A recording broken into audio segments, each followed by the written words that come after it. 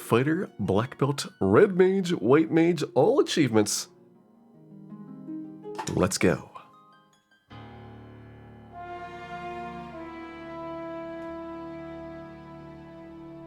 So first off, with the Pixel Remaster, we get kind of the opening cutscene that's in the kind of like the startup of the other remake versions. So like this is kind of like the attract screen on the GBA version for the cutscene here. Needs more White Mage as well. I figured that Dan is White Mage enough for everybody. Hey Privateer, this is the very first Final Fantasy, but remastered.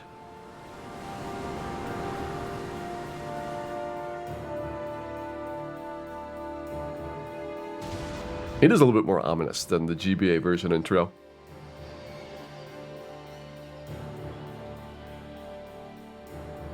Perhaps subtly hinting at obstacles that are forthcoming.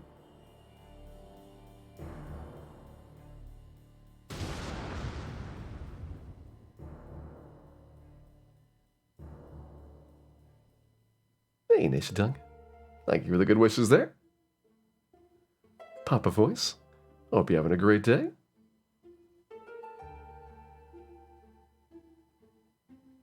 So what is and is not different? Well, pretty much all the bugs are fixed.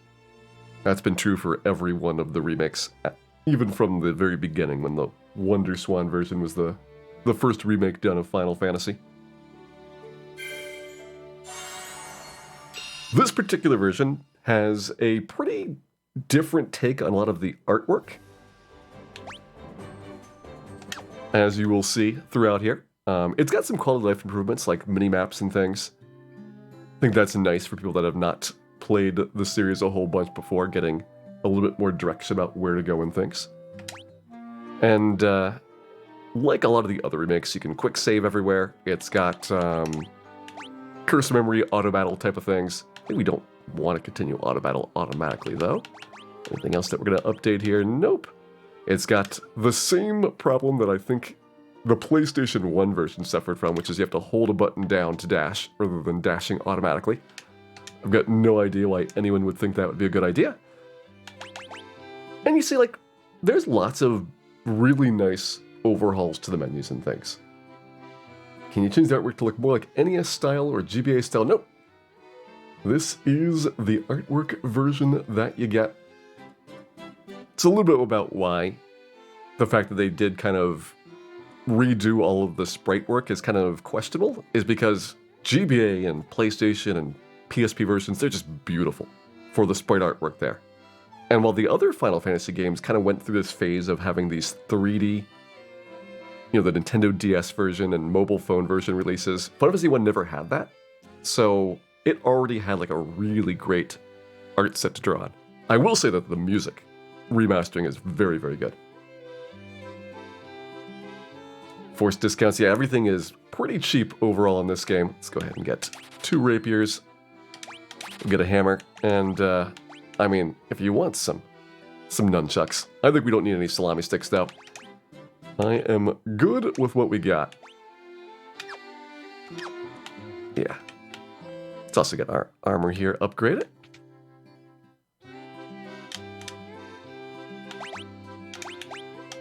Two chainmail armors. I don't think we bother with the black belt getting the wood. Thing is, the black belt just has enough innate magic defense, not going to be required.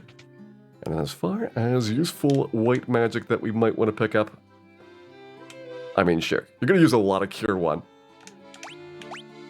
That seems reasonable to have. Probably reasonable to have it on the Red Mage as well. Just kind of guessing about how much it's going to get used. Harm 1. We'll throw it on there for the time being. These are all pretty cheap spells. Maybe we'll get the Ruse spell as well. Yeah, you probably don't need Ruse for a while.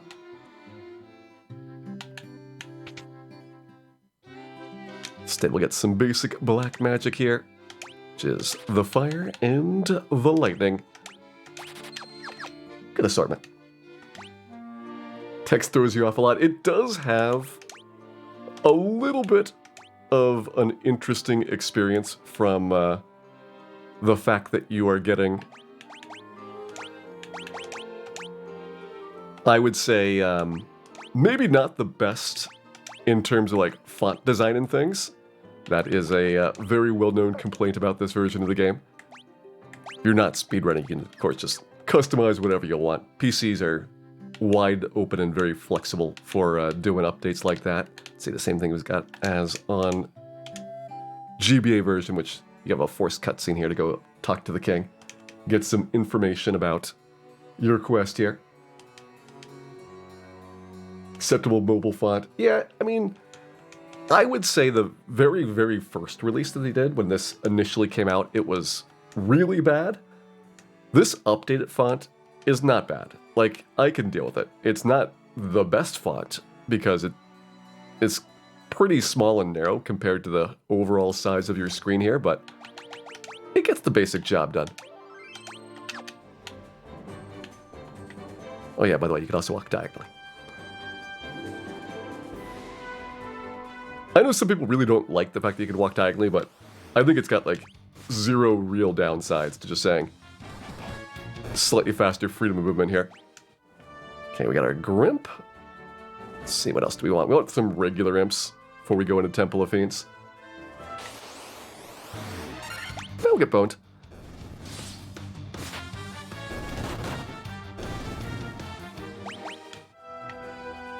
There's a slightly nicer font used for the Japanese version. But again, I'd say it's pretty minor. No items? Yeah, I don't think we really need items for Temple of Fiends. I think we'll be fine here. Getting some level ups. Does it retarget enemies? Yes, that has been true for quite a while. I think that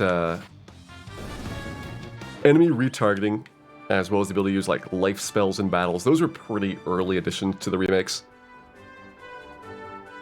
So they're not really getting a lot of new ground in terms of quality life features that didn't previously exist. Like, they're kind of paring down some of the stuff. Let's see, have we missed anything out here? I guess Mad Pony could appear. See if we can get one of those before going in. We can get a rare Gerwolf, but there is a lot better chance of getting Gerwolfs once we go further up. I guess the Mad Pony probably can get picked up later on as well. You like the black belt stance? I would say I am not like 100% opposed to like the new artwork for things, but a lot of it's just like so basic and simplified compared to like the really, really good stuff that the GBA and PSP versions had, that I kind of wish that they had done some of this creative design, but still keeping up like that standard of quality. It just feels like this is a step back from some of that detail-wise.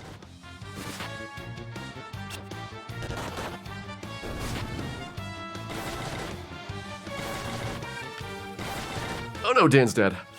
What a tragic shame. I feel like this was such an unpredictable event. So unlikely to have taken place.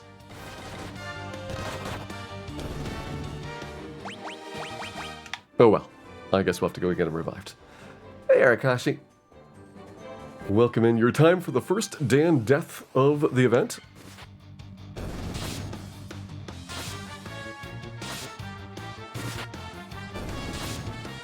It's just auto-playing. I've got the battles turned to fast forward, which is telling it to just input the same commands over and over again, which right now is just fight.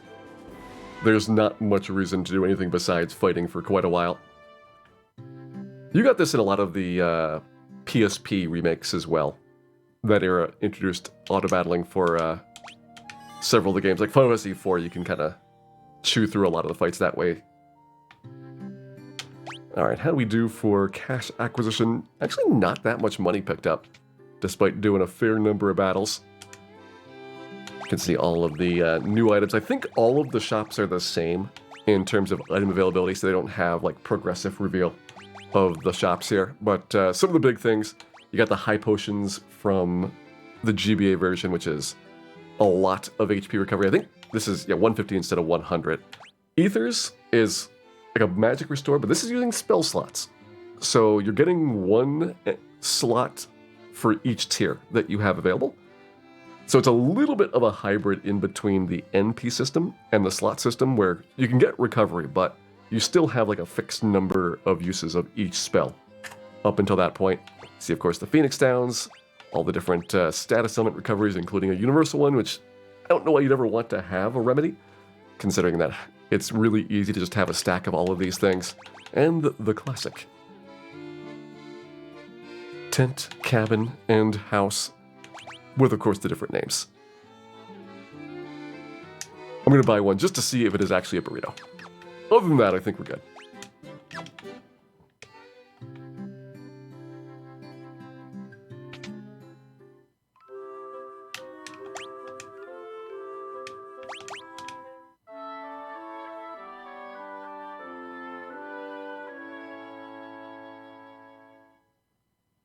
Monster formations and zones were altered. Yes, in particular, one that I think was a really bad idea was getting rid of the Peninsula Power. I have no idea what they were thinking about for that. It is an outrage.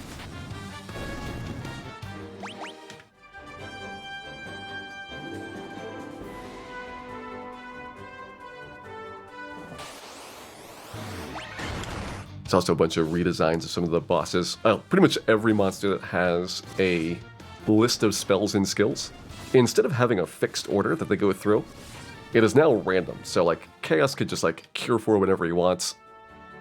There's a bunch of differences in how you'd have to play the game and approach some of those fights in order to be able to deal with all of the consequences of unpredictable spell order. Take some zombies on, haven't had those yet. Is there a compelling reason why they made this version? Because they would like some money.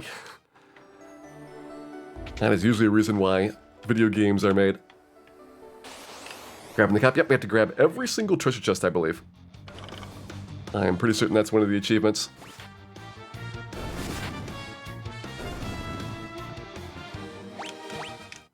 Also have to get every single monster that exists in the game. Beastier will be keeping track of it for us, but I've got usually a pretty good idea for all the monster zones, so I'll be hopefully able to snag most of them before moving on too fast.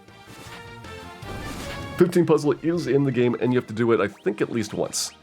I don't know if you have to beat the 15 puzzle, but we'll beat the 15 puzzle. Got a potion, we got a tent. Got a creep. See, like, the enemy sprites, I think, are actually really good. They're a little bit simplified again. Like, they're not quite as complex as the PSP ones, but they're perfectly serviceable. I think it's mostly the character sprites that have, like, the less well-defined detail compared to the later remasters.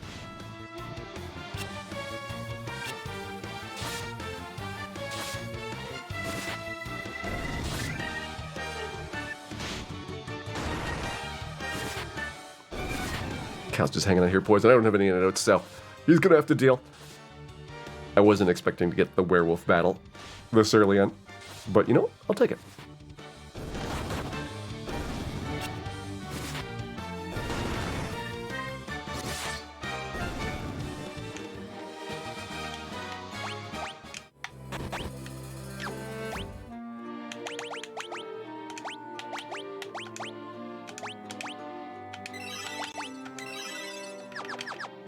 Just keep our health up before the Garland fight. We'll probably be fine. I think we did get a spider already. Just in case, now we got double spider.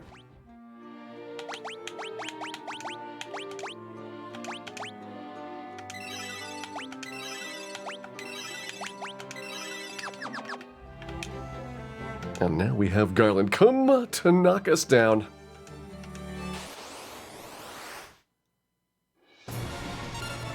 There's that boss music. Like I said, the music is really, really good in this version.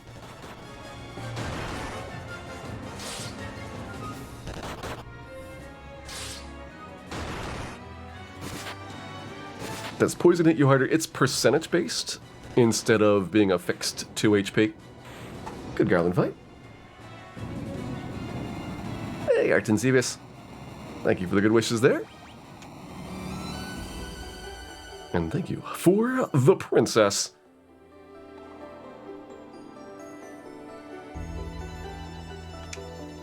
Yep. First people to ever beat Garland. It's kind of sad. Actually, that's really sad.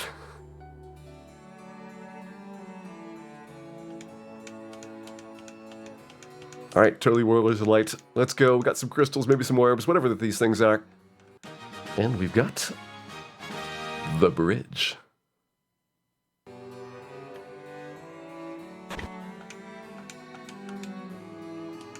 Let's get the loot. It's like this isn't even randomized.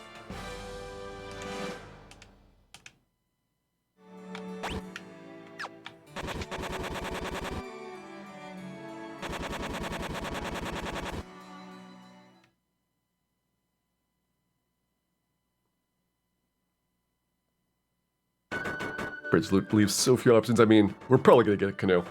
It seems inevitable.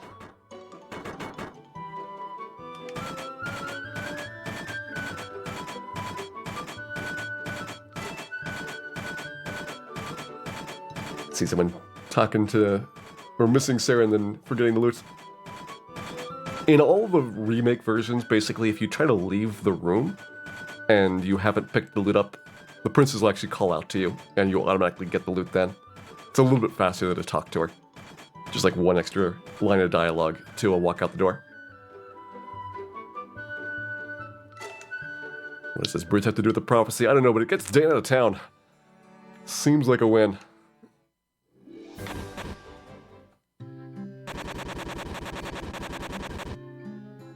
Excuse you. Alright, so probably should finally get some antidotes. Let's get 10. That'll last for a good while. Yeah. Don't think we really need anything else.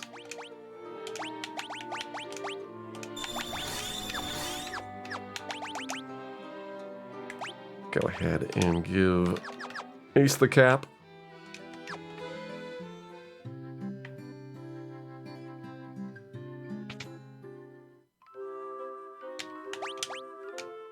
Take a nap. And then we'll be going on to Provoca. What version is this? This is the Pixel Remaster version. Gonna get every achievement in the game.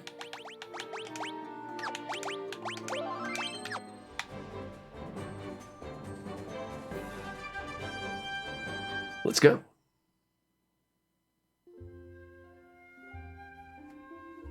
Now here's like another thing where some of the pixel type artwork works way better on like a regular TV. Like the very, very chunky pixels, I think don't work nicely as a style for like the shadows and the highlighting of things. Like these are the types of screens where I really wish they had gone with like the PSP version for the really nicely painted backgrounds. Does the Pixel Remaster version have the shrines? No.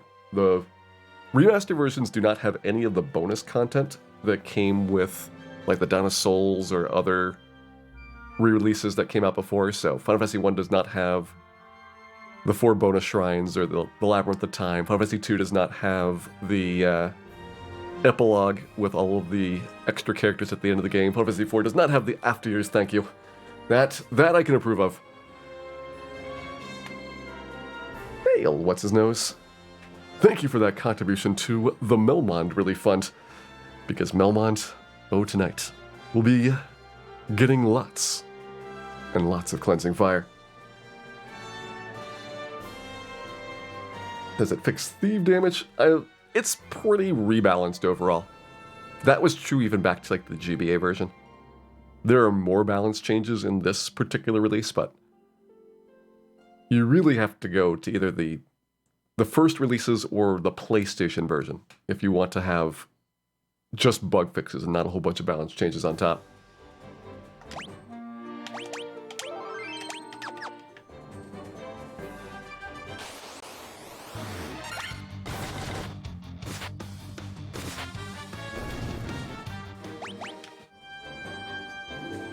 Gotta head up to Matoya's Cave. Hey! It has finally gotten us an achievement. I don't know if you guys can see the achievement pop-ups, because I think that they are off the screen for the capture. But it is one of the things that I'm using to keep track of how we are doing.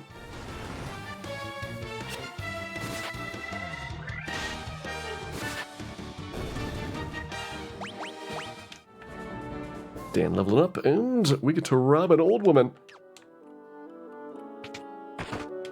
Oh no, not stealthy enough. She's caught us. You like the battle backgrounds? Yeah, the battle backgrounds are one of the things that they kept over. I would still say that like the PlayStation era battle backgrounds, if the original PS1 had just really beautiful artwork for a lot of the static elements. And it actually was slightly less good for like GBA, because GBA just doesn't have the same resolution and color depth that the PlayStation 1 did. But those were like really beautiful. And they kept the spirit of them, but they're not quite as detailed. Because they kind of,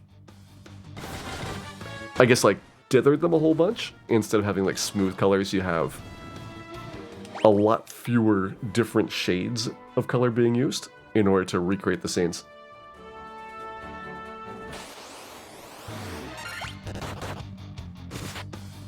Are they fun achievements or check the boxes? They're mostly check the boxes achievements.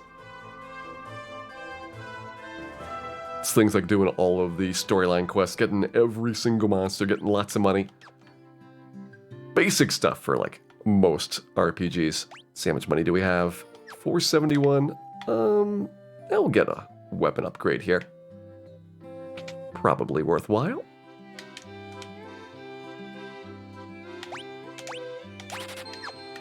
Take one of those.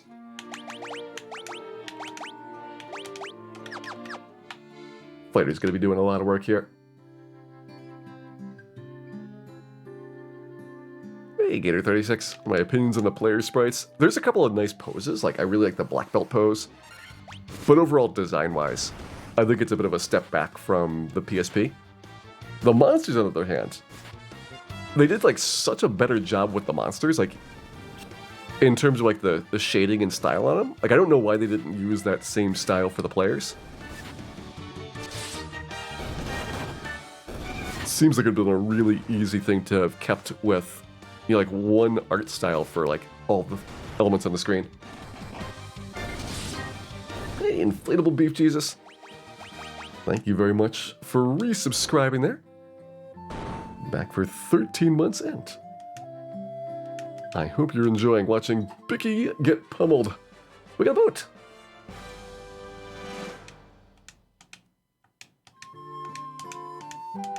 Pirates are stronger. Yeah, that's true for the remakes as well. Like, a lot of the things are changes that were in past remakes, so like they're not even like controversial new things.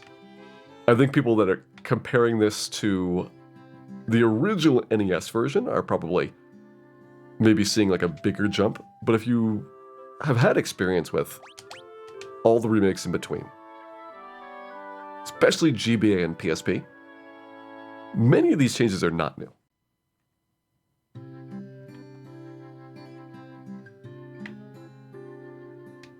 Alright, so I believe we would like to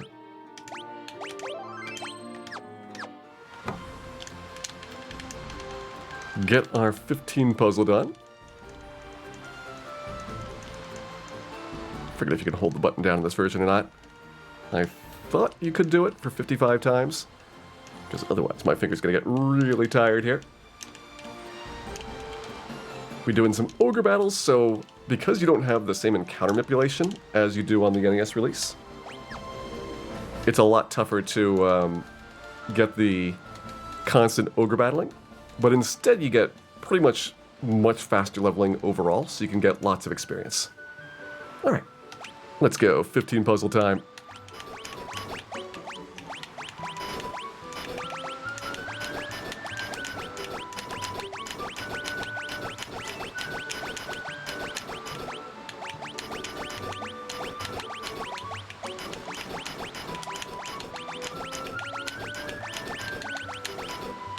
So the original version like this one just doesn't have any time or anything.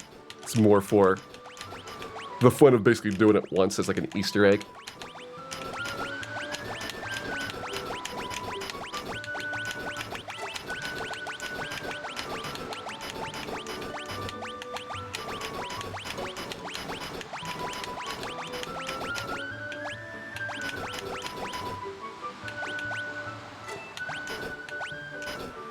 Wait a minute. What are the wrong color for this one? Let me think about this. Something I'm not normally used to for doing these shuffles. Let's get you around like that. There we go.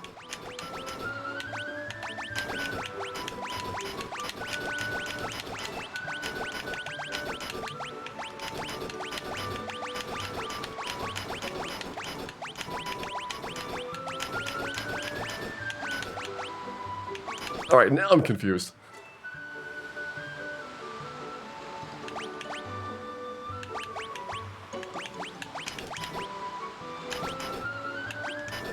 Yeah. Let me try that again for the setup for it. I am unused to having 11 and 12 swap like that. Let me see if I get one that I actually can think about before getting too far into it.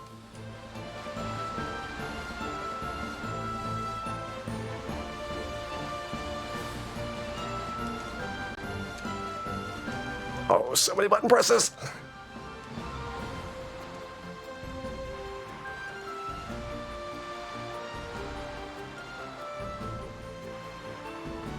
Yeah, you need a lot of attention to swap a 14 and 15. Or in this case, the 11 and 12, but it works basically either way.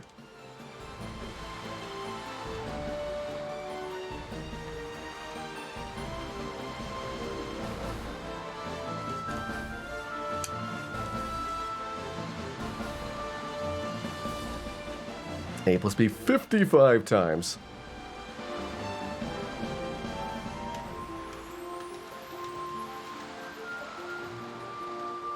So they went back to the much larger quantities of the original version instead of the reduced amount in the other remasters. Let's try this again.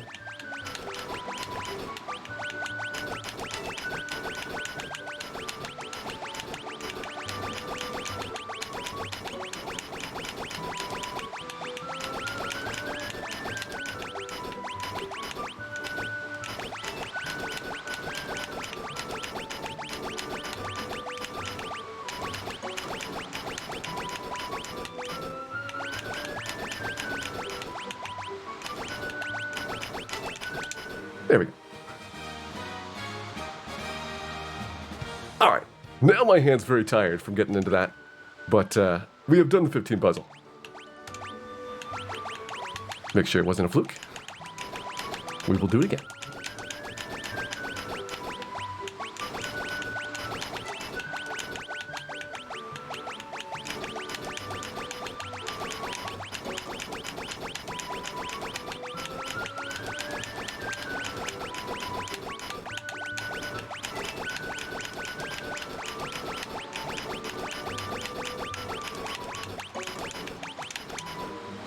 Yeah, much better.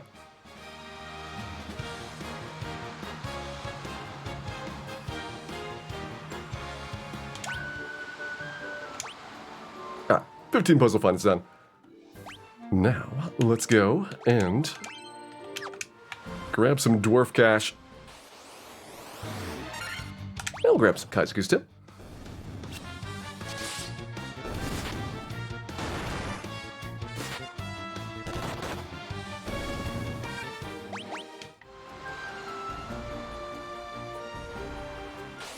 A lot of the encounters are not particularly good for aquatics early on just because you've got low accuracy. But because we've gotten quite a few levels from trying to find all of the monsters for the bestiary, shouldn't have too much of a problem with these.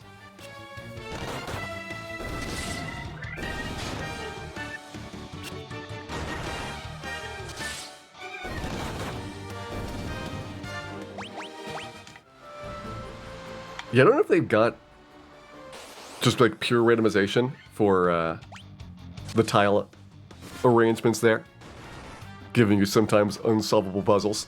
But when you get 2 in a row that were very easily solvable.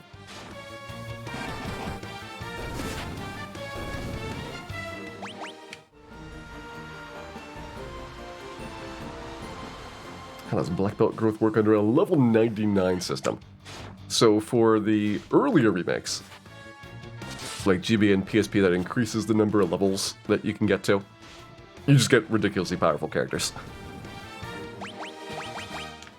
Like, you'll get very, very large amounts of growth, well beyond what is possible in the base game normally. Hey, 7Mark7. Thank you very much for resubscribing back for 20 months. Great to have you here tonight, Ent. I hope it's going well for you. We are just getting into the Pixel Remaster playthrough, getting all the achievements, grabbing the Dwarven Cash.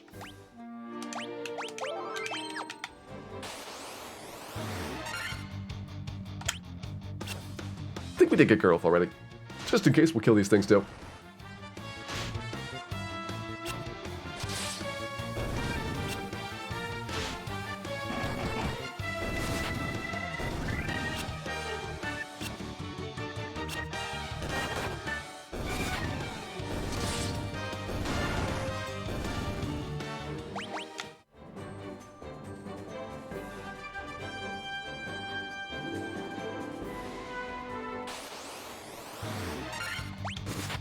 Here's our first ogre. Yeah, high-level black belts in the remakes are pretty incredibly powerful, but you kind of need it for some of the bonus dungeons. The extra bosses, especially in, like, Whisperwind, they're much harder than Chaos is. So, the fact that, you kind of top out at a certain level in the base game doesn't mean that it's kind of a complete waste to go further in those, but only if you're actually doing the bonus dungeon. So this version doesn't include them. It's not really as much of a factor.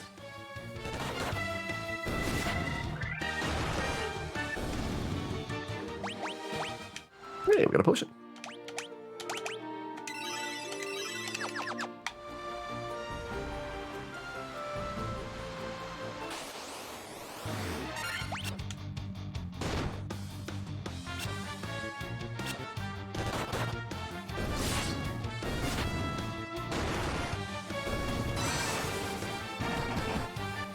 Got our first odd eye there.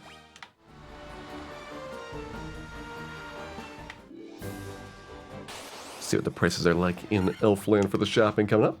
And we'll get ready for our Marsh Cave dive pretty soon. Try to make sure that we get as many of the monsters as we can, so that our bestiary is relatively complete before moving on to new areas. Still not gotten the Groger, but they are much more frequently seen later on.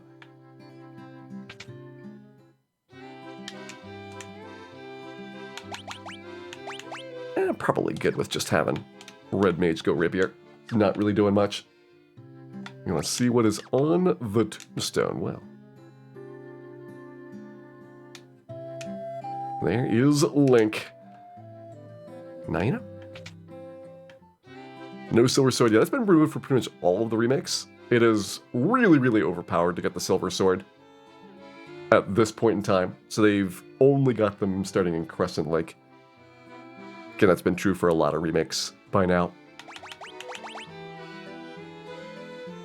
I think we could use some Cure too.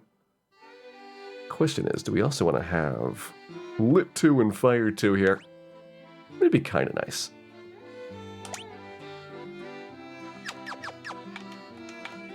But do I even really need anything for the White Mage here? Maybe the Lit 2 and Fire 2 is more important.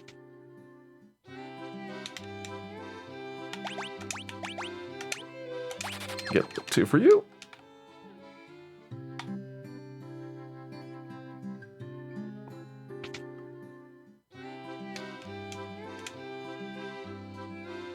Go ahead and get the iron armor. Yeah, you can have a shield too. Why not? I'm feeling generous.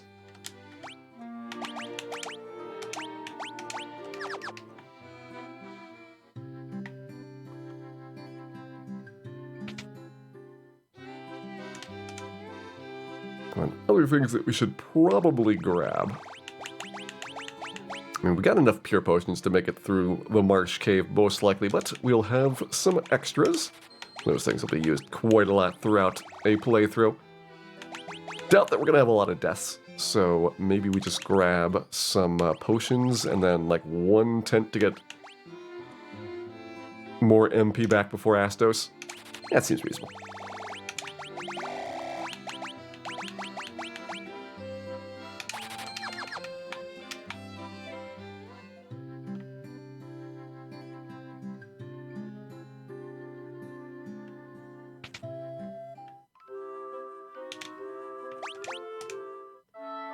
Red Mage a better stand-in for Black Mage than White Mage. So, Black Mage doesn't really have a lot of unique things that they do at high levels. Like, damage. A lot of characters can do damage.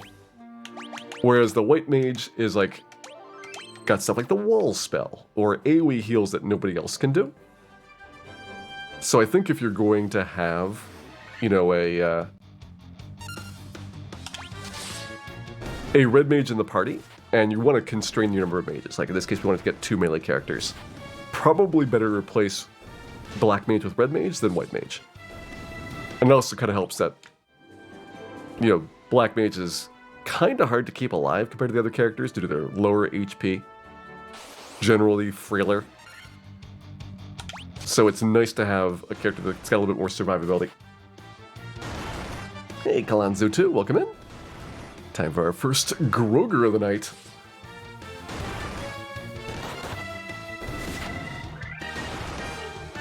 Hat is better than Nuke. I would have to agree. It is a very nice hat.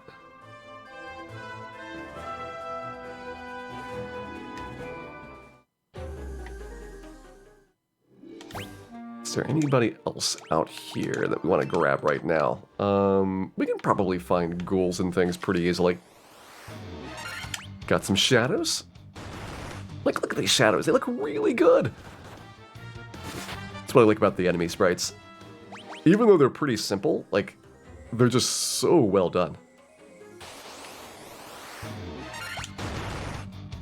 There's our muck. So we haven't seen slime yet. You need pretty much spells to kill slimes. So I gotta keep an eye out for those. No ghouls yet, so take those down. Are any of these the monster of the night? You'll have to see. Perhaps they are, perhaps. There is a surprise monster of the night waiting for us.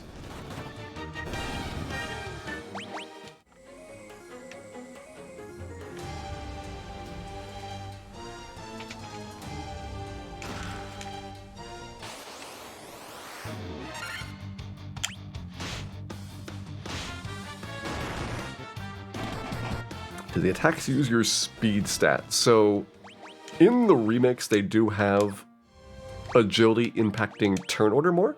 There's a lot of randomness involved in turn order still, so it's not like easily predictable, but there is a notion of speed allowing characters to go earlier in battle. Same thing with monsters, and that also is used for the opposed run check. Fast monsters are hard to escape from. Hey, KO240. Thank you very much for resubscribing back for 41 months, and I hope you're enjoying the return of Ace Bill Cal and Dan here. What? Who's else poisoned? Oh, of course it's Dan. Why would I expect anything else?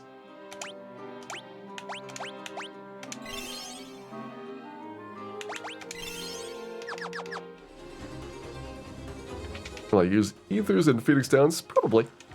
Like, there's no reason not to. I just don't have them right now because I don't think the money investment's worth it. We get the Bone Zone, of course. I've already had the regular bones, but the Arbone and the Crawlos, nope.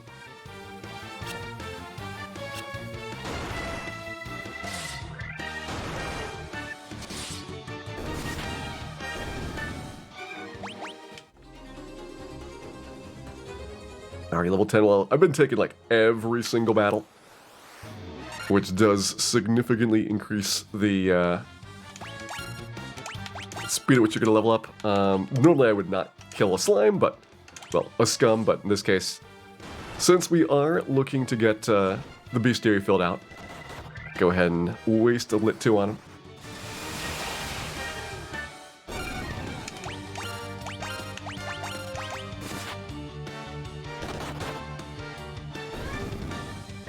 Otherwise, you're going to be pounding them for like 4 turns.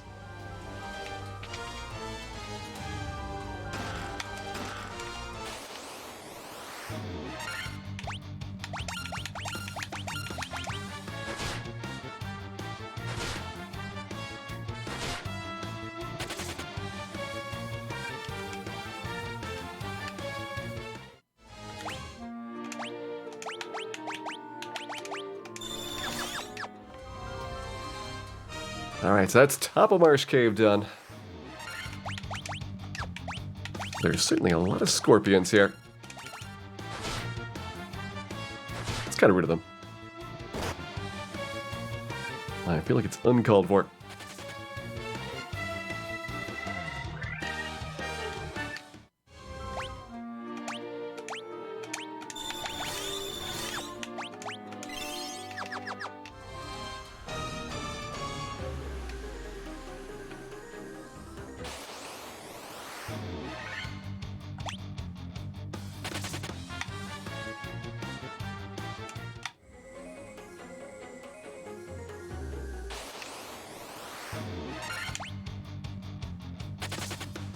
Can you Eleanor out of it? No, but if you fleed the last time, then your auto battle is to have everybody flee again. So that's a pretty efficient way of just running away from lots of battles in a row.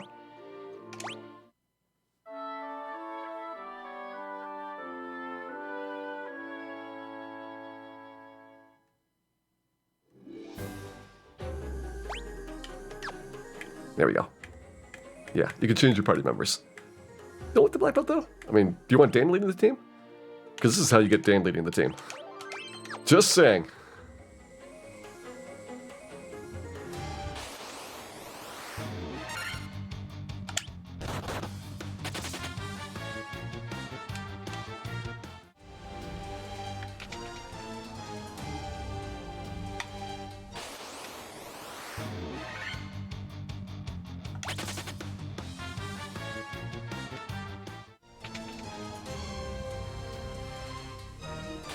At a 1 in 64 formation, you'll notice a couple of differences for formations in general. They don't necessarily have the same percentage rates as the original version. Just like general overhauls and things. Pretty common to see in these.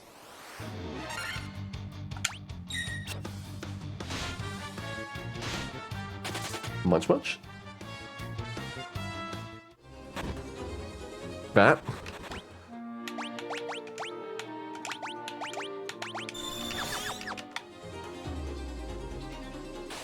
Even in the remakes. The bats are not to be trusted. Are chests still linked? I believe so. I guess we will find out together if that's not the case. It'd mean that they'd have to put more treasures in than previously existed.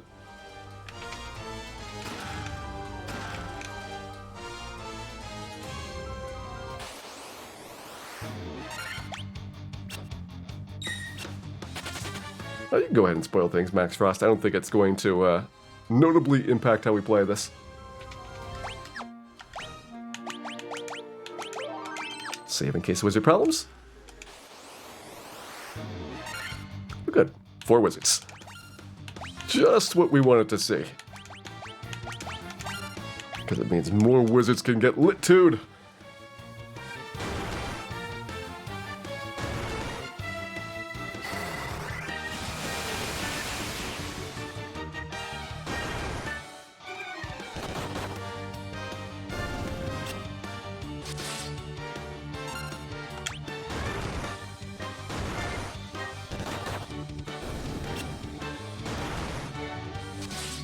Dan's doing fine.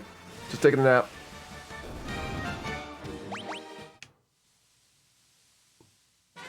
And with that, we've got the crown. It's been 2 hours for Warmac. Well, I'll be doubling that up with getting my levels. So I think it is fine if we take a while to locate some of those fights.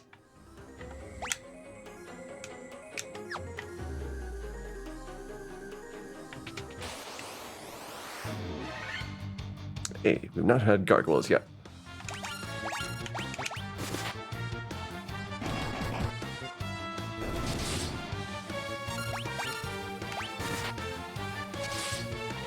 New battle.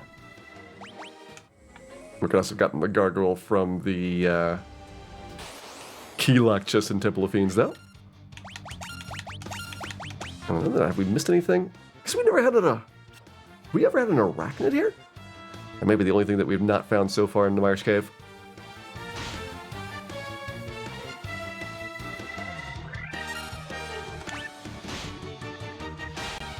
Why is Dan taking a nap? Because he is tired. Tired of being punched by wizards. Hey, poor Scythe. Welcome in and thanks for the good wishes.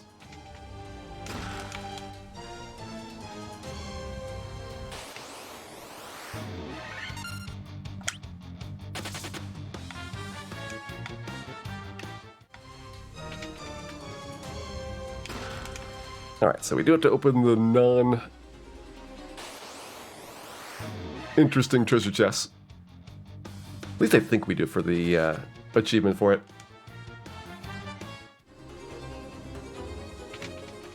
Oh yeah, I'm not bothering to use Phoenix Downs yet. Those things are pretty expensive. Dan can wait.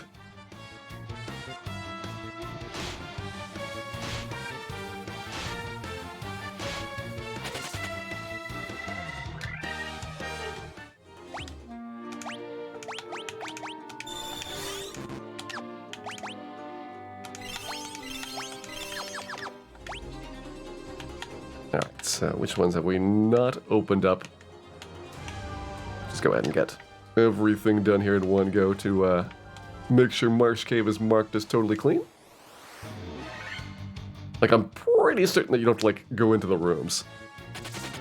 But just in case.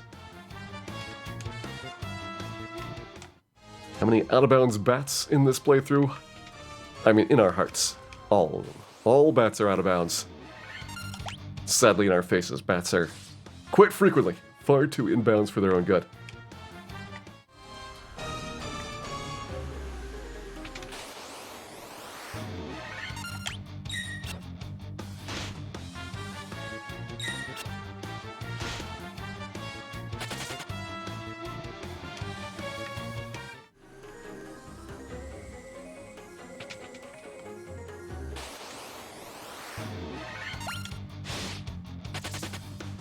Does it actually display the chest Patrick 13?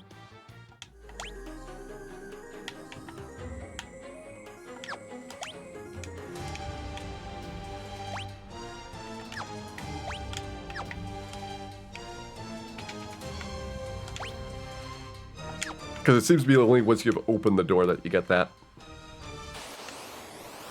Okay, you have to be inside the room. I see. Makes a little bit of sense then. Oh, and then it resets the doors, I guess, once you leave the floor.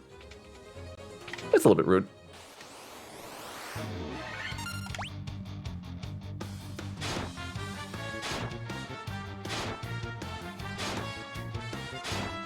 Get some ghoul stun touches there. Hey, don't slip, welcome in. Ah, you know what? Let's get Dan back. We had a fun time without him.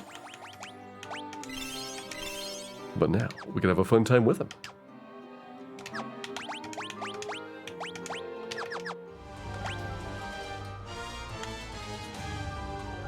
You see one lower right?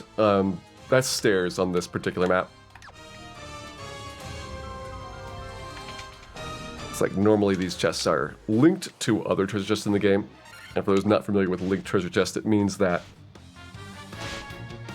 there's more than one box that has the same item inside of it, so once you grab it from one location, it's gone from all of them. But they've kind of broken those apart and made it so that the linked treasure chest, once you get the item out, The other locations are just kind of like a low-quality potion or something.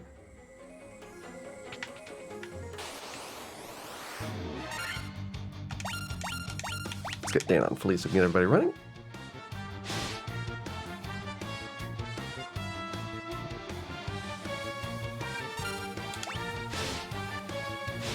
Rude Goyles here.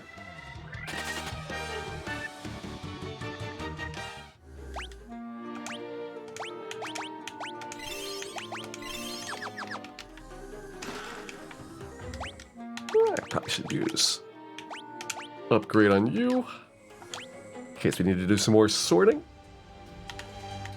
And we've got, yeah, got one last room to go. Well, interesting, it looks like you get all of the interiors at the same time. I thought it was individual rooms opening up would reveal just what was inside that one room. This is slightly nicer to give you all them at the same time. See, like, you're either on the inside or the outside mode.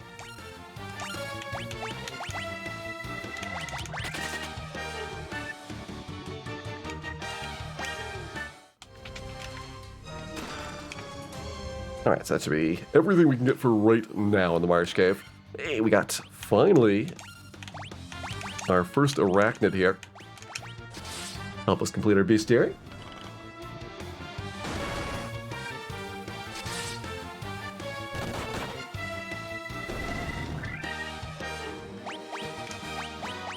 Anything else we're missing for monsters that I can think of? I believe we got everything in Marsh Cave.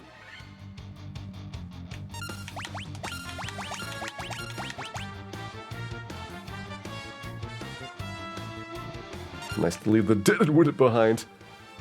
Mostly the paralysis, that's kind of weird. It's like, at least drag the bodies.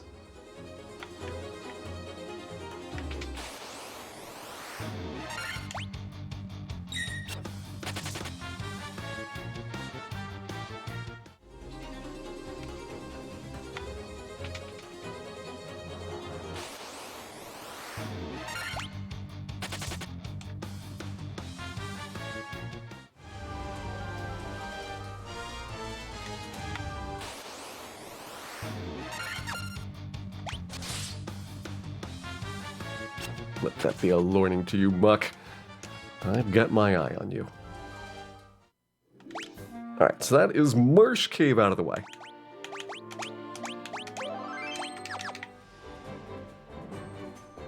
I guess we can maybe think about killing Astos.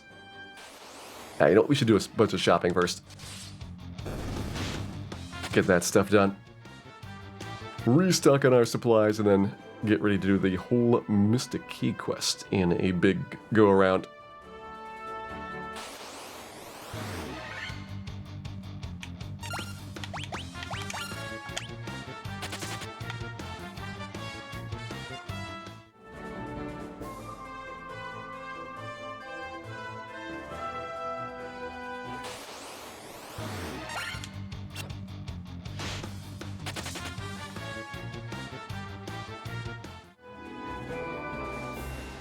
To the Silver Sword grind before Marsh Cave. Well, in the remakes, you can't do that because they took the Silver Sword out of Elfland here. So you can't get until you have blown open the canal and can get to Crescent Lake. Makes it a little bit more challenging. Alright, plenty of spells to pick up. I think I will get Fire 2 for you. All achievements including the bestiary. Yep, gotta get every single monster in the game. Okay, you're getting Cure 2. I'll put Harm 2 first. That'll be really confusing later. And then we do have 4th tier spell slots already, which feels really weird, but I guess kind of makes sense.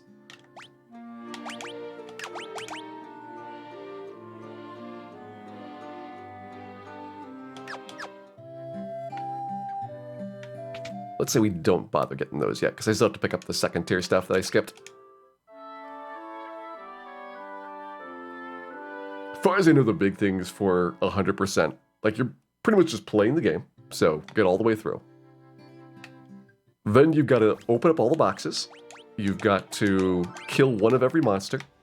And you've got to get to level 50 for all your characters. So you can't just, you know, power level one person and use them to get through things really fast.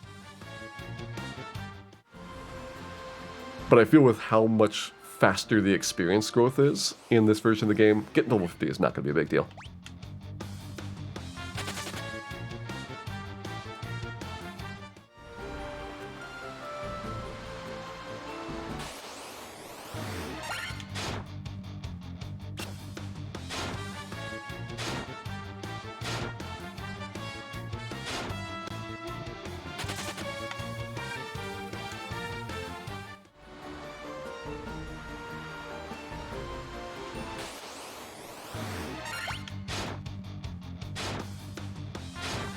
Have to get the Excalibur as well.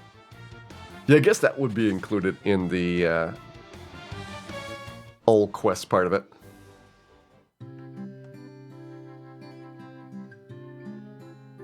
I think Beast Tier is going to be the biggest time sink. That's what I think as well. My expectation is getting the 1 in 64 encounters is probably the worst part of it. Okay, you get Temper. Don't really think we need Ice One. Does not get a lot of use in most playthroughs. So we get the Mute spell for Astos. Would it be fun? I know, seems cruel. Seems mean to him.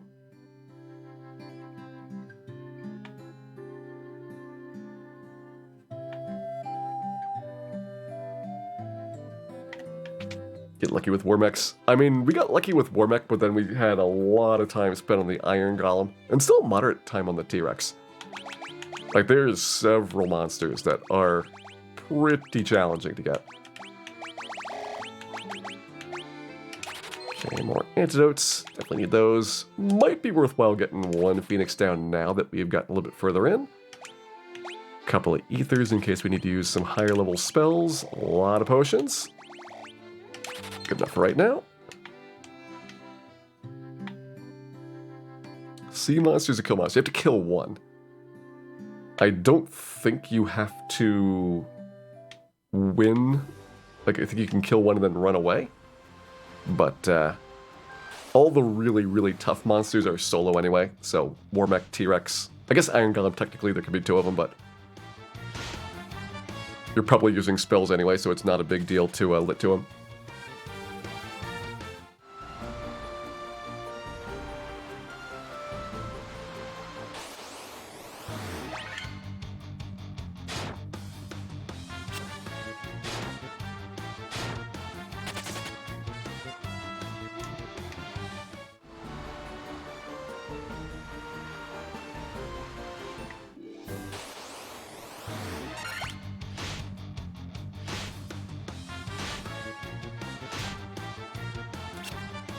Chomp, chomp, chomp. That's the worst part, having to go through Melmond only if there are encounters there. Otherwise, we will stay as far away as we possibly can.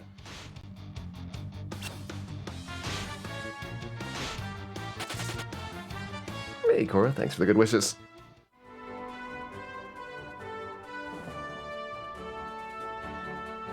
Hope you're having a good time tonight.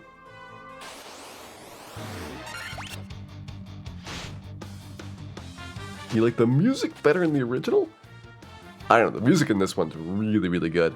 I think better than the other remakes as well, because you just have so much more sound capability these days than, like, what the GBA could muster out. They've really taken the tracks to a new level of quality.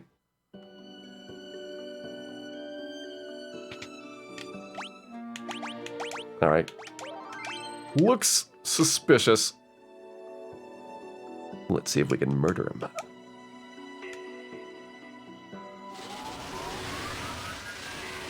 Quite the scene. You've not seen the burrito before? Well, have you seen the Dark Elf?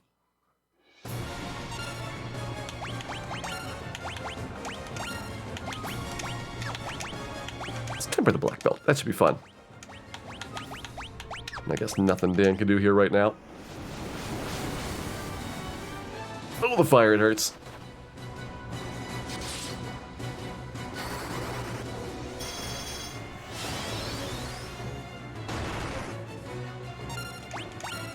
That's right, Dan. Show me your mean business. Double fire. Okay, that's problematic. Kyle's doing fine, though.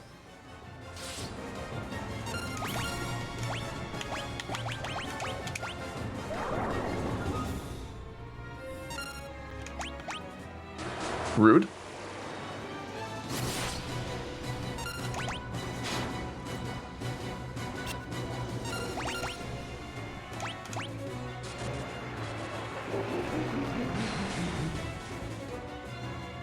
Oh, the rub.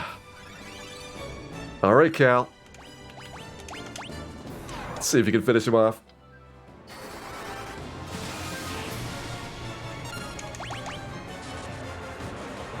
Double rub.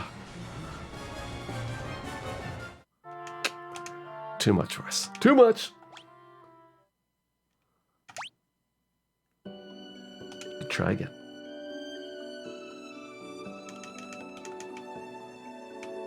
I know, the trap. We fell for it.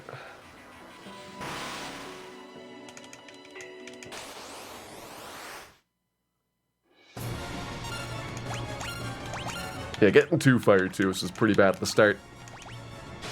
This is where the monsters being a lot less predictable is like a really big deal.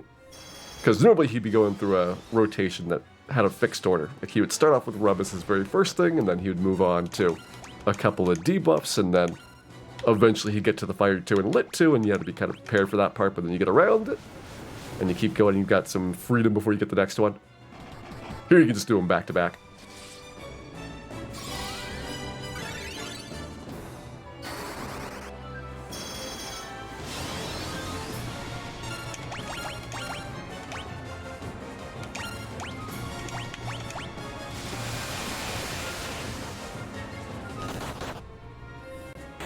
There we go.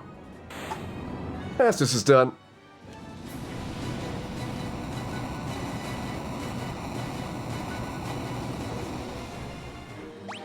Good fight.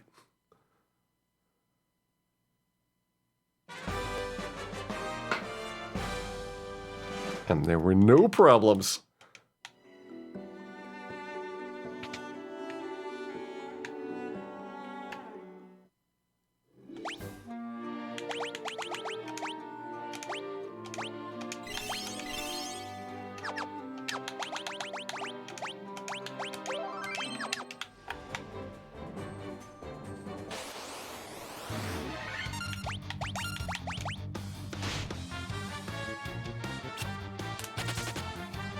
Well, I certainly hope we get a key item here, Shaywolf. Because it means we get to go back to the Marsh Cave again. Won't that be fun? Also more Temple of Fiends. We can go ahead and get like the Rune Sword and the Were Sword. Yeah, we did manage to get arachnids in Marsh Cave. Making sure I have not forgotten anybody. I guess we'll do the revives.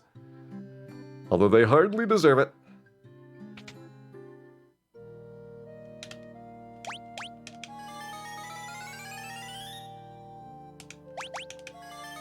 Do they have Phoenix Downs? Yep.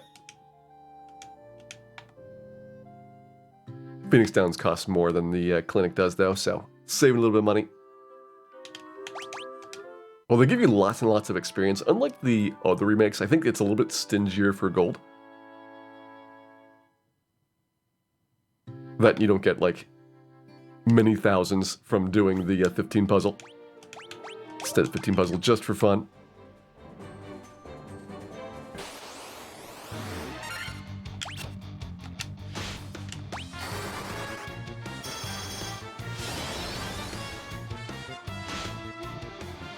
Forgot Calendan's still in the Astos fight. Just swap him over to Flea at some point.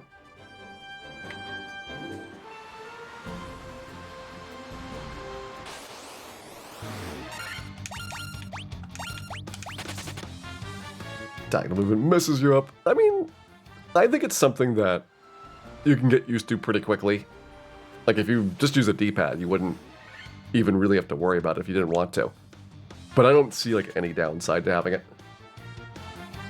It's a little bit tougher to like cleanly navigate and, you know, grab treasure chests and things, but I think it's a perfectly fine quality of life improvement to have. Like, fundamentally, the game is still, like, step-based for things like how far to the next encounter and stuff.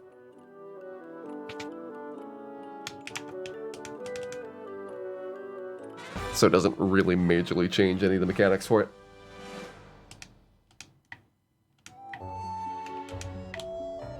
There's Matoya's quest done. We got some herb.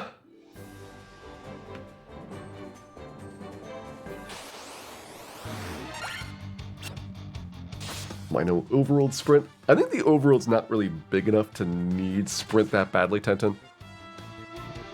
In dungeons, like, you are much more likely to be kind of retracing a whole bunch of steps a lot of times. Especially like you go into like a treasure chest room and then you come back out and you go into another one and come back out. Whereas the overworld, you know, there's a couple times when you're going back and forth, but usually you've got like one trip to a place.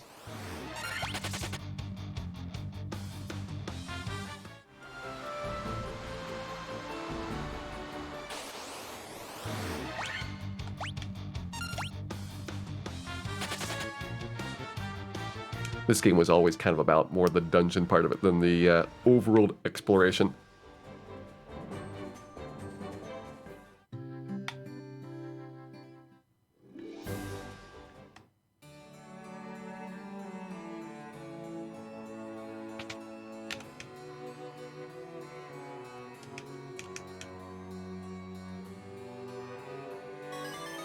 Just like that, we have woken up the Prince of Elfland.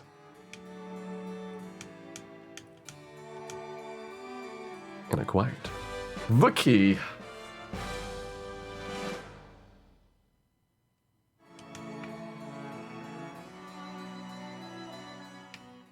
Good times.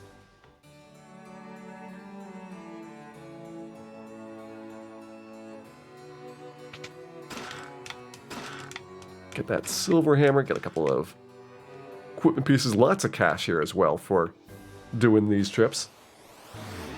Excellent. It says I've gotten 10% of the treasure chest in the game.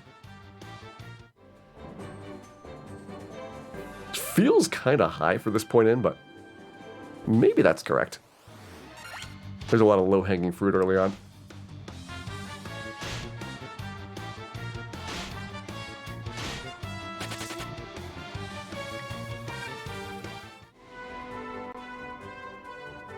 Hey, Solaraxis GG.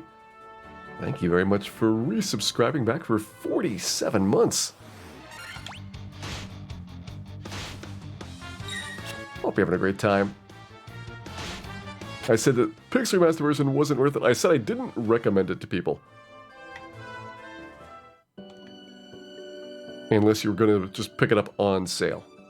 Which by this point, they have had a couple of sales for the Pixel Remaster versions, and I'm not expecting them to do a whole bunch of full price sales for things.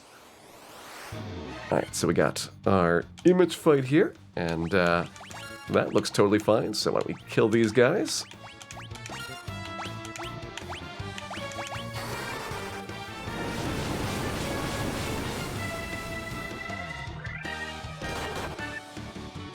%of the chests in the game in the volcano. I mean, most of the major dungeons have a pretty big chunk of chests, and then all the side areas are quite small in comparison. So, like, think about how much is in, like, Mirage Tower and Sky Castle, for example. How much is in the Sea Shrine. Whereas, like, Waterfall's got, 6 boxes, Ice Cave's got, like, 13. They're very, very tiny in comparison.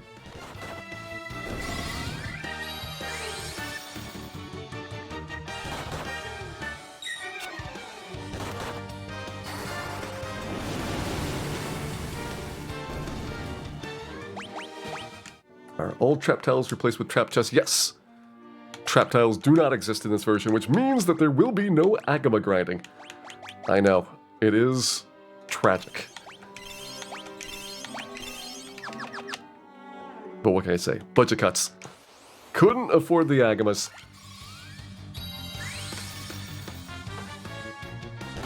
Hey, Quenchy Moogle. Good morning to you. Hope you're ready for some Pixel Remaster. And a whole lot of achievements.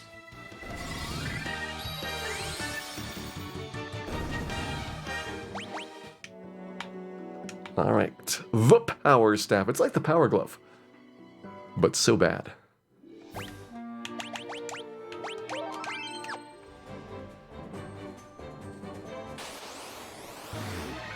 No eye grind. Yeah, there's going to be some sacrifices. The thing is, I'm not really worried about getting level 50 because we have to walk back and forth for a while getting all of the rare encounters, and they're going to be in places like Sky Castle and Temple of Fiends in the past that give you so much XP per battle. So levels are not really going to be much of a problem. I don't think we've had a Ghast fight yet.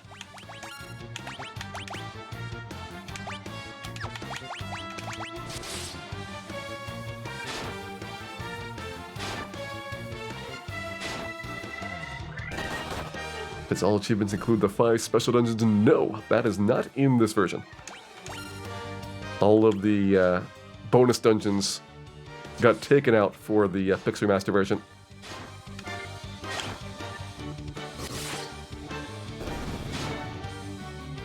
Dan, I can't take you anywhere. Not even a little bit.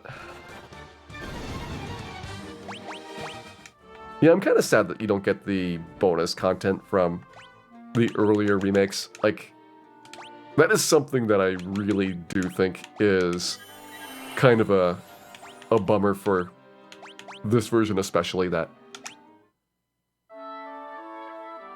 Final Fantasy 1, I really enjoyed the bonus content. Like, it's certainly not critical to the storyline or integral to the gameplay in any way, but it's fun to do at least once. And I would say Final Fantasy 2 is pretty similar.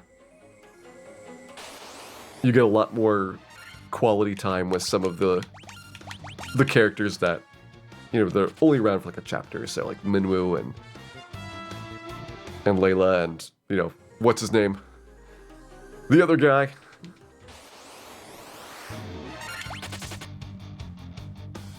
But honestly, I'm kind of glad that they did include the after years. That I can understand. Perhaps bringing down the value of the overall package. So maybe the sacrifice is worth it.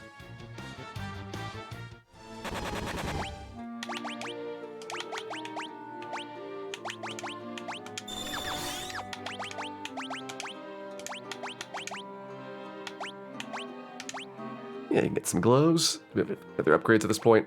Not until we go to Dwarf Cave, I think. I'll get you the hammer upgrade. We'll sell that Power Staff.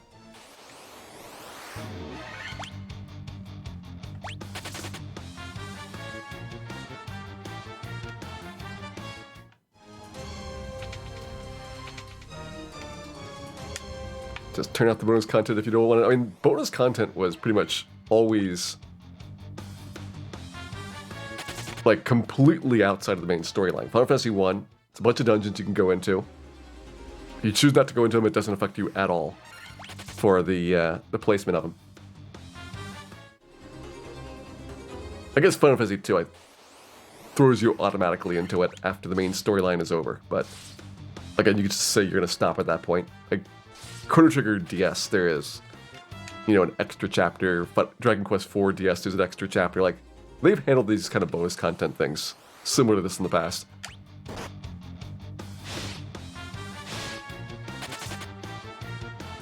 Shocked at how boring the after years was. I mean, the after years suffered from a lot of things, but in particular, it was that they pretty much just recycled the storyline from the main game and gave the characters different hair colors. So, like, from that perspective, it was really basic. Hey, please do not pick up my red mage. I need that.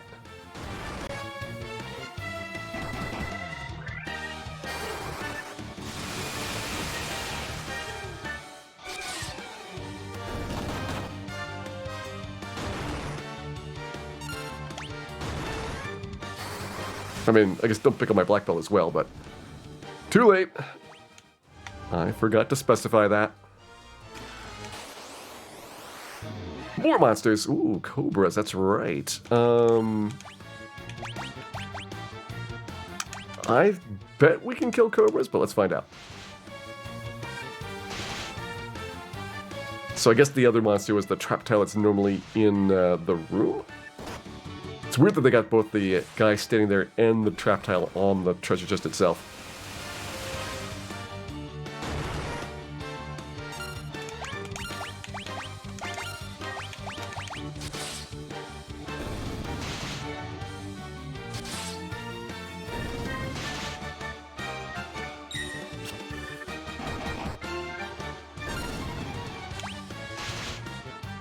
Yeah, cat's fine. Doing good.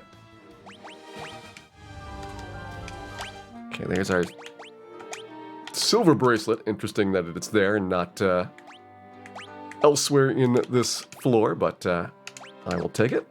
That's normally in the trap tile in the very southeast corner.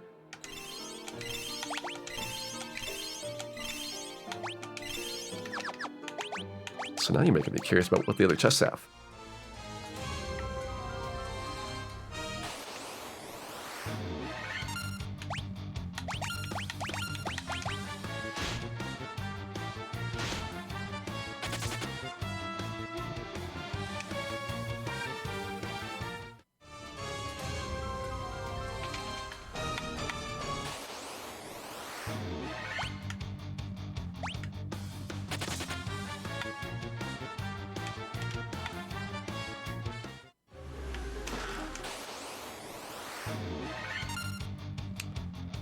Right, the wizards.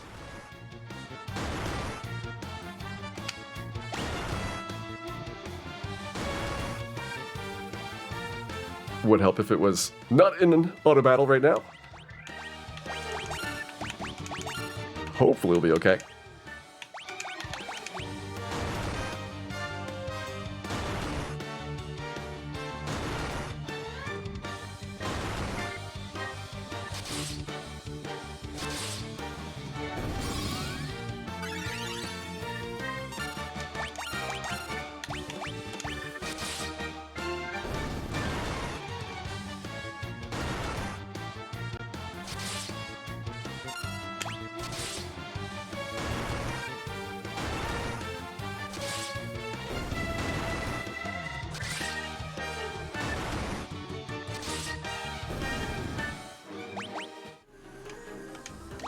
Good, got an antidote from that. I got one more of these to do. Gotta try and do this all in one go, even though this is a little bit painful for this team right now. I am sure they will tough it out.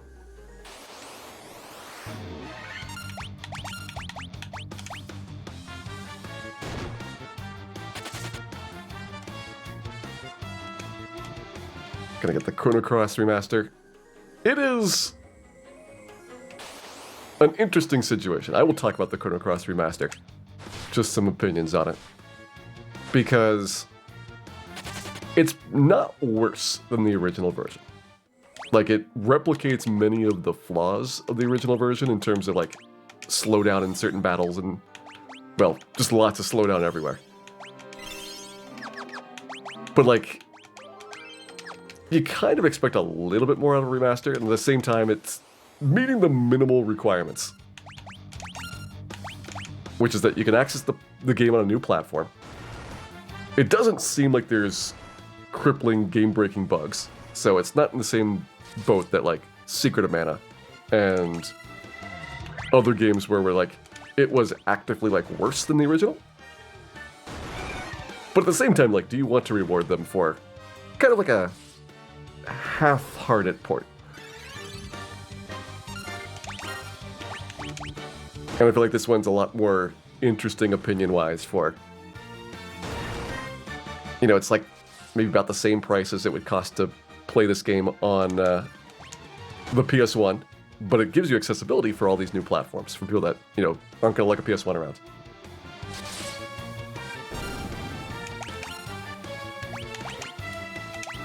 So I've got some sympathy for it. Seen reports of game-breaking bugs with NPCs. I have not seen any game-breaking bugs reported, so it'll be interesting to see if, one, those have come up, and two, whether they get fixed or not. Like, I definitely don't expect, performance issues to get fixed. Those are the kinds of things that very, very rarely are going to get addressed because they're probably kind of inherent to how they've done a packaged emulator to play most of the game logic. Alright, was that everything in Marsh Cave?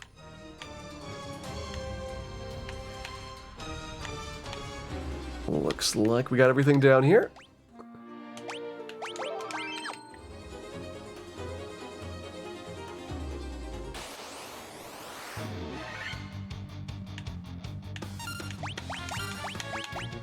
Getting smacked around by wizards? Yeah, wizards suck. That is not unique to the remakes.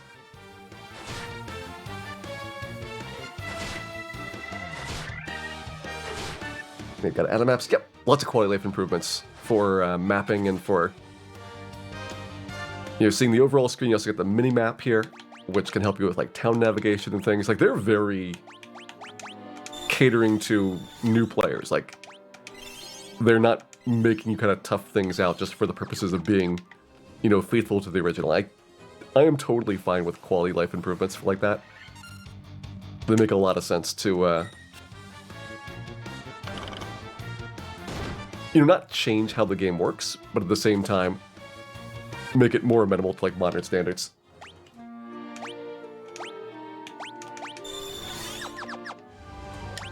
World map tells you've got all the chests. I think that's this one. Yep, Marsh Cave's done. 18 out of 18.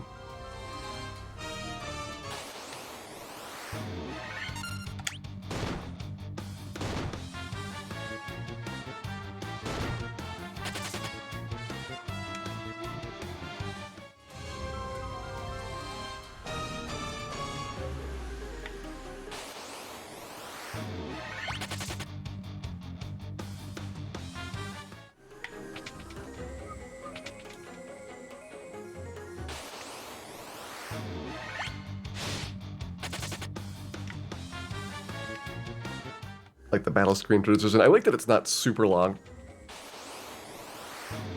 It gets you into the action relatively quickly. So it's not like distracting away from the core thing that you're trying to do in the game. Because it's something you're going to have to see a lot with how many battles Final Fantasy 1 had.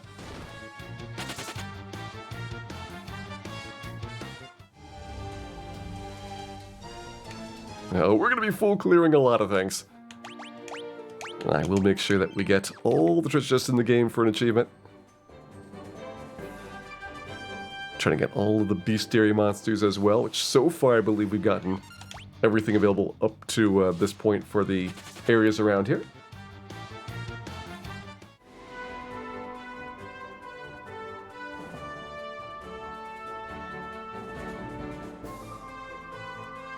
Can you fail preemptives? Yes, you do not get the free run on preemptives in this remaster. So it is a little bit less forgiving in that regard. However, I would say overall running is relatively easy.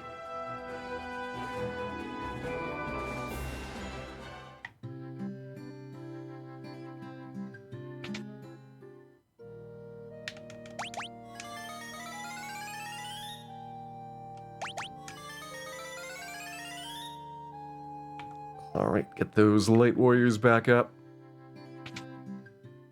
See how much money we really have if we sell some stuff here. So, I'm not gonna need those, or those. Or those, or those.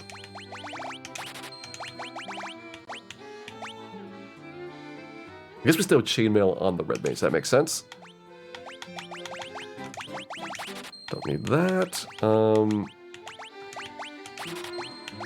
Falchion versus broadsword. I'm just gonna leave the broadsword on, which is actually the short sword. It's one of those confusing name changes. There's our big power staff money.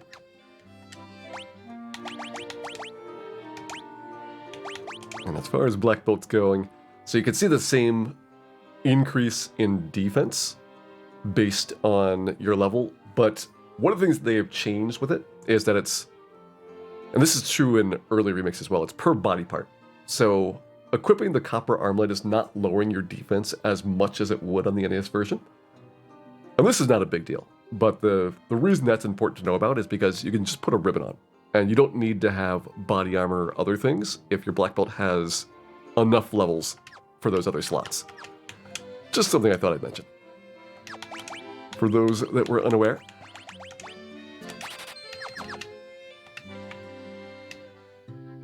Hey, Poem. Glad you're enjoying the show here. Hope you enjoy this all achievement playthrough as well. Alright, I think we're good on antidotes for a while, but you know what? Always good to get more. Earthcave's got a lot of poisonous monsters coming up. Probably should get more Phoenix Downs. Those have been suspiciously in need. Get the potions maxed out. Everything else is probably doing pretty good. Maybe throw a couple of those cabins on in case we need them later. May want some gold needles if we are dealing with cockatrices. Just like you could do in the other remakes. With quick save, you can save scum and not have to deal with bad battles if you want to skip them. But I generally don't like doing save scum on these more fun playthroughs. I will take fast. I'm going to take ice 2. Really doubt there's anything I want at 4th tier white magic. I mean, would we take like an A-ice or something? It just kind of feels bad. Especially with Lich no longer guaranteed to start off with ice 2. It's hard to say if it's still worth the big defensive investment.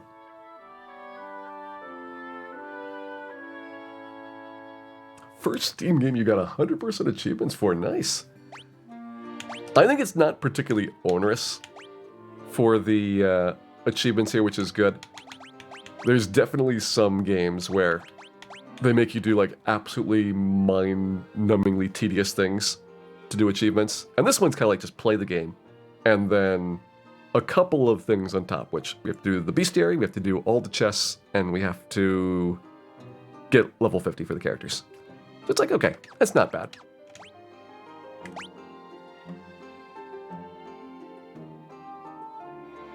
Don't want ruse. We're probably good without it.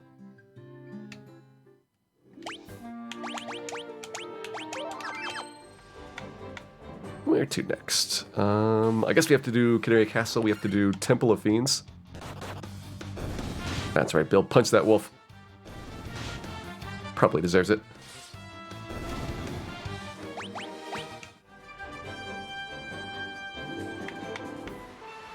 Required mind-numbing things. Yeah, a lot of the PC Final Fantasies for the 7, 8, 9, and 10, when they did their first generation of those, they had like absolutely ridiculous achievement requirements. And they kind of did that for like some of the console ones as well, like for like the Kingdom Hearts series, where you have to like max out minigame scores and all this. Like, it really is like such a distraction from just like playing the game. That's one of the reasons why I'm not a big achievement hunter. Like, I generally don't go for achievement playthroughs unless it's a game I already like. Like I did all achievements for Secret of Mana on stream when that came out. These are kind of like the exceptions to the rule for me.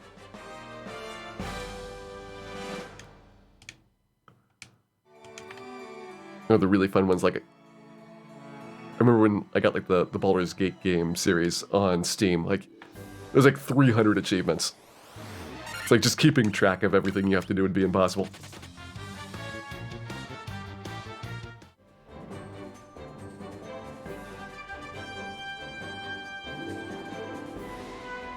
Enjoyed getting 100% on Final Fantasy 12. Depends on the version, because some of the super bosses in Final Fantasy 12 are certainly a thing, especially for the IZGS version. I think the original Final Fantasy 12, that was pretty manageable.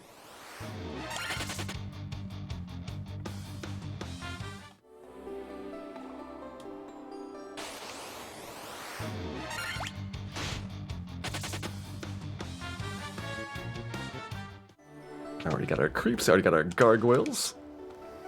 Wait, did have to fight gargoyles for that? What? Why no trap tile? I feel cheated.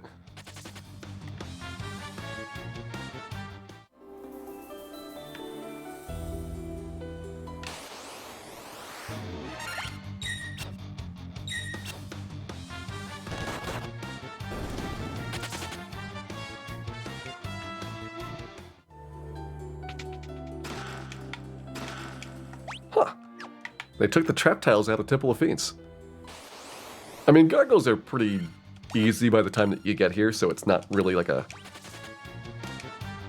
super dangerous fight. You know, these are monsters that you had back in Marsh Cave, just kind of roaming around freely. But considering they put extra fights in Marsh Cave, I'm kind of surprised they took fights out of this place.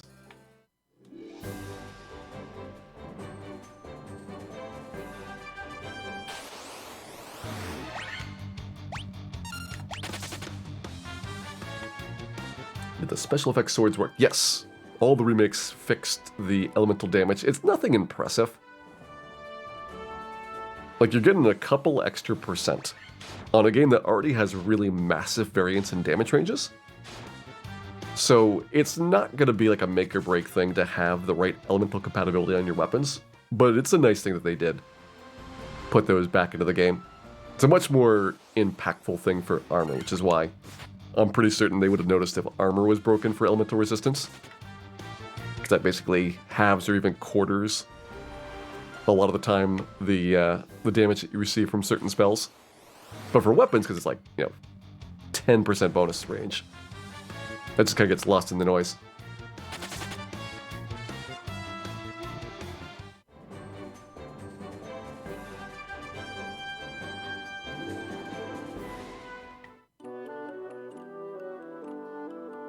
Alright, who's up for some dwarven murder? Because I've got the dynamite.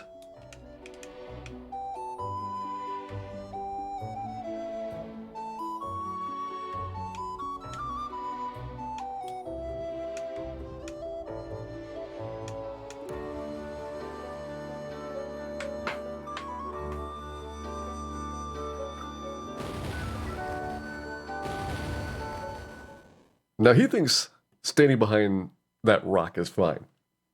But I'm pretty certain if you're in the cave and it does this, hiding behind a rock is not going to help you.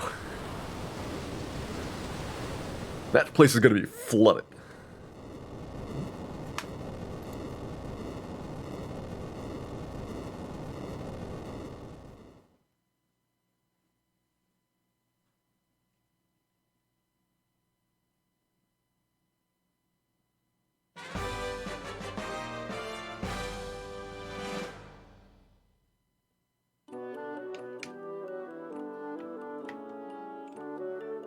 Oh, but it was off-screen death. Alright. Many things could happen off-screen, like pushing bards into the water. And somehow, they managed to survive it.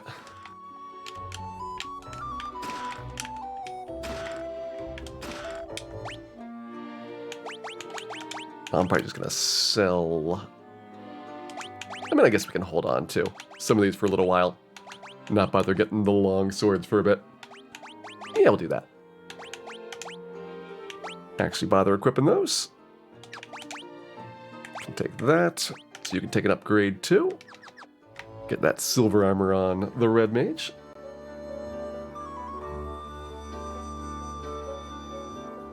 Hey, go to 632. Thank you very much for the host there.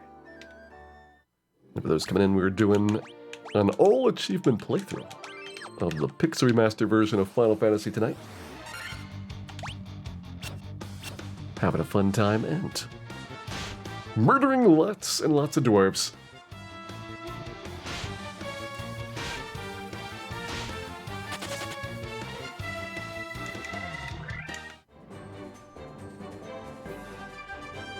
Remember the Mistful Chest in Final Fantasy 13? That game was kind of at the end of the era of achievements that require kind of like detailed walkthroughs and guides to be able to do them. I feel like they tend to have fewer permanently missable items in games these days. Because at this point, you can't really sell strategy guides. Like, that was the big thing in probably starting like the late 90s. They're trying to get as much money from strategy guides as possible, so they're like taking information out of manuals, making games like need the strategy guide to be able to find stuff, and then putting in like subscription services for their strategy guides. You know, so you buy the strategy guide, which then gives you the code that lets you buy more hints online. And I think it eventually culminated in such terrible fan reception that you're just going to dump all the information on the internet anyway, that you can't really support a business model like that anymore. And, well, strategy guides ended up like the town of Melmont. Dilapidated and full of spiders.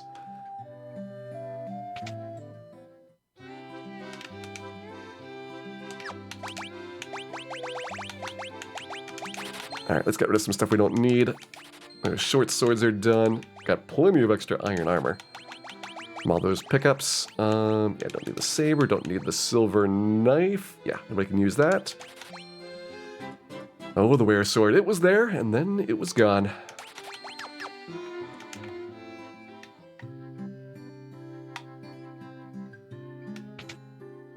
I don't want to get the other silver bracelet.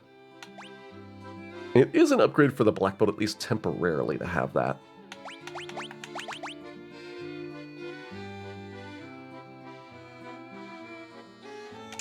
I'd probably do it. I think we're going to get to a place where the money situation's a little bit less constrained. Yeah. You got +9 defense benefit right now, so that'll last for a good long while. And look how sad the Melmont is. Got the big cobweb, it's got cracks in the corner. The paint's peeling, the beds are made out of concrete. They're not even real beds. But you know what is real? The food poisoning. It is real bad.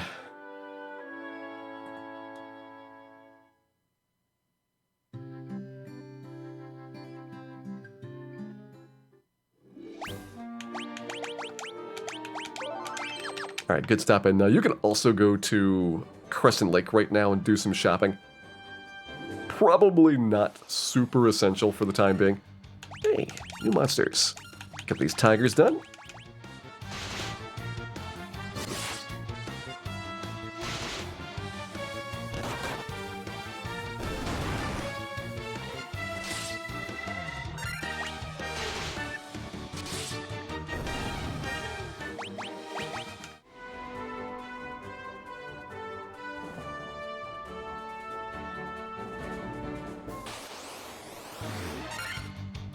See, we've already got shadows, so don't need this fight.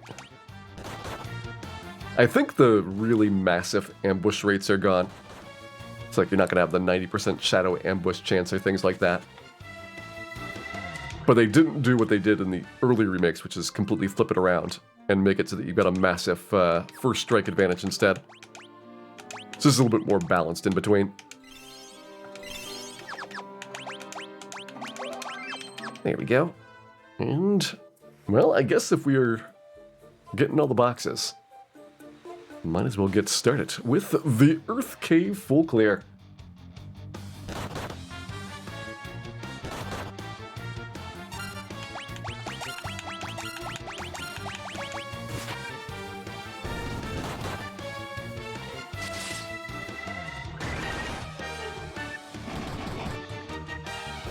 Liking that black belt punching. Starting to get to respectable levels now that we're over level 10 here. Get our Earth Elemental Trap Tile. He looks pretty good. I think it's a decent elemental design. Like I said, like the monster designs are really, really good. Just kind of wish the player designs were similarly detailed.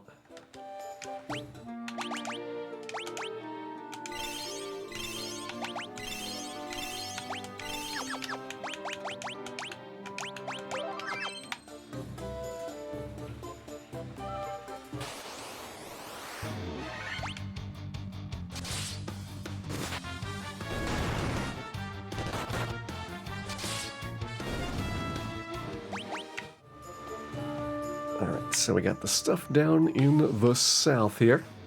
Let's see, Earth does not have any linked chests, so don't have to worry about those. It'll be just our standard trip through an Earth cave for full clearing.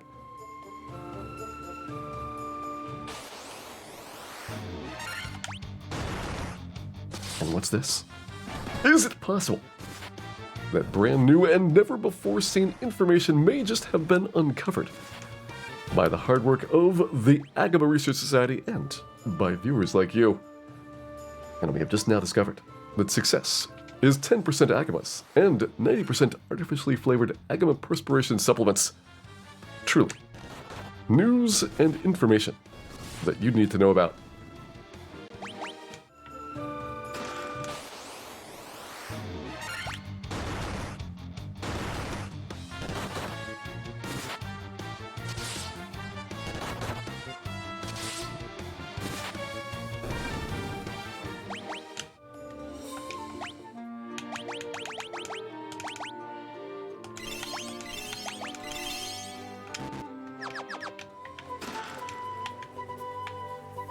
Okay, we have to go to the right-hand side next.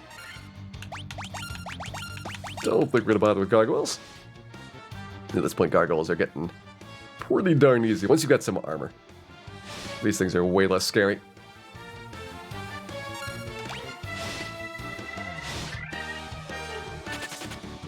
Hey, Data Plat, welcome in. Hope you're having a good weekend here. Enjoying the Final Fantasies.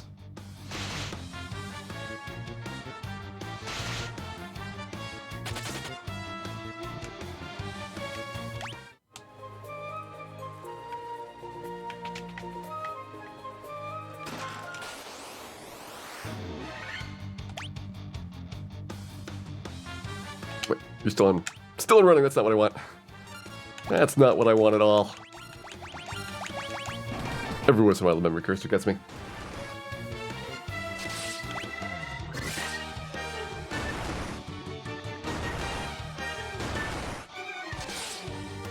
And then I get even.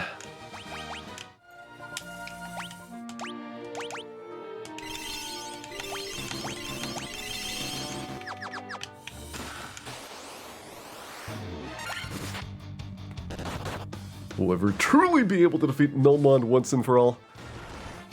I have my doubts, but I do have some really great results from all of your contributions.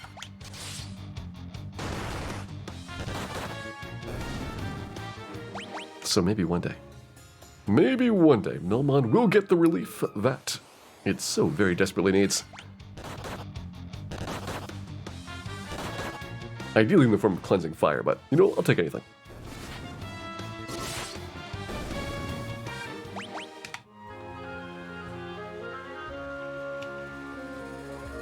Just stayed on full-time murder. It's a pretty good strategy. Trying to skip over things, though, that are rather slow to deal with. And still pick up all the monsters that we need for the bestiary.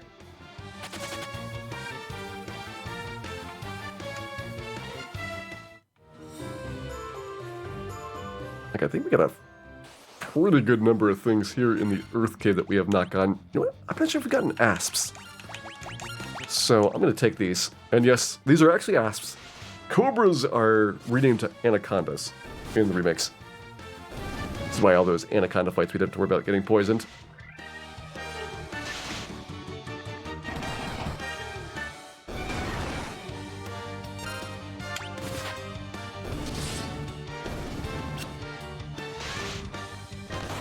Kind of thought about it, but I don't remember seeing these. Usually found like in the over around Dwarf Cave. I don't think we had a single time that they showed up. Haven't had any bulls yet. Also, bulls are just really good experience. Of course, the experience of murdering bats. Hey, I got some kind of achievement. Whatever the smart saver is, probably money.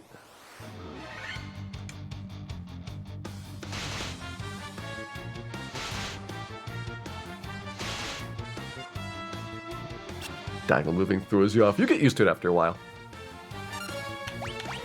Like, fundamentally, diagonal movement really does not have any serious game impact. The maps are small enough that cutting diagonally is not a big deal compared to just moving horizontally and vertically. But like I was talking about earlier, it's a rather harmless quality of life improvement that I'm happy to have for people that enjoy it.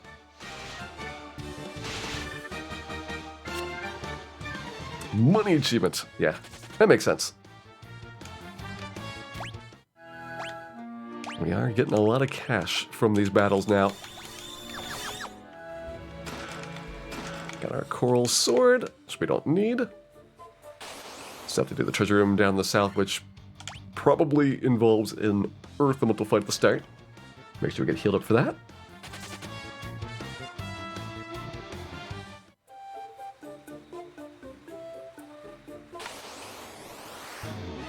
Hey, first giant fight. With no peninsula power. Don't really have an earlier time to find giants until the Earth Cave. That's my favorite feature of the remake. I really like the music. I think the soundtrack updates have been very, very nice. Like, the sound is just so clean compared to a lot of the portable system remakes. Because at the end of the day, the GBA and PSP are limited to what their internal speakers can deal with. So being able to like go full out with pre-recorded soundtracks and very, very high quality recordings, I think this is like the best that Final Fantasy 1 has ever sounded.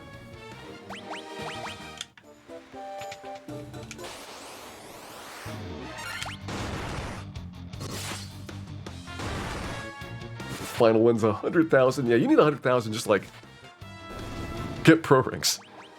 That's ridiculously small amounts of money.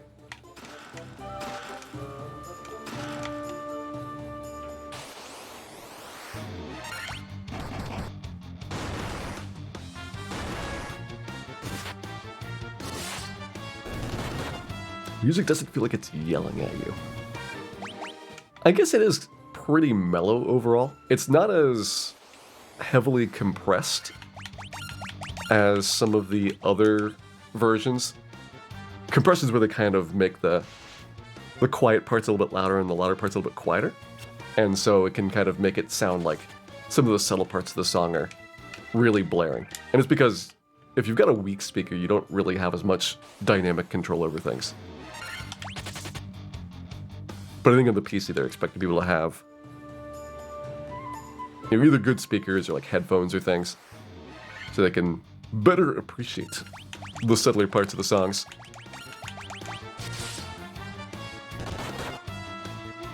And we're getting a randomizer mod.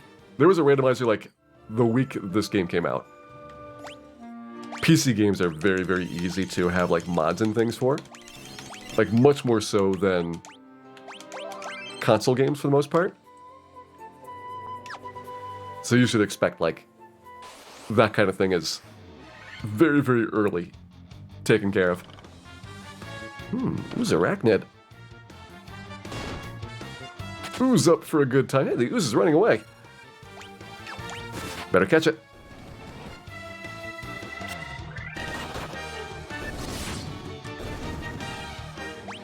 First successful ooze fight.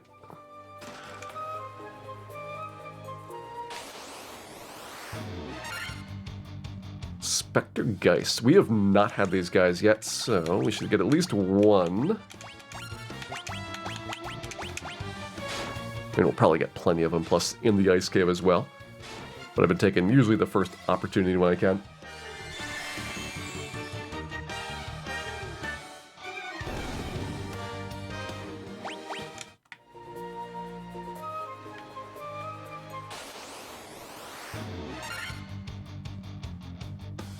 You know, I'm pretty sure we got images already, because we would have had the trap tile in Northwest Castle, but those things are usually pretty hard to run from, so we should murder those too. Just in case. They looked like they needed some murdering. And who am I to say no to that?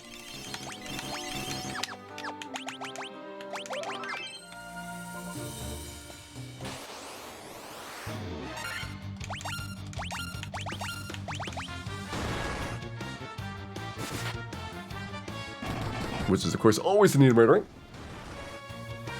Without exception.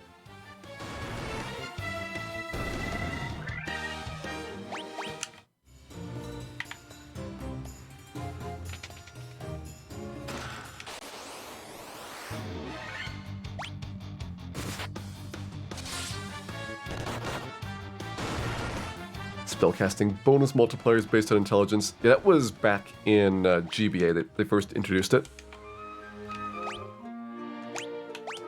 And as part of that, it really heavily reshuffles the abilities of mages.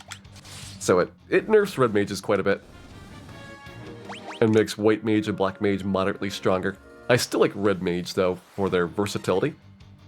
It's really handy to have, you know, the ability to jump back and forth between different disciplines as needed.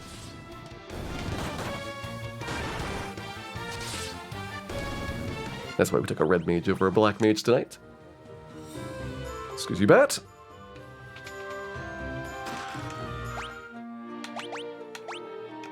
Hey, Demon X, welcome in. RPG Network, welcome in as well. Hope you're both having a wonderful time here. Hey, first cockatrice fight.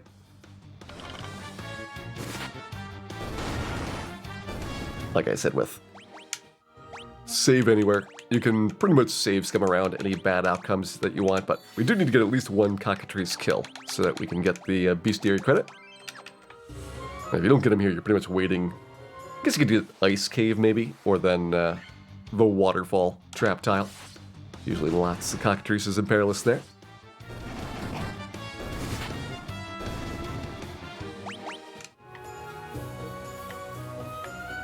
Bat.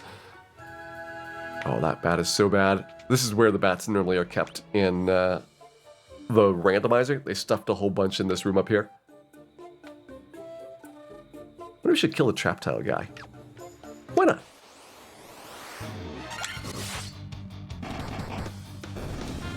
There's no reason not to. It's actually harder to get experienced grinds because the trap tiles don't repopulate. So I'm kind of okay with taking an extra Earth Elementals to a really easy fight.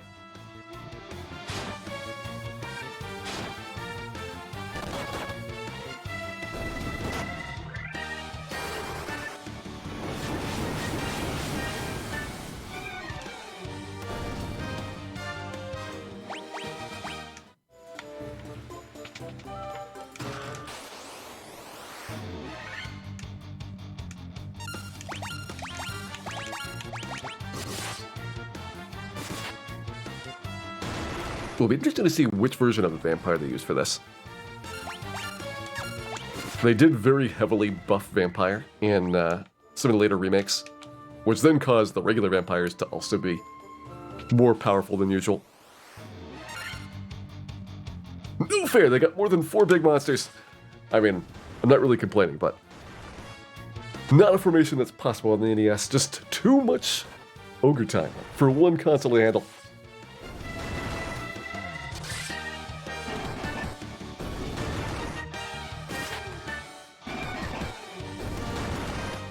I know, Captain Middles, it's pretty overwhelming.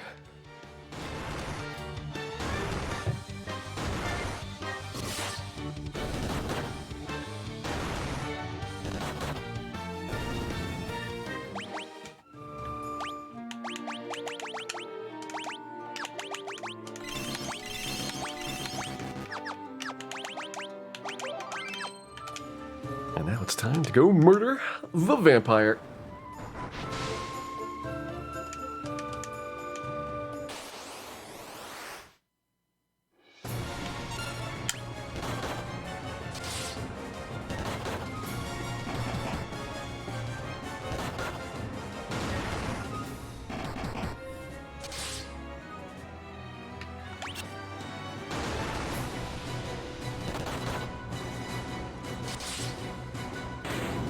Good vampire fight.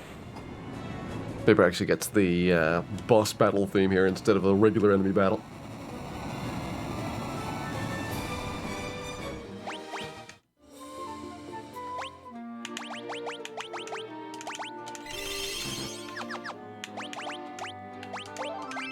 I'm not totally certain he deserves it, but don't tell him that.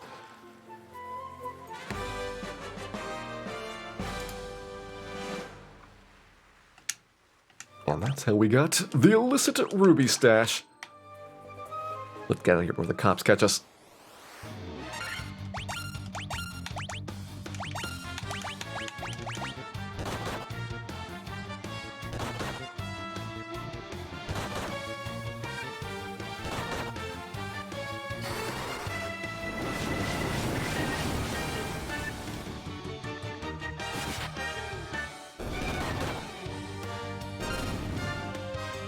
Well, he's by their fire too.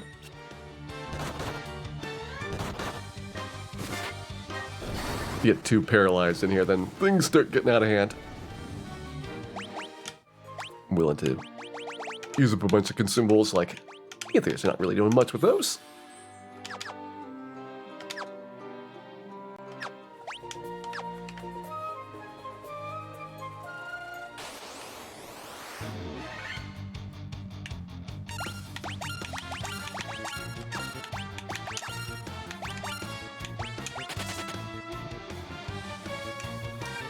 Sounds like a lot of oboe in this version. I mean, sometimes you gotta do what you have to.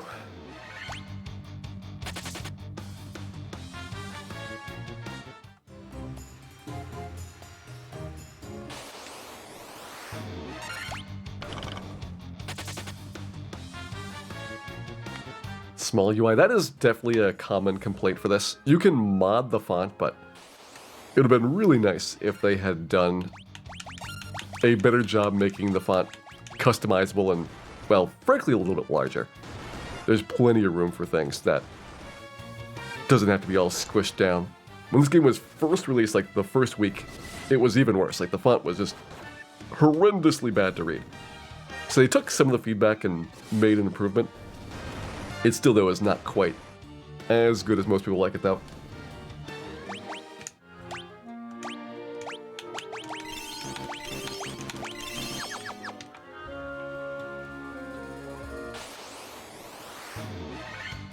Yeah, sure, we'll take some mummies. For the road.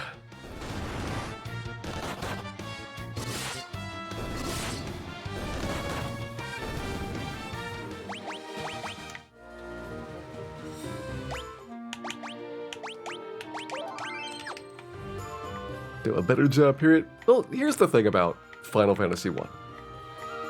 Regular price is like $12 or something for the game. And if you've already got a version that you're happy with, then, you know, I say the GBA version, the PSP versions are still really amazing. You're giving up the bonus dungeons and things to play this version, so, like, might not be worth it for you. On sale, you know, at some point these are going to be, you know, $5 games. At that point, it's kind of like just a fun purchase to, as an impulse, try it out. Or if you don't have easy access to, you know, a PSP or a GBA or an NES or some other version that you can play it on, at least these are functional versions. They have all the regular content of the game, and I think that especially for the later Final Fantasies that didn't have really good console re-releases. You know, Final Fantasy 3 got kind of neglected for a while. Came out on the DS. There's a PSP version, but you can't get a disc unless you're in Japan. Like, there's not a lot of access to it. Final Fantasy 5 also didn't get nearly as much love back when all the remakes were being done. Those games are a lot more interesting to say that, you know, you might as well pick up the Pixel Remaster versions because they're one of the better versions out there.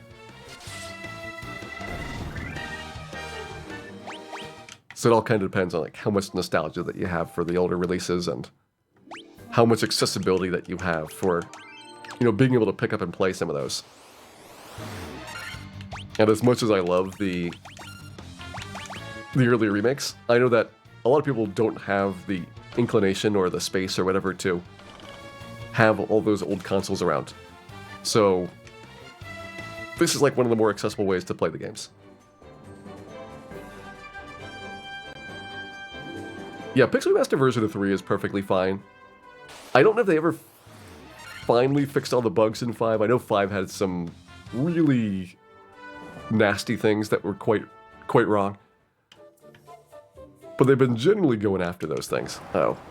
I don't know if I have to warn you to look away in this version or not. There is some listener videoing. Oh no. The Titan forgot his pants again. I can't believe after all these years. They still overlook that. Oh well. I will warn you next time about that.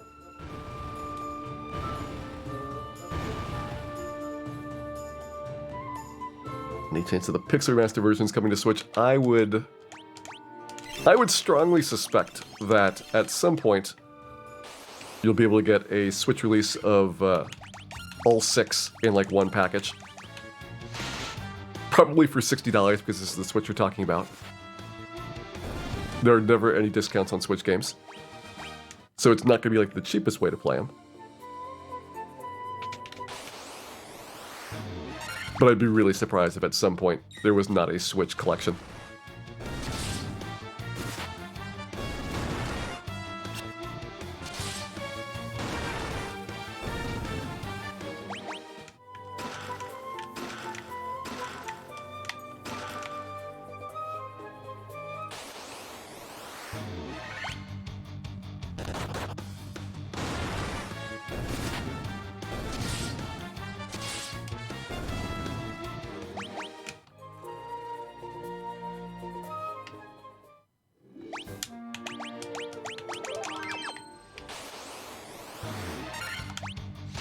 Take some more tigers.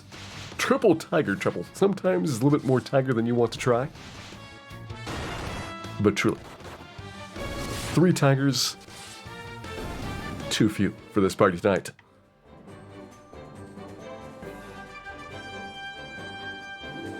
Alright, I got an achievement for Experienced Warrior. It says 300 on it, which I have no idea how far into the achievements that is, but another achievement down. How long do I expect this run to last? Probably 7 hours, Solaris Fall. All achievements, the big things you have to do is complete the bestiary. So like the main game itself is going to be about the same as always. But actually grabbing all the extra treasure chests is like an hour. And then you have to get all the monsters, which some of them are 1 in 64s. Those are going to be the tough ones. Warmech, T-Rex, and Iron Golem especially. And we have to get to level 50, but I expect we're going to get level 50 just in the process of trying to find, like, Warmech.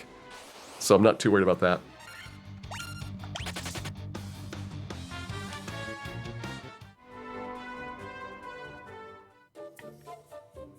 But the remastered Rumpus Room, I've got bad news for you, Astignarn.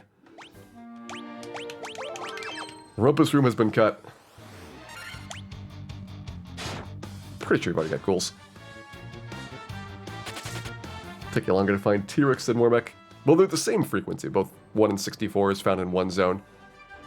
So T-Rex, Iron Golem, Warmech, all about the same. And we did all bestiary on PlayStation version. That was for season 18 to 19 intermission, a couple of months ago.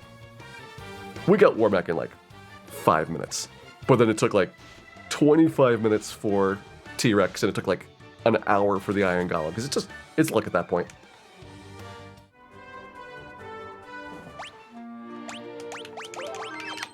I'm gonna go ahead and restock our supplies. Should I go to Crescent Lake, grab the silver stuff there?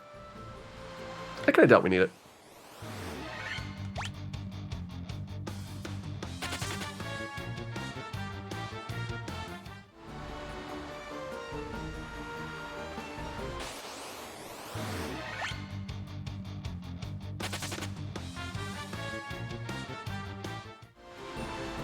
Yeah, but as soon as we went to the other side of the room, Iron Golem right there.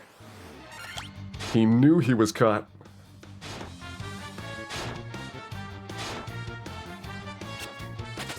Thing with Iron Golem is you're probably already level 50 though, going in there, so like you don't have the benefit of getting the levels at the same time.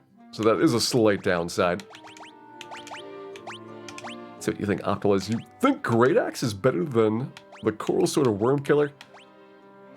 I mean, poor taste. Poor taste.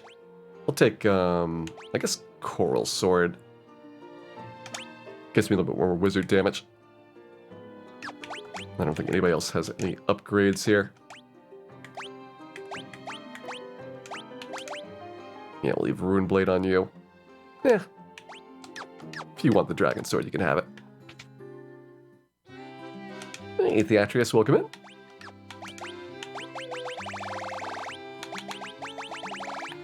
Let's do some cleanup here, get rid of these items we're not using.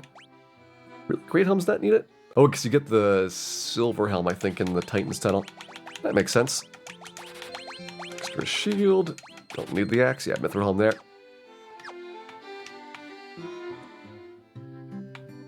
Yeah, 50 is all you need for the achievement. That's what we're going to be going for. It is all achievements not required to max things out. Although I'll probably start maxing out some of these items, like, why not get all the ethers? Because I can. More Phoenix Downs, probably worth getting... Is it even worth getting more tents? Like, we don't need that many for the entire rest of the game. Once you get the airship, those things are kind of useless. Get all the high potions in the world. Alright, so Phoenix Downs, once we get to maybe Crescent Lake, will be a good time to grab those. Silver Swords, always worth picking up at that time as well. That's the one thing Crescent Lake does have that's really good. Silver Sword upgrade.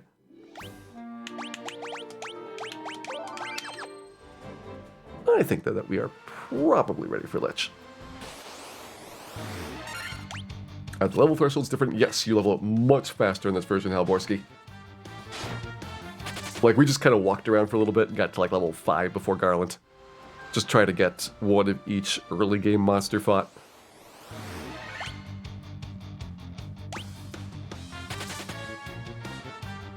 What level are we even right now? Level 18 casually. Like, not really spending a lot of time. This is more like what you'd have coming out of, like, having done Gurgu Volcano and Ice Cave and Ordeals. On the NES version, you have to do some grinding. You have to get to level 18. That's what you do the end of the game at for the speedrun.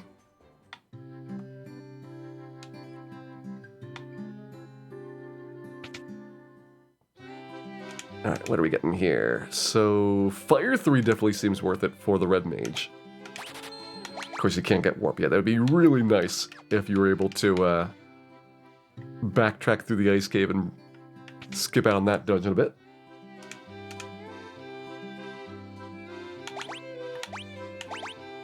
Life 1's going to be a lot less useful because you got the Phoenix Downs instead. So I'm going to say you probably want Cure 3. You can get Harm 3 maybe first, and then Cure 3, and I'll put Heal 2 on there. It's not an outrageously bad option, even though it probably doesn't get a ton of use.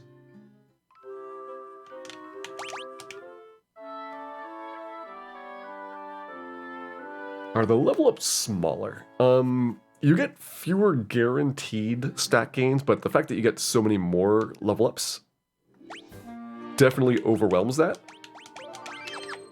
So it's very, very easy to max out your characters in these later remake versions that let you get higher levels overall. And certainly you don't have to max your characters out to be successful. Like, it is vast amounts of overkill to, you know, max out a black belt.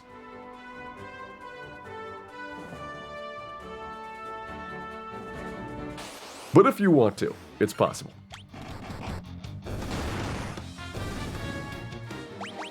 Is Phoenix Down Life 1 or Life 2? It is Life 1. You do Ordeals before Ice, can you have the Warp Spell? No, because you need to go to Ice Cave to get the Floater.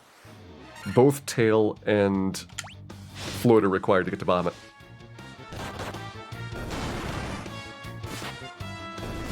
There's no way to get a travel spell without sequence breaking in this game before you can get to the Ice Cave. That's why that's kind of like the last place where there's an actual, like, puzzle and backtracking required. Most of the rest of the game after that, the backtracking is rather minor.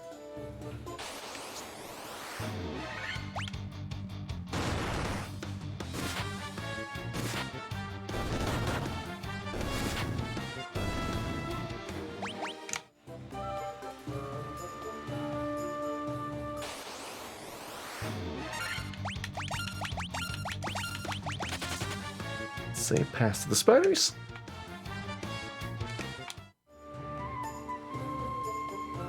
Bat. There you go.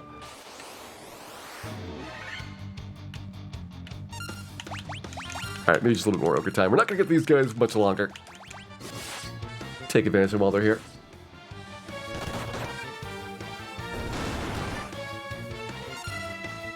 Okay, the fighter looks angry. I mean, I guess because of the way the faces are really flat. And you get the sloping eyebrows. It does look a little bit like a menacing stance for the characters.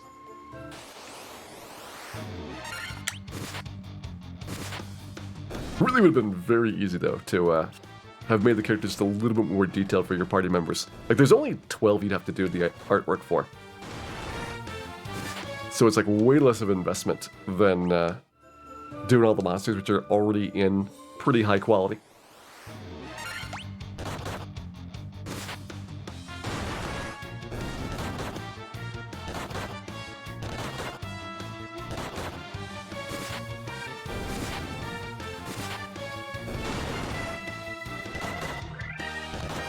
That's right, punch that mummy. Show him who's boss. Okay, should have all the chests on this floor already picked up. Already got Spectre Geist, I don't need to fight these. Already got Cockatrice. Yeah, there's nothing on top 2 floors, I think, that we're missing.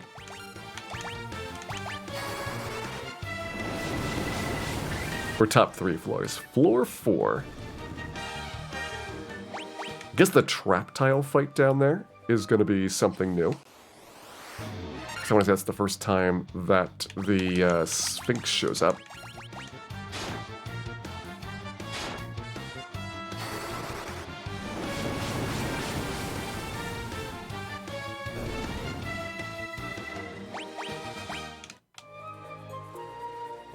They redraw the monsters? Yes, I believe that they did redraw all of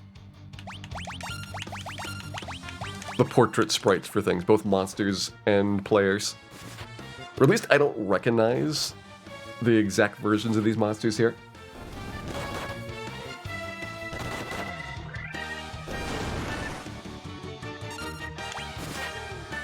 Because they're definitely different than, you know, well, I mean, PSP is just like a way higher detail level for all the portraits. But they're definitely different than the PSP and the GBA versions. Like, they're somewhere, like, maybe roughly in between in terms of quality levels. High encounter rate? Yeah, well, that's pretty much true for the entire game. All the remakes have had very high encounter rates for Final Fantasy. The original's pretty high encounter rate too, so it's not like that was out of nowhere. They really want to make sure that you get plenty of XP walking around.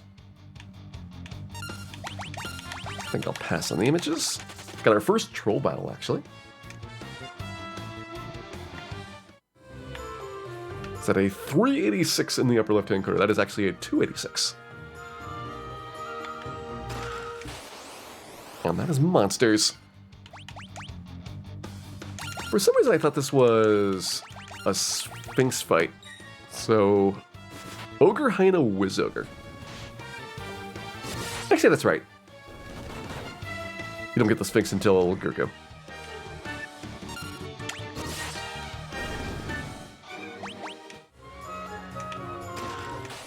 Good staff pickup.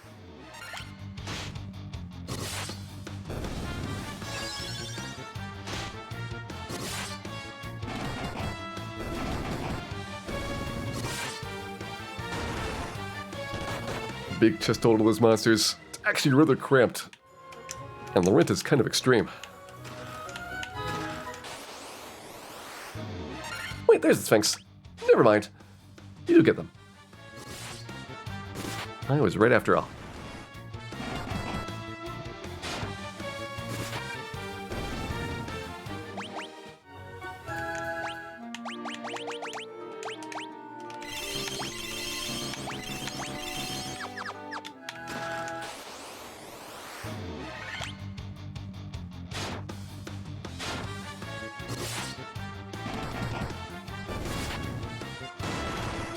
Don't remember. 8-inch floppies.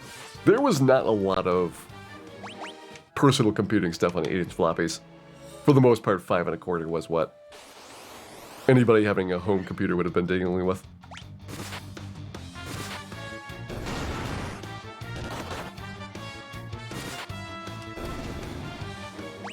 Still got a bunch of 5 1/4-inch software from my Commodore 64 sitting around. Though I don't know where my really early, like, MS-DOS 5 1/4-inch discs have gone. They probably got lost at some point.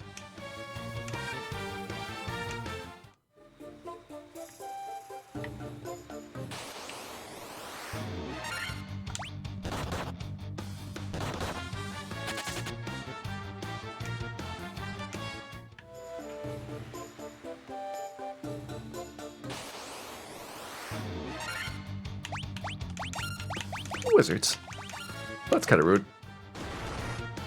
But very punchable. Very punchable indeed.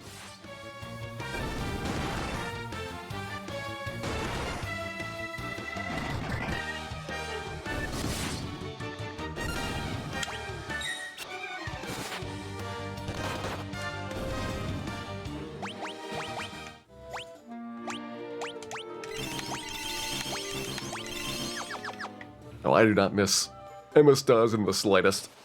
It's nice that a lot of DOS games have been repackaged up by like GOG.com so that you don't have to deal with all the configuration issues of getting a game to run and having drivers and things. It was a lot of wasted time to be able to get just like even basic stuff working. Take a risk and run. So I definitely respect the effort that goes into kind of the preservation side of that. Making it so that you can have relatively easy access to a lot of that old software without all the hassle involved.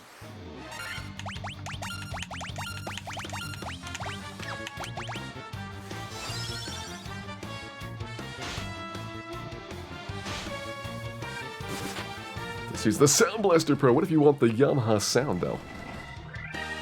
Yamaha FM sound's really good.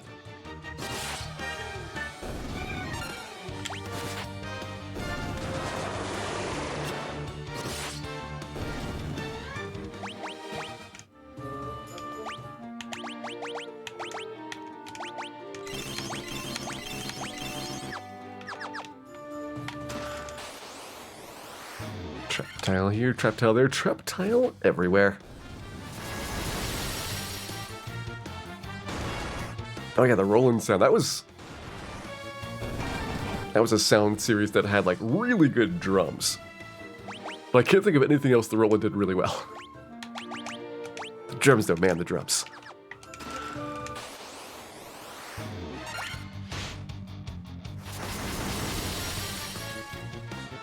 Okay, the Ice 2 kind of sucks. That's what we get for getting randomized monsters instead of having a predictable spell order.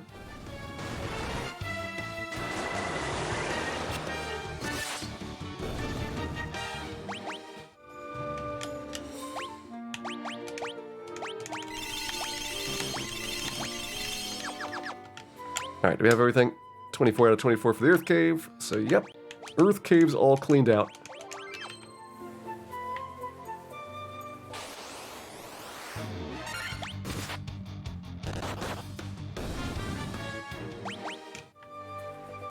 And the only thing left is the battle with our first of the 4 fiends.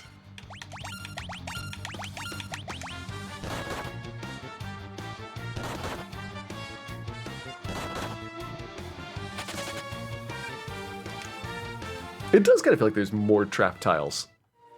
But it's because, like, if there was a trap tile that was blocking, 3 chests or 2 chests, all the chests are trap tiled now. Instead of just, like, one of them. And you're kind of seeing what would happen if you had, like, the least efficient way of opening all the boxes. That's what you're effectively getting.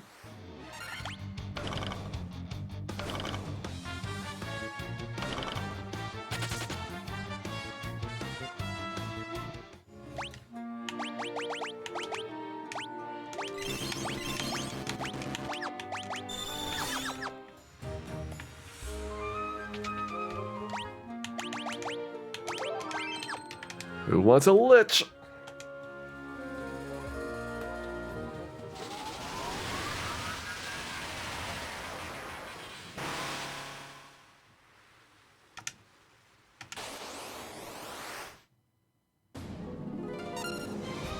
And a really good song.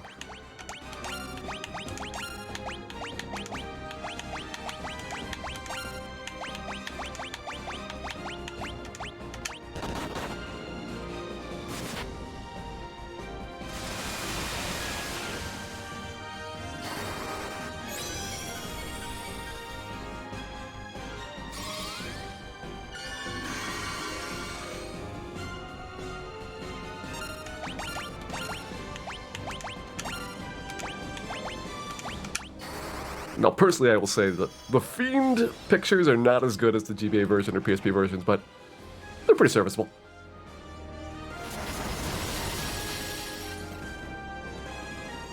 Alright, that was rude. Everything's under control, though.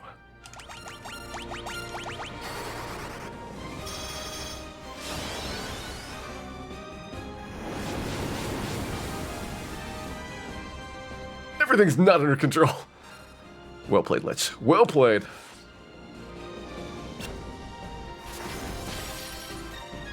Try that again. Exact damage on Bill. If he makes it through that round, he's probably fine.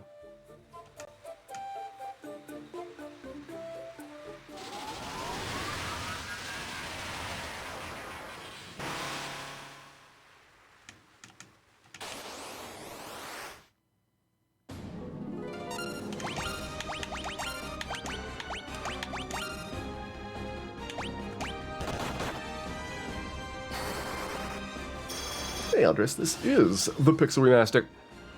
Got our first of the 4 Fiends going in now.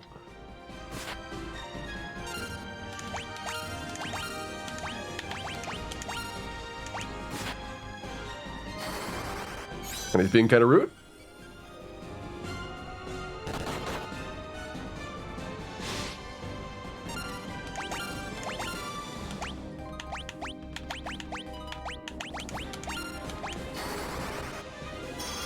But all we have to do is have a couple of turns without him doing AoE spells and we're fine.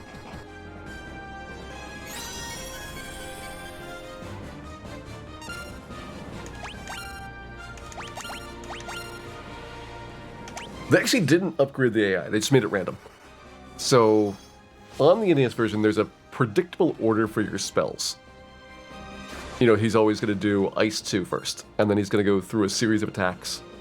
And then he gets to Fire 2 and Lit 2, and by that time you better be able to kill him because you're probably not surviving much longer. Whereas in the remakes, all of the enemies that have multiple spells or skills just randomly pick which one that they're going to do. Like, he did multiple slows. He would never do that on the original release. So that's something that is, in some ways, harder because he could just do his best attack like 6 times in a row, and there's nothing you do to stop that.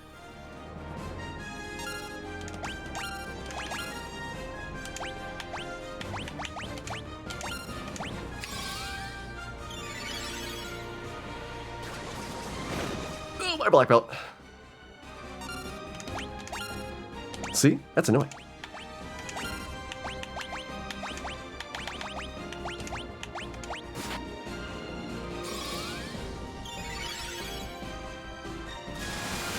Yeah, definitely memo save makes it a lot friendlier. Try to wait for the black belt to snap out of this.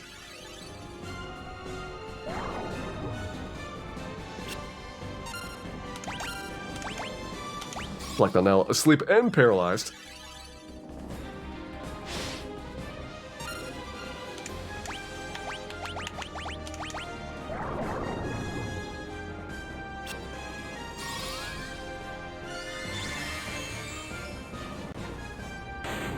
And also dead. Good fiend fight.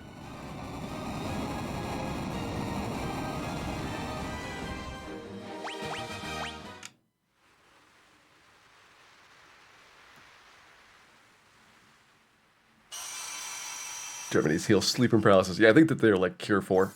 on the NES version that they cure everything except for petrification and death. But I prefer to solve my problems with violence.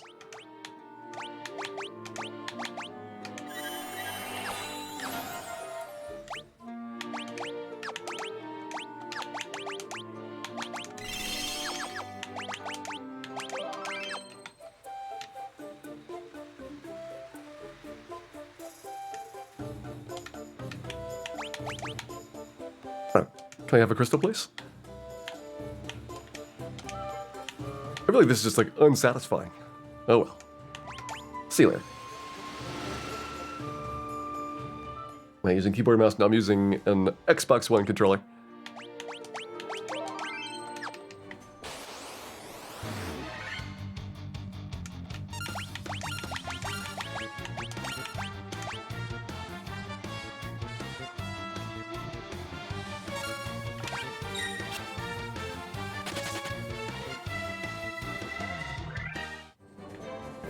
The way that this game kind of shows you the overlay hints, it kind of defaults to keyboard stuff. And every once it'll kind of snap back and realize, oh, you're using a controller. Let's show you the buttons too.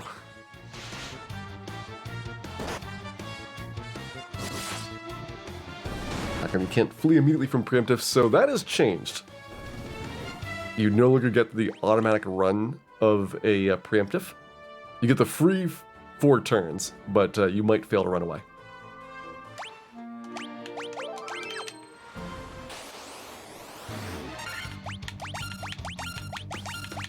Should have all of the boat monsters already done.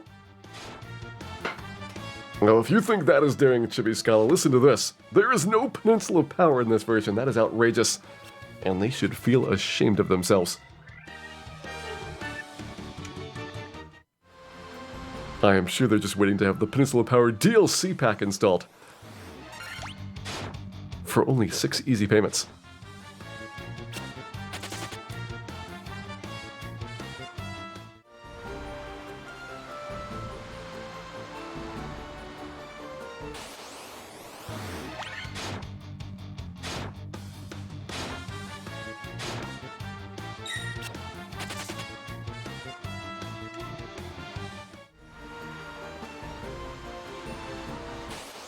Yep, diagonal movement. It doesn't really change the game that much, but it is. Nice quality life improvement, especially for people that play games entirely with actual stick controls instead of with D-pads.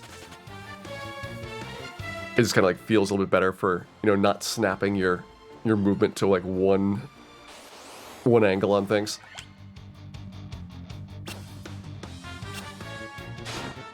Buy 5 levels for $19.99. That is probably also planned for DLC.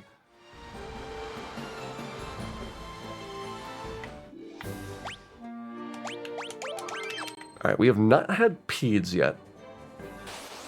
We should have had everything else, though, that appears in this part of the world. Peninsula of Agamas. Oh, yeah. Well, that I could get down for. Also say, like, I do like the overworld map a lot. Like, this area is just really beautiful around Crescent Lake here, in terms of, like, how much better the water looks. And it's, like, really basic stuff, but this is, you know, even compared to, like, the PSP version and the other more recent remakes for it, just kind of fits the feeling of the game really well.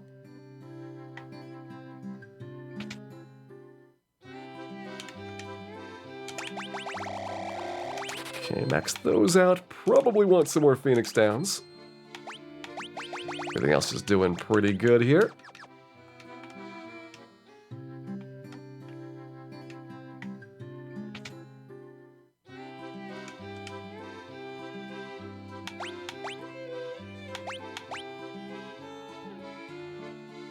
Alright. I'm gonna say you can get all of the armor when we go to Gurgu for actually opening up all the boxes. So probably don't need to bother with those. I will think about a Silver Sword upgrade. The nice thing about the Silver Sword upgrade is that early on in like ordeals, it's gonna be good to have that if we're trying to actually kill things there. We get one of these. See if there's anything else we want to move around.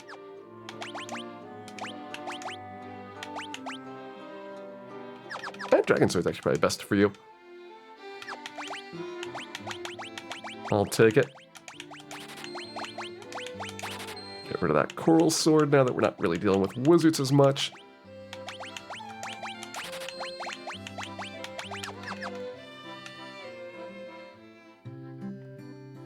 Looks good there. 6-tier spells. I actually have 6-tier spell slots already. That's kind of surprising, but we have been getting a lot of levels. So obviously we're not going to get Exit yet. Fog 2 and Viz 2, maybe you think about. Let's not bother until after class change. I'm going to be locked out of the Red Mage upgrades until then.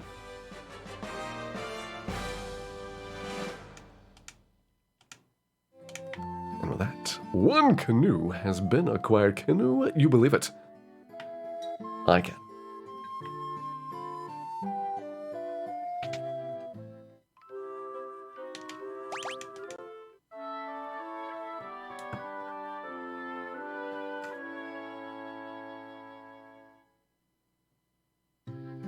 Alright, so we do want to get a Pede, because there could be Peds in Gurgu, but might as well just grab them right now. Hey, Peds! How convenient.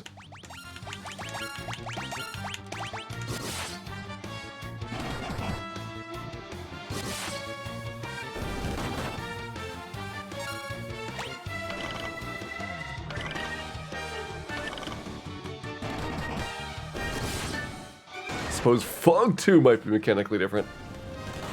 It still basically acts as if you've got more physical absorb. Like, most of the mechanics have not really had a change in the remake versions for a while.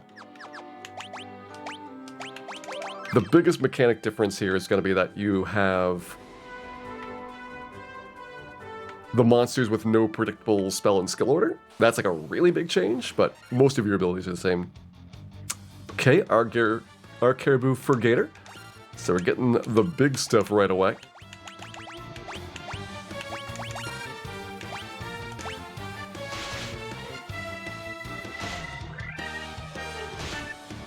Just like the other remakes, you have the North and South canoe zones mixed together, so there's no like guaranteed easy canoe area. Just a smaller chance of getting the really rough stuff right from the start.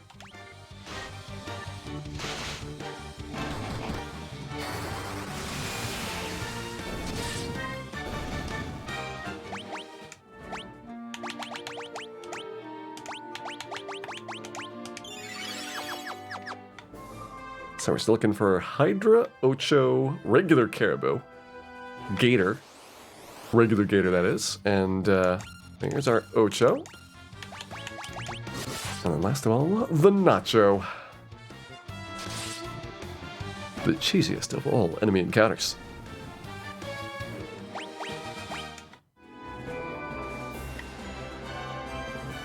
Is Gator easier to find in the north? No, there's zero difference. All canoe zones have the same appearance rates for things.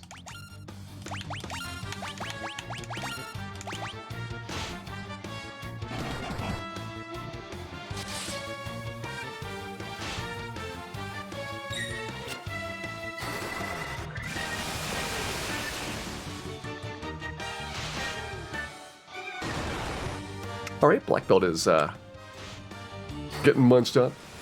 Skip Gurgu after class change. Not after class change. You have to well, yeah. Gurgu is after class change. Don't have to condition that at all.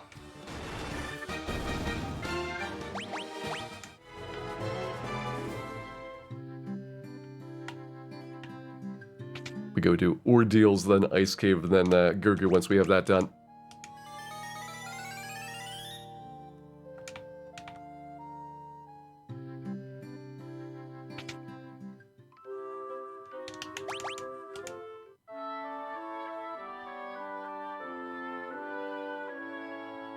Good nap.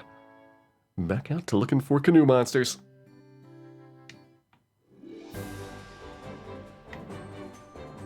Yeah, the Zeus Gauntlet's nice out of ordeals. You get an ice sword there, you get a gold bracelet.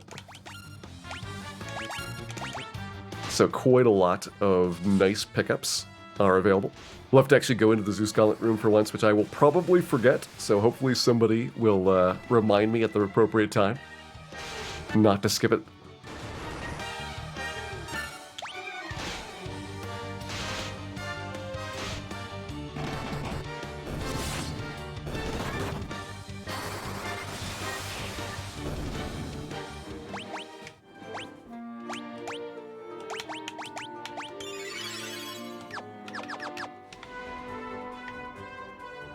Yep, Ocho is the Atyug, and the Nocho is the Neo Atyug.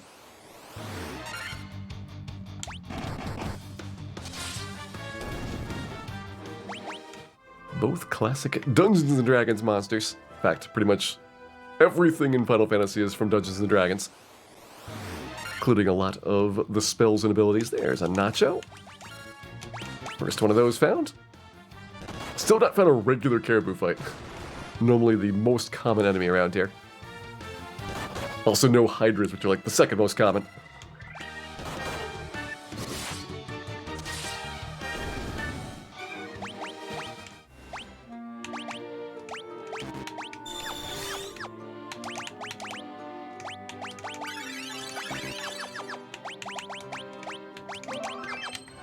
Do a couple more though. We'll get free battles around that ice cave trip.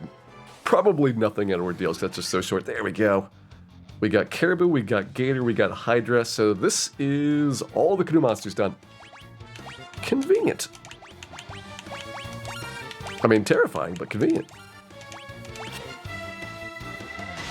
Hey, Wing Kisane. Thank you very much for resubscribing back for 8 months, and indeed. Original Final Fantasy is basically a Dungeons & Dragons campaign, and kind of most notably, the eye used to be called the Beholder, and looked like a beholder, and it's the one thing that they had to remove from the game and then never put back in ever again, other than the original, like, Famicom release. Because one of the very few things that TSR actually had a copyright on, most of Dungeons & Dragons, is itself stolen from mythology. So you can't protect it, but the Beholder wasn't an exception to it.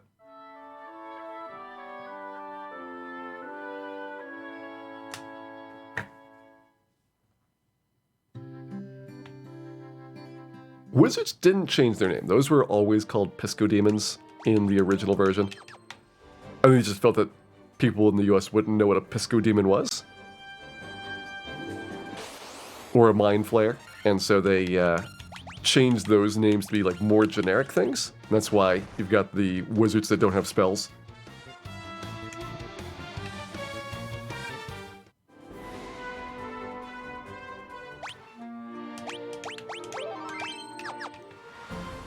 Alright, we got our Crescent Lake shopping done. Picked up our canoe, and now it is time to undergo an ordeal.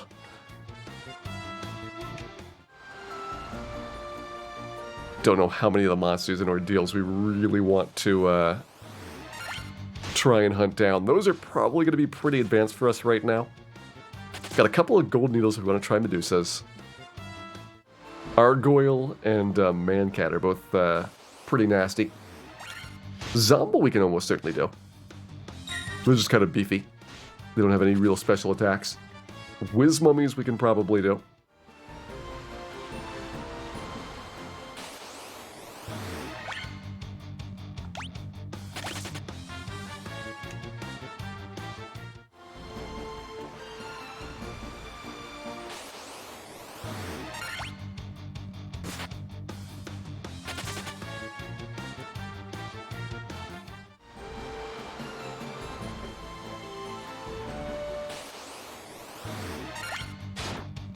Nearly up to ordeals now.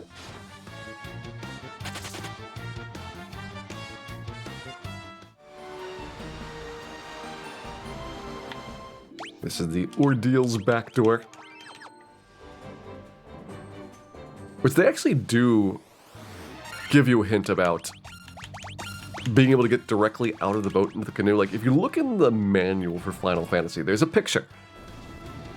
It's very indirect, but there is a picture of a boat-canoe transition. So it's not like it was an accident that you could do that, but it was certainly not something that they kind of called out as a potential way to get to some of these places faster.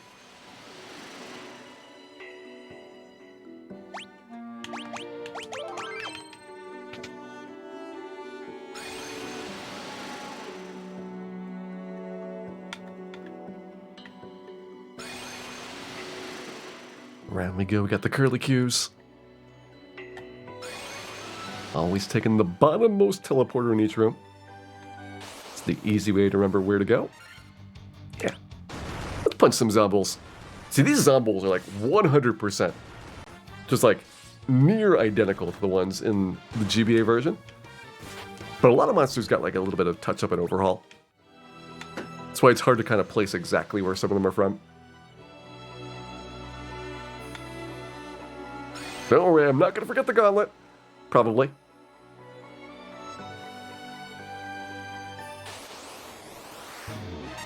Man, cats. All right, let's go.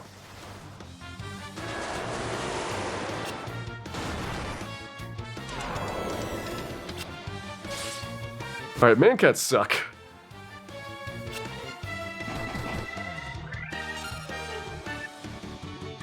I don't know if I want to fight these things.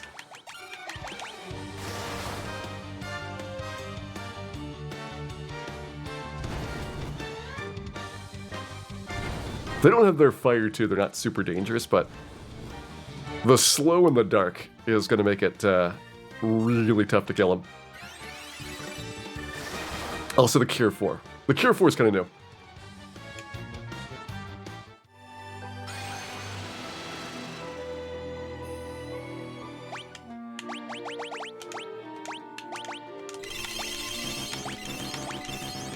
We'll be able to get man-cats in some place like, I don't know, Sky Castle. They'll be pretty trivial by then. Okay, don't forget the Zeus Gauntlet room.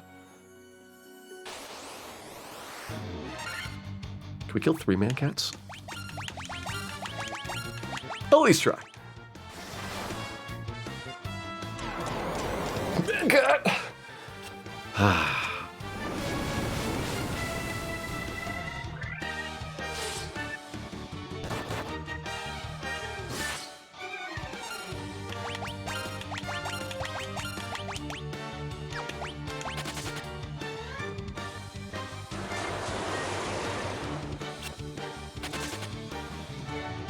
Got me again.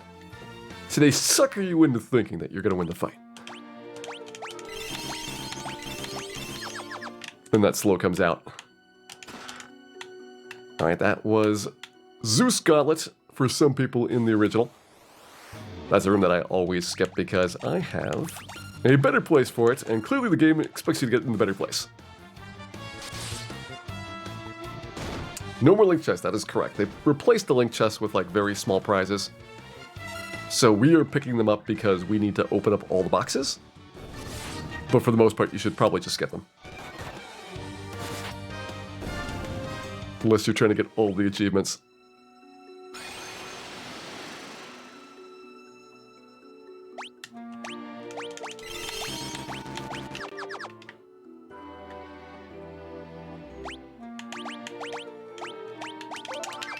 Alright, there's floor 2 done. Time for the floor 3 fun. That's a lot of gargoyles. Alright, we'll see if we can pound through these things. Probably don't want to fight the gargoyles either. That hold could get super annoying.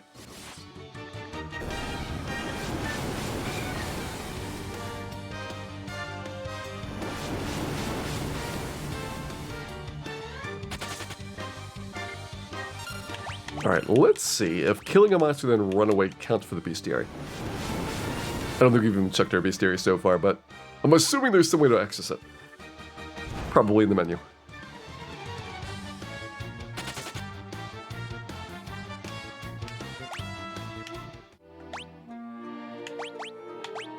Configuration? Nope, looks like I have to go back to the title screen to see it. Alright, so no information whether that counts for our Bestiary Goyle or not.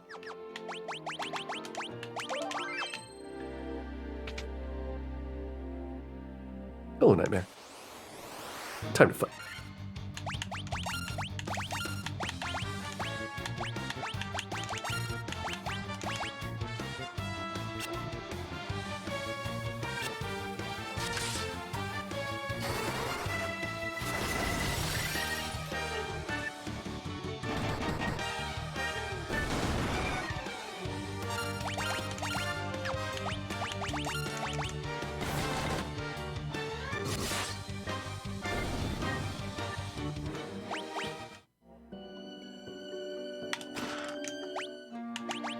Alright.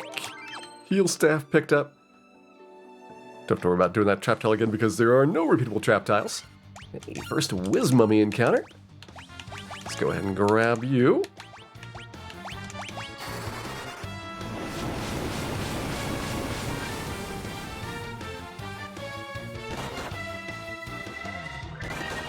Seems like Fire 2 not quite enough for Mummy still. That Red Mage's low intelligence score hurts on his damage rolls. Harm 3 on the other hand. That does pretty good damage.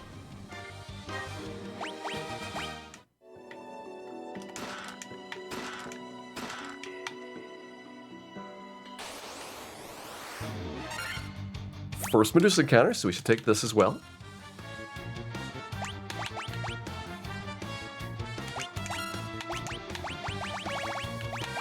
Oh, yeah, we don't have the Zeus Gauntlet yet. Soon, though.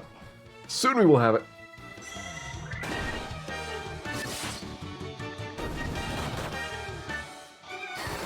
Yeah, intelligence started being important at the GBA version. That's the first one that featured it. Look at damn, what a helper. What a helper.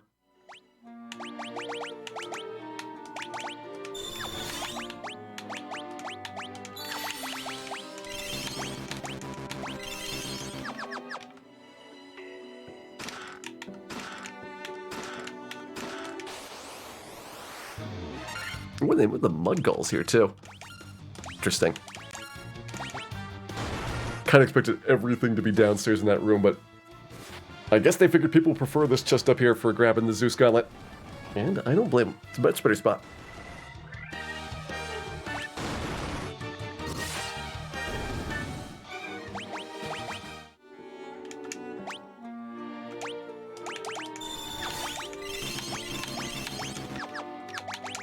Alright, so you're getting the Ice Sword. Let's give you the Silver Sword. Ruby Armlet, which is Gold Bracelet, makes sense on Black Belt here. That means Silver Bracelet we don't really need on anybody.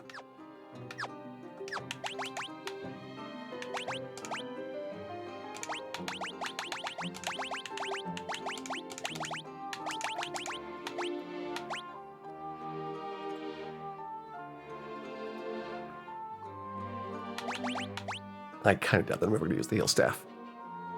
Just being honest about these things.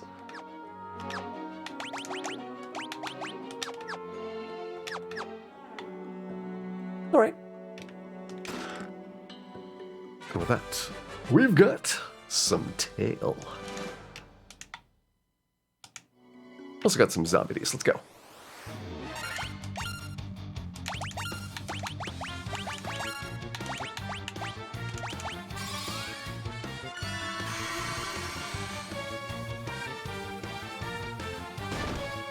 Sadly, can't do a zombie degrind. They're a pretty good encounter for XP at this point in time.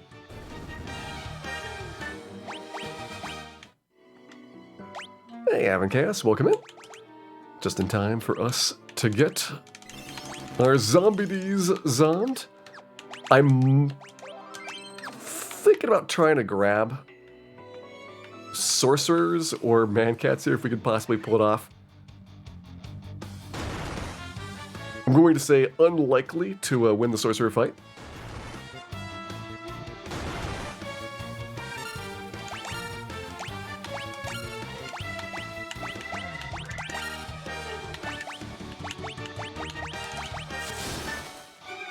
But you never know. Yep, all achievements requires a full bestiary. That's why we're actually trying to, fight things like this.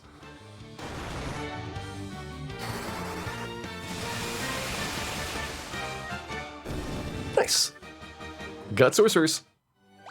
There were perhaps some slight casualties, but it was worth it.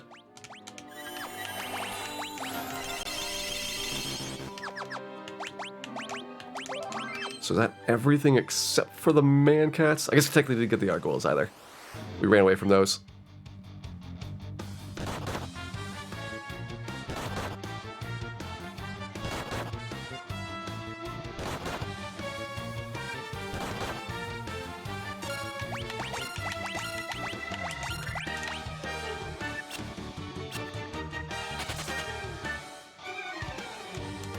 Gargoyles are not in Sky Castle. They're in Gurgur Volcano, though.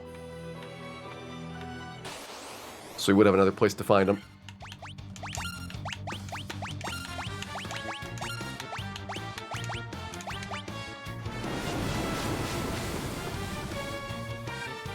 What version of the game is this? This is the Pixel Remaster version.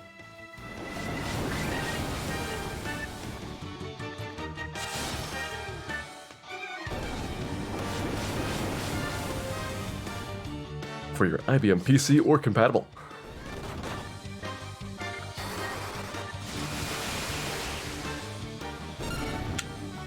Alright, I think we got him now. And that gets the gargoyles done. So everything except for man-cats now has been picked up here.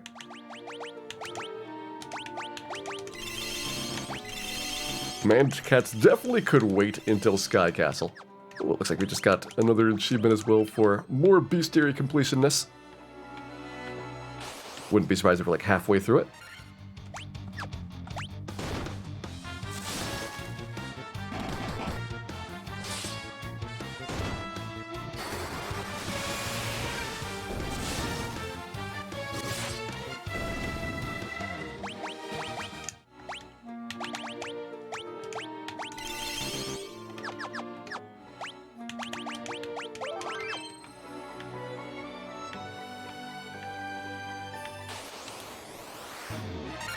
Those are not man cats. Give them one more try for this.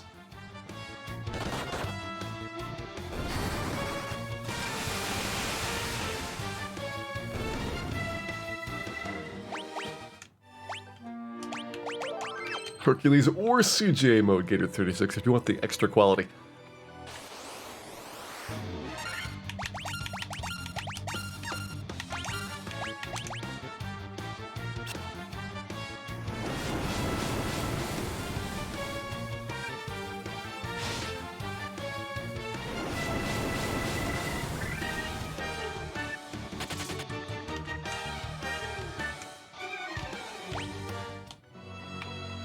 Come on, man cat, I believe in you. I believe in you in small quantities.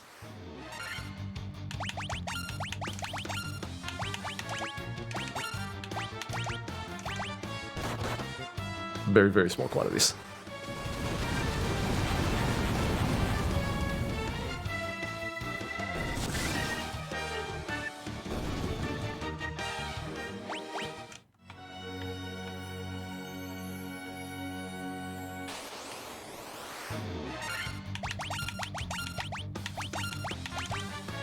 I remember to do Civilization 2.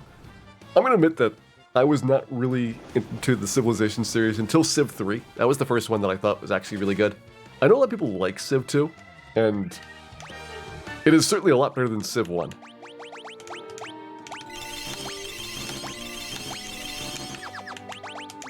But definitely did not have the polish the later Civilizations game had.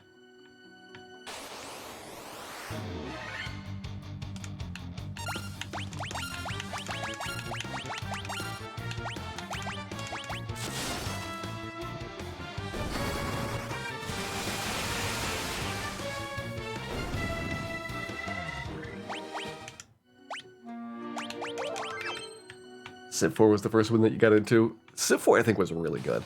It definitely had a bit of controversy with the way that the game was changing over time.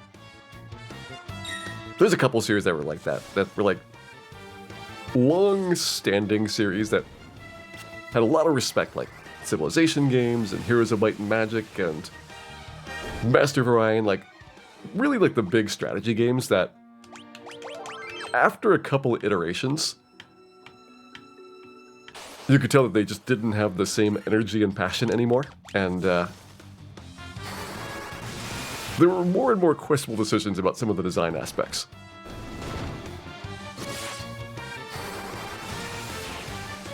But I feel like if you didn't have like a deep connection to like, oh, it plays this particular way, they were still really generally fun.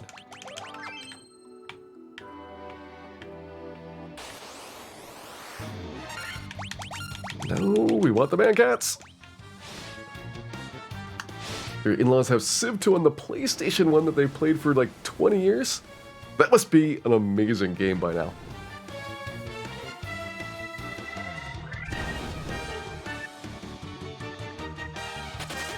I will share my fun.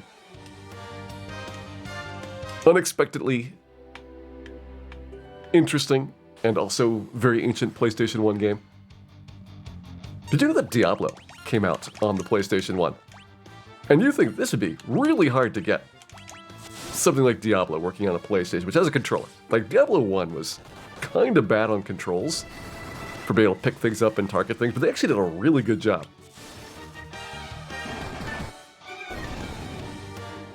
I'm always impressed that that thing even functions.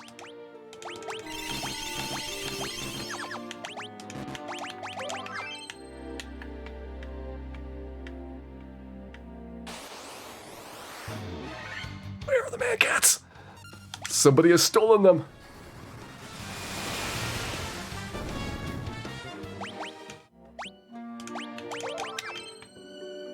Warcraft 2 on PS1. I've not tried that one. That sounds like it would be equally interesting for a game that is not really expected to work well on that type of platform. Like, RTS games on, you know, early hold consoles just have like a really bad reputation.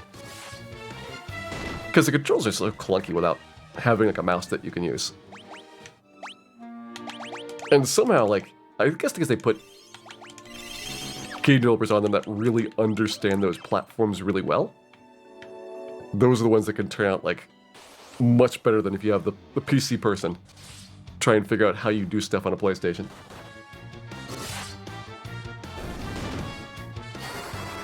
Yeah, N64 StarCraft's kind of cool. It's actually a pricey game because that's, well, everything on the N64 is kind of pricey. But it's one that, you know, didn't get like a lot of sales compared to the amount of popularity for people that like StarCraft these days. Where are the man cats? I'm beginning to give up hope that these things even exist.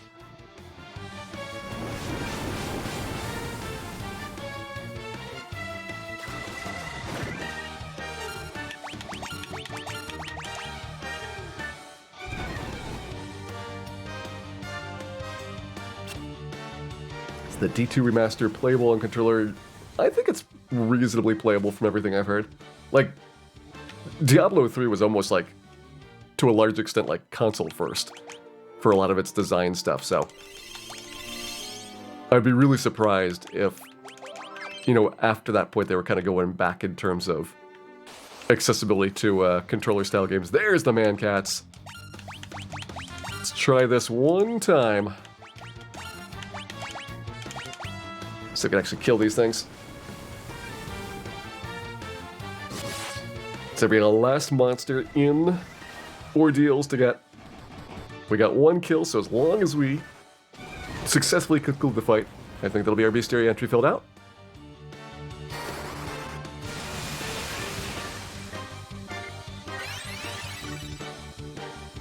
Mancats are known to be a little bit rude.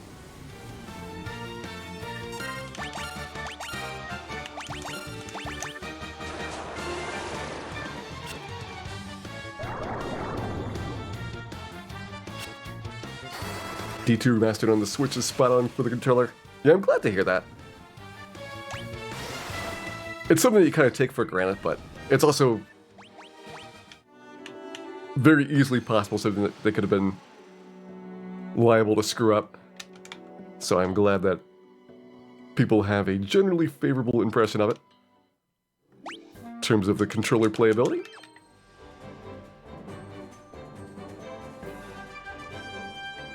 Excuse you. Walked right past my boat and found Gurpeed, so I guess that's okay. It was just looking out for me.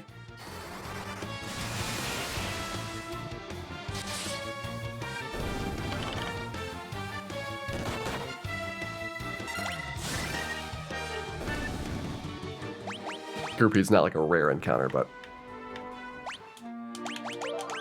good to have that one checked off. Hardest one to find in that part of the world is going to be the Soria.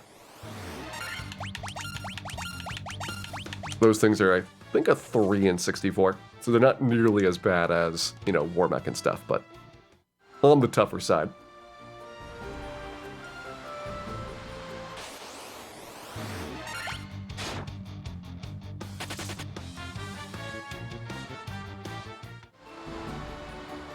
Yeah, I imagine that, for the most part, action games are going to need a lot of auto-aim assist for controllers. But I think the quality of life stuff, like automatically picking up money and inventory management things, are really what make the game, like, more playable.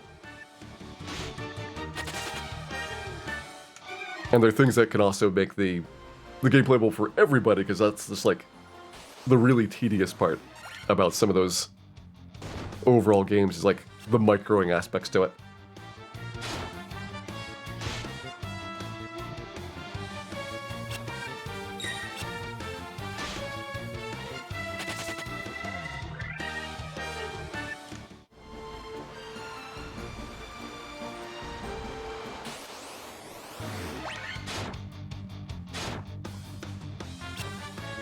Want them to remake the Phantasy Star games.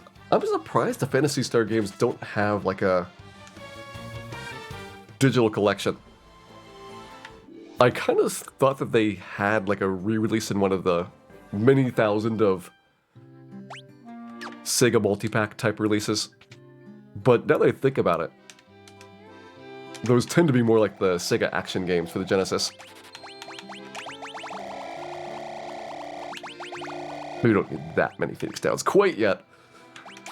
I mean, eventually we do have data on the team after all.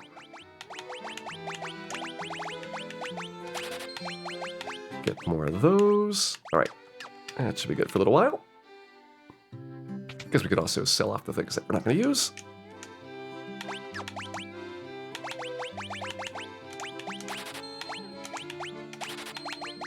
Extra silver bracelet. Done with the dragon sword, yeah. I probably don't need the heal staff.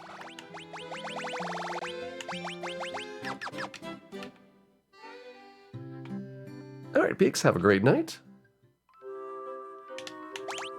Pleasant dreams to you. And hope you enjoyed the show tonight.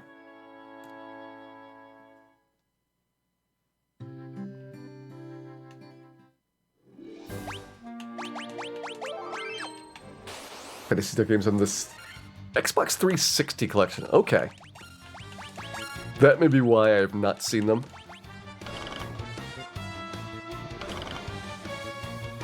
There's a couple of titles that are weirdly, like, Xbox exclusives, like the Panzer Dragoon remix for a while, were like Xbox only. Because they released Panzer Dragoon Orta on Xbox, but not any other platform. So I wouldn't be surprised if some of those 16-bit games have kind of fallen into a similar situation where, like, well, you'd expect them to just be, like, released everywhere in collections. If it was, like, some platform-tied one, you might not have seen it.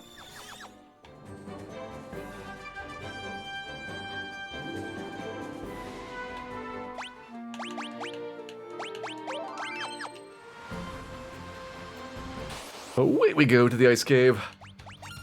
We're going to have to full clear the ice cave, which is not a big deal other than the trap tile fights. Trying to get some of the enemy encounters while we're there.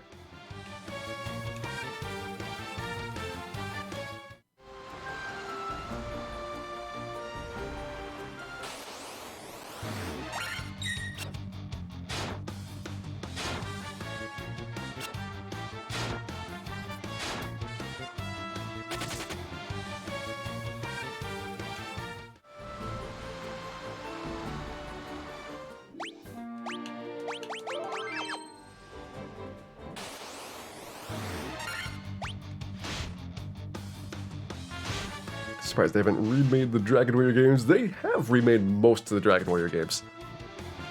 1 through 3 got remade.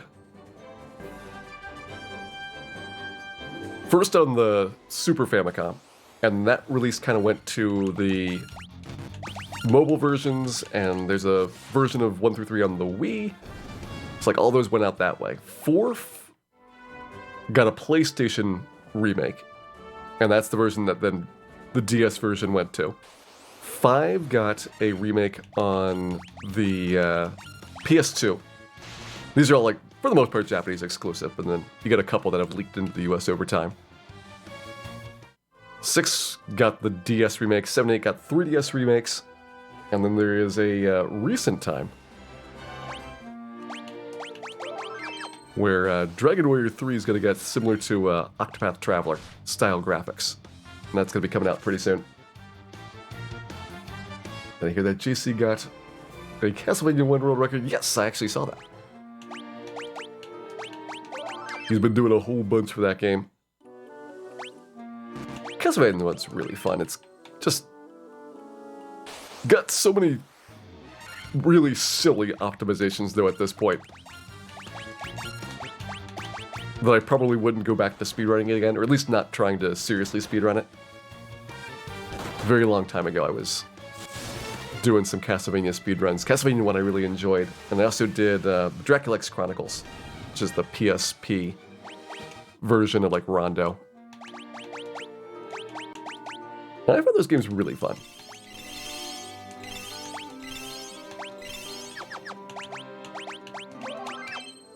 Here's our first Wraith. We already got our bones, so we can skip those. You know, the critical hit on the bat. I mean, if you know the critical hit on the bat, then you kind of know critical hit on Dracula, although it's really dangerous compared to the bat kill. I think the big thing to know about for Castlevania 1, if you're first getting into speedrunning, that is the boosting off of enemies to get to platforms early, just saving you a whole bunch of time not having to go around certain parts of the levels. It's not super flashy, but it is really satisfying. Have I done the volcano? No. We are doing volcano after we have the airship.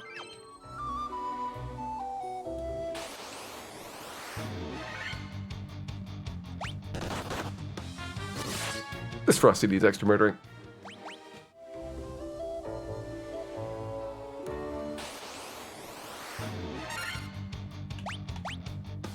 Okay, Image Wraith is done. Not to bother fighting these things.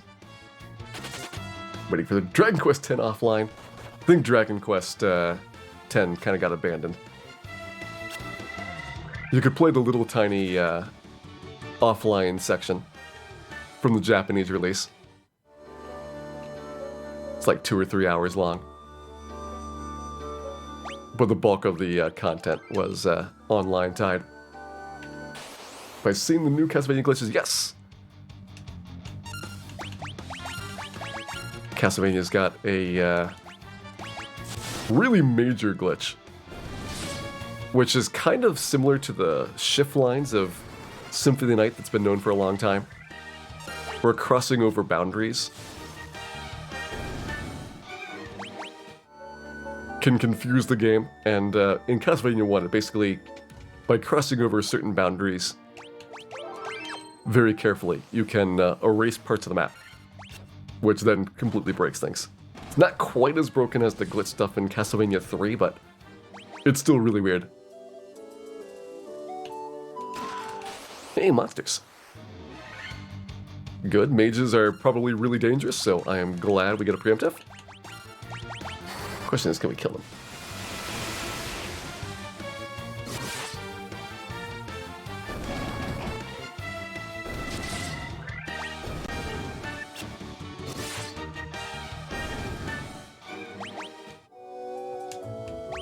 And all that for cloth armor. Worth it. Totally worth it.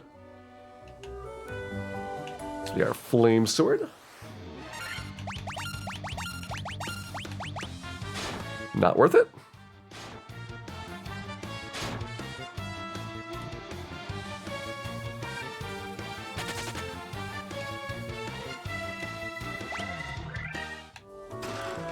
Let's see, we've already got the sorcerer killed.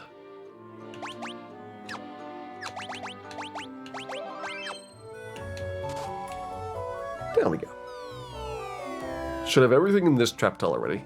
Image Ray Spectergeist.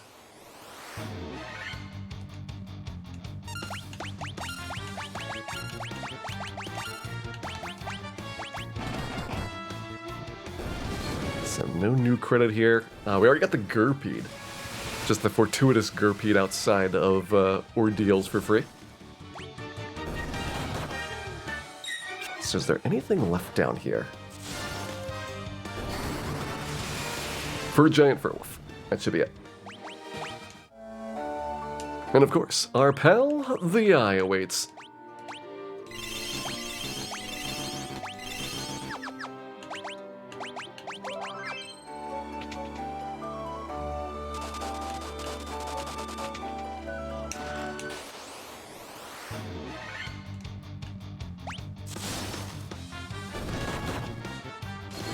Take that, Frosty. See the Frosties on both chests. But it's just blocking the ice mail. Hey. Legendary Warrior 500. Whatever that means. Probably means that we've killed a lot of monsters. Mithril gloves as well, which I guess is an upgrade there. We decided not to buy this silver gloves back in Crescent Lake because you get a bunch of free ones. Going throughout here. We'll get a Furwolf trap tile guaranteed. So that means if we don't get the Fur Giant with the Furwolf, we'll be okay there. You have all trap tiles you can only fight once. So in some ways it's bad because you could walk around the trap tiles sometimes and not have to deal with the battles. And this version you're forced to do it because it's part of the boxes. But it also means that sometimes you can skip some of the refights. S Cardinality, thank you very much for the raid there. Hope you had a great time streaming today. We're currently doing the Pixel Remaster version of Final Fantasy I. For many, many months, I have promised the people that I would show off what the Pixel Remaster version was like, and we are doing every single achievement this game has to offer tonight. So come on in, and I hope you all enjoy the show. Thanks for good wishes, Nest Card, Galanorian Saber, Palm Factory, Mr. Sock Monkey, John Mac 999, Evil Dimebag, Jerry Gamer. Welcome in all. One's a Pixel Remaster randomizer. Good news, there already is one. That actually was available like pretty much one day after the Pixel Remaster came out. It's not as advanced as the NES randomizer. That I think still is one of the best randomizers for RPGs in general. It's just so polished by this point. But if you like randomizing things, you can do it on this version.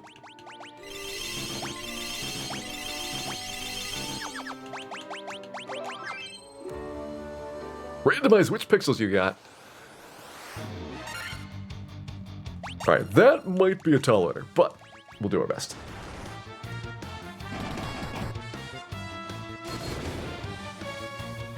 Hey, Interloper. Those that don't know, Interloper Zero there is one of the main forces behind the NES randomizer. And has put a lot of effort into building a big community around randomizer players.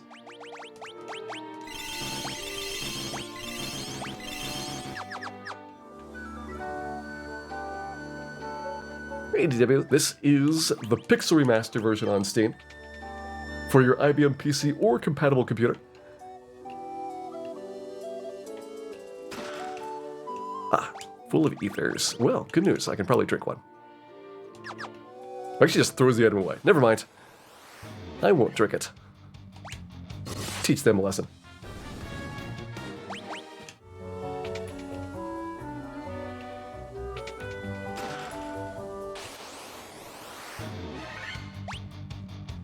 Hey, Dragon Zero, thank you very much for gifting that sub out. The support is appreciated, and I hope the recipient enjoys those emotes. Let's keep up with the murders. So we're doing all achievements. I have to open up every box in the game, kill one of every monster, so it's a full bestiary run. And we also have to get to level 50, which is not the maximum in this version, but it is gonna take a while. There we go.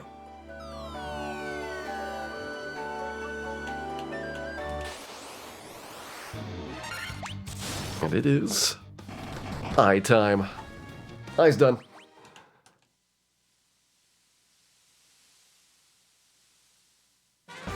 And the floater is ours.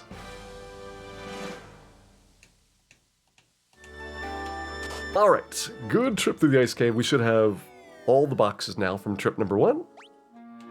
Let's confirm that ice cave is marked as complete. Yep, 15 chests, 1 key item.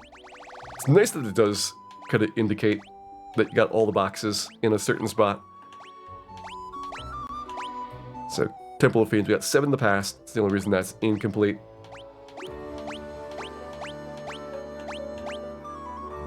Oh yeah, Dwarf Cave, you still got the adamant to go pick up. That's why that's incomplete. All those look good. Alright. Nothing missed so far.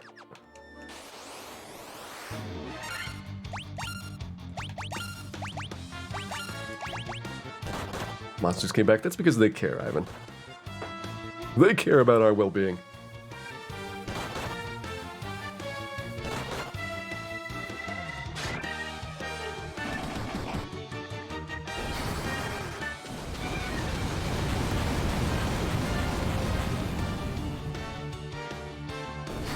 They're also very combustible. So they got that going for them. And I believe we've also gotten one of every monster that appears in the ice cave by this point. So I don't need to farm anything here. Took us a long time to get a man-cat out of ordeals. Other than that, it's been pretty easy getting the encounters.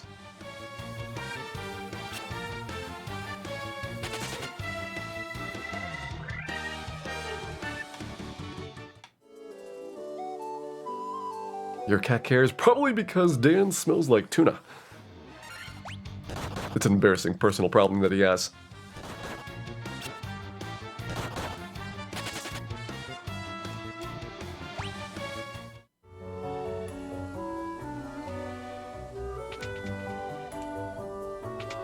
There we go, almost done with Ice Cave here.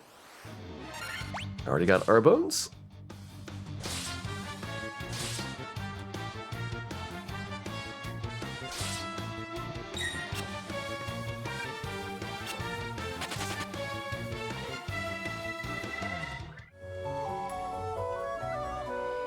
We are about to go get an airship. So we do have all of the canoe monsters already done. These guys are done. I think by this point, Bull and Troll are not nearly attractive enough to bother fighting. Especially as we get to more advanced dungeons like the Sea Shrine and Mirage Tower. Experience just had its rolling in at that point.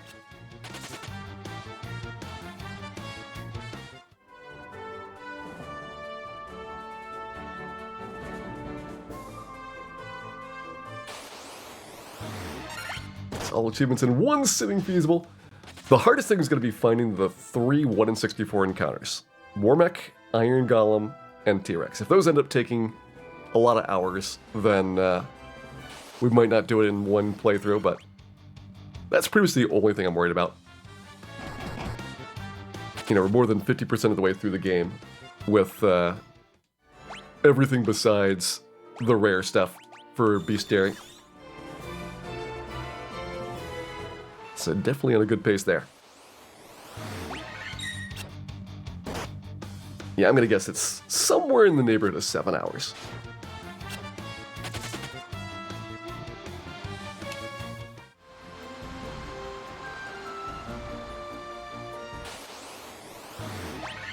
Well, thank you for the good wishes, Miss Soap. We did do the full bestiary playthrough of the PlayStation version. couple months ago. That one didn't have to open up all the boxes, but same concept for being able to find the 3 big fights.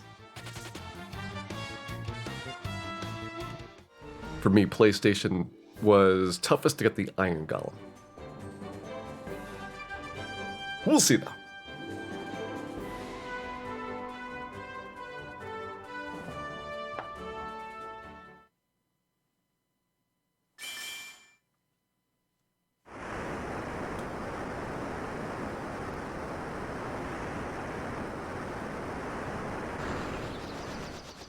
And we'll see an airship arise from the sands. Fancy boat obtained.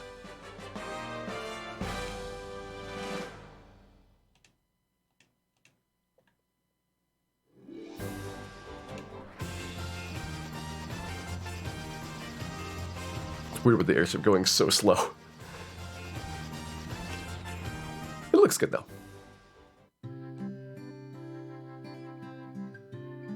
Excuse you. Alright, so things we don't need. Steel gloves are kind of obsolete by now. I know I'm hanging on to that heal staff, even though I will probably never ever use it. Don't need a silver shield. Silver sword's obsolete now. So all that can go.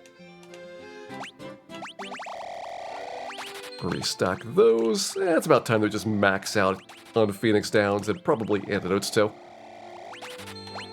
You know what? Let's max all of these. I don't have to worry about it ever again. Is it worth maxing the gold needles? Ah, whatever. Do that later. Media Meltdown. Thank you very much for resubscribing. Back for 21 months, and thank you for the good wishes. Hope you've been having a great time this weekend and are enjoying the show. Is there a Masamune in this version? Yeah, they probably have enough room for the extra letter, so it's no longer the Mazmune.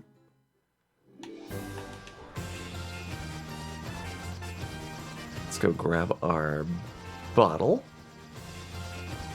Probably also want to get the pro rings and maybe a gold bracelet or so. See how much we can afford.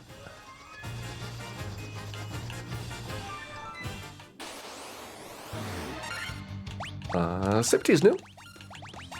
First time fighting one of those. Might get an Ankylo here. Trying to think about anything else that is worth going after.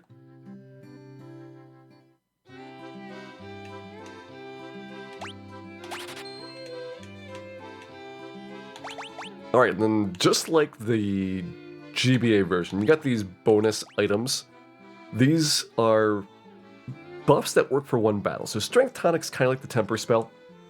You can throw it on anybody to increase their strength. Giant's Tonics gives you a higher temporary max HP, which is great for boss fights if you're under 999 to give you some headroom. Protect Drink's kind of like the Fog spell, increases your defense. And Speed Drink increases your accuracy score, and that in turn gives you more attacks per round. We might be getting some of those, but really only Chaos is going to be interesting to talk about for him. Hey, MKLAP. Thank you for the good wishes there. Tell you about the fairy in the bottle. I think that's okay. Like, you can kind of see into a bottle, and you probably see a fairy inside.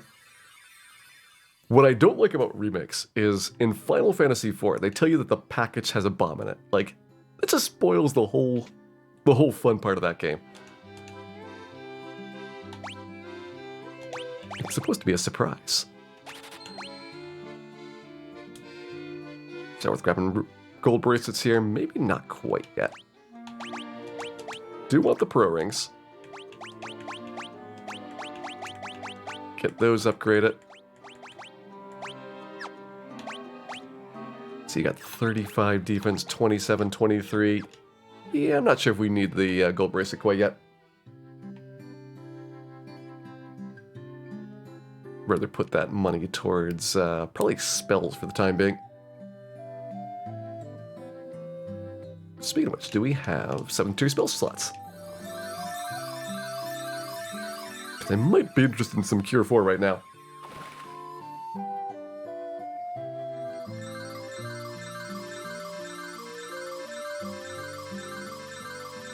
Carnelian Signet, there you go. Like, that's just so much better than saying it's a bomb.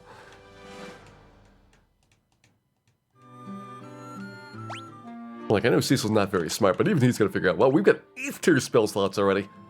They just give you spells in this version. Alright, good news then.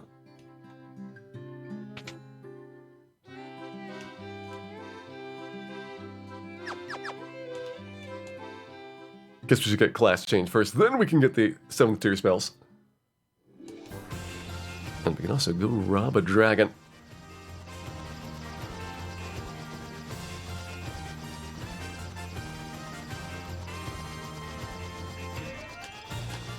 First though, some unnecessarily long hallways await. Let's go. So long, so unnecessary, and so very attachable.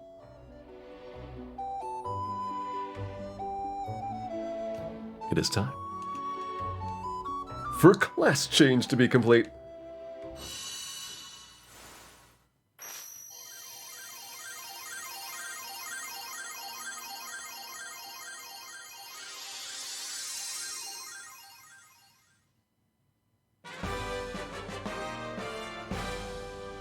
I will say I like the upgraded sprites way better than the base class sprites in the Pixel Remaster. Like, I feel the upgraded sprites were a little bit weak in the original version. So it's good to see that they touched them up quite a bit.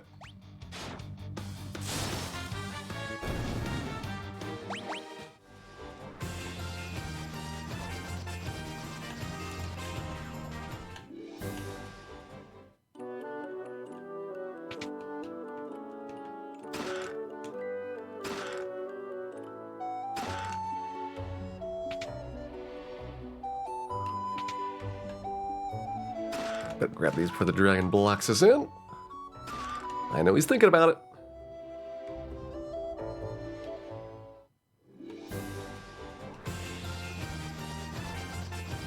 The element of black belt may be a little bit of a stretch, but the rest of the 3 look really good.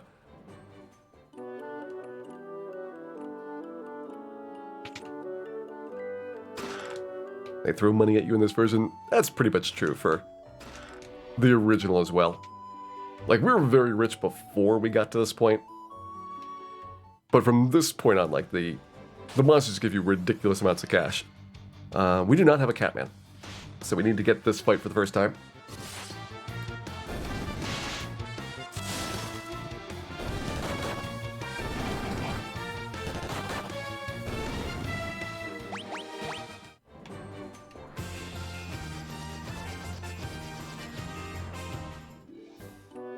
Is Master fixing the division? I believe, yes, all the remakes have rebalanced magic defense in general. So you no longer are incentivized to wait on class change.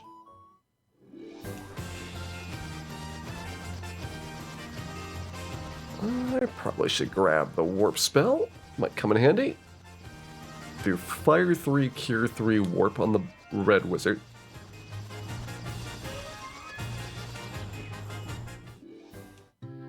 Grab the exit spell as well.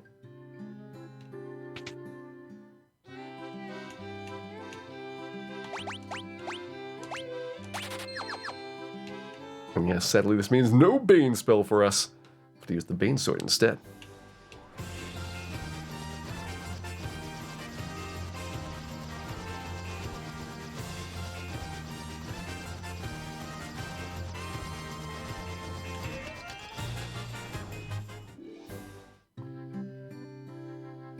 Yeah, prices are a lot cheaper in this version.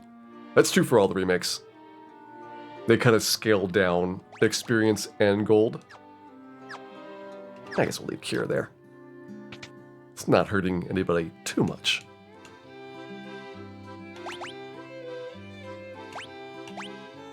Go for the fogs.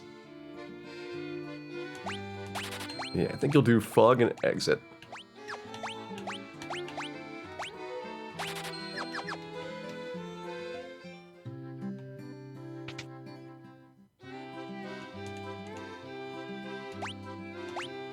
you can get lit 3. Yeah, you've got a limit of 3, but you can forget them. That was a nice quality life improvement added in to the remakes. Is if you make a bad choice, you can just get rid of it. You're not stuck with a spell forever.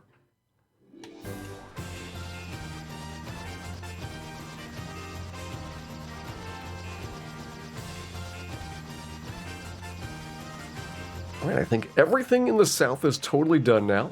We can get the Tapa Sea Shrine checked out. Once we do that, then we have some more goodies and get our slab quest started. With travel spells, the waterfall is also pretty attractive here. And oh yeah, I forgot I was going to get the Cure 4 spell. Well, I will get Cure 4 and Heal 3 soon. Plenty of money in the Sea Shrine to pick up.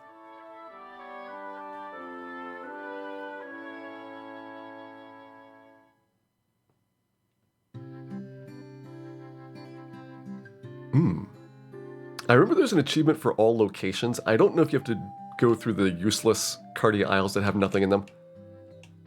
It'll only take a minute though, so that'll probably be something I'll do just in case. Oh, spooky Ghost Mermaid. So spooky, so ghostly, and so mermaidish. I think it counts. It's the time to get a ribbon. Not yet. Ribbon's at the bottom. We'll get a ribbon in the waterfall though.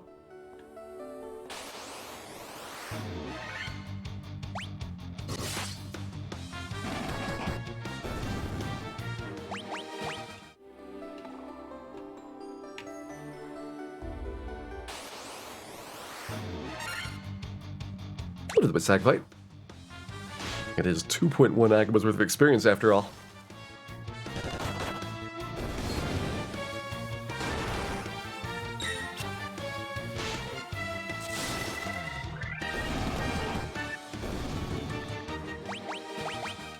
Yeah, as far as I know, you don't have to talk to like all the NPCs or something.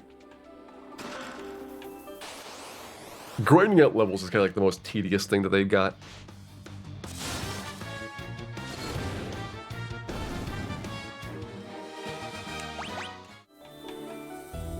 I don't call Bestiaria as tedious because there's some interesting monster finding that has to go on to fill out your Bestiary.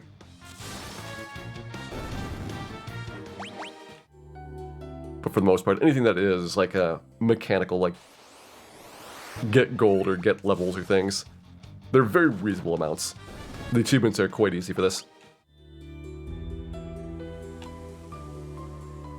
Okay, we do want to clear out all the chests.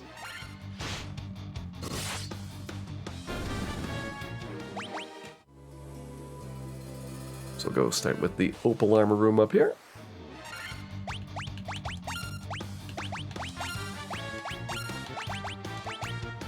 Joy Silence of Sags. Just what I was looking for.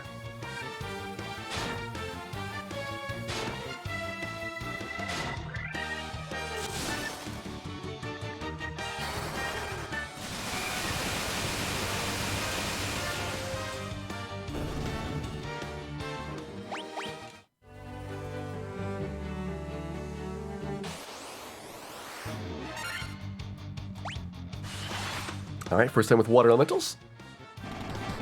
Still have not seen ghosts. Still haven't seen sea troll, sea snake, and lobster. Which is kind of surprising considering how common those things are.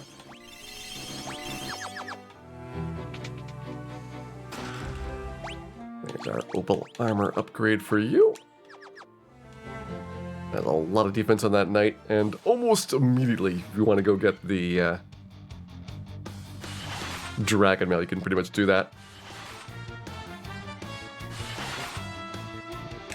This game is less linear than many other Final Fantasies, especially once you get past Lich and have the canoe. Then you've got a lot of flexibility about how you want to do the rest of the game. We've seen the Odd Eye, not yet. Ooh, is this one locked? I actually don't know if we can test it, but let me see. It doesn't let you check whether the door is locked or not. I'm assuming in my heart that it's still locked.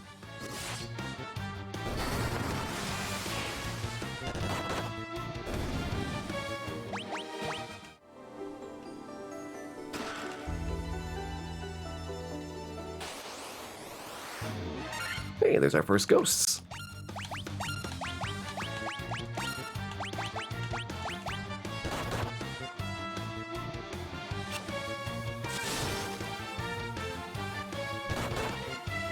Get ambushed on can't runs, ambushes and preemptives. So it can work in your favor as well. Like we had a bunch of Frosty and Zombie fights that were preemptive. This makes those kind of trivial. I guess just the Zombies, because the Frosties were runnable. We had preemptives on some wizard battles.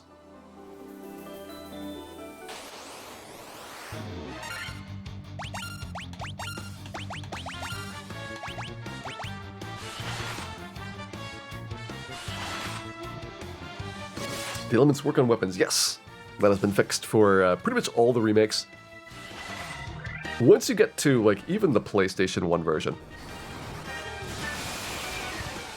Back more than 20 years ago now, like, all the bugs in the game have been fixed for a long time. And they have introduced balance changes. So the game keeps getting updates and overhauls for, like, some of the mechanic stuff. But all, like, the basic stuff works. You don't have to really worry about that anymore. Here's our Fire 2 stick. We got the light axe. We'll get the 12,345 gold chest, and then we'll get the mermaids.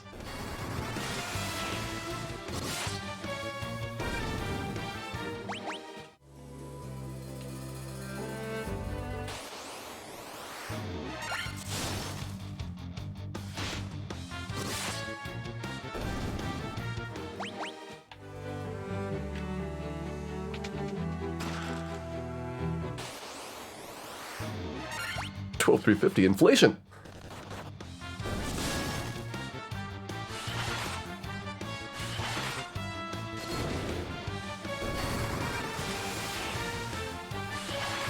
Hey, Mr. Azio. Glad you enjoyed the Final Fantasy VII playthrough. That was super fun because I tried to do that without, like, looking at, you know, any strategy guides or anything. Just lots of trial and error on the weapons. Because I'd always just, every time I had played that game in the past, you know, get Knights of the Round and just blast everything. So it was kind of fun figuring out alternative ways of solving the problems.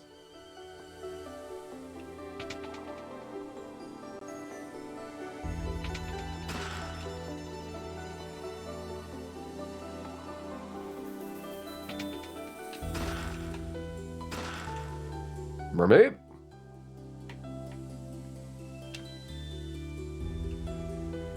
You really need diagonal movement for it to slip past NPCs.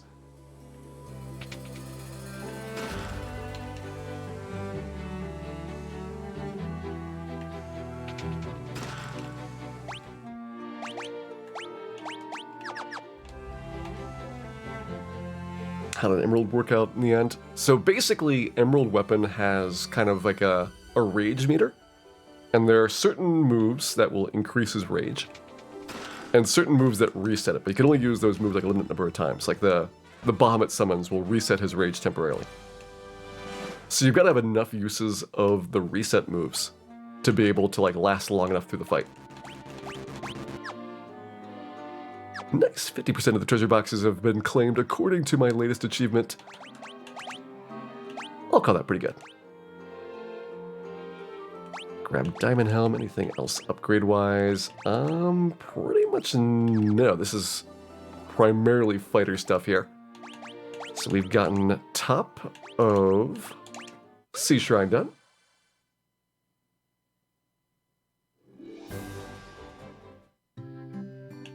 Does hold anymore count as a chest open? I believe so, because it seems to just destroy the items.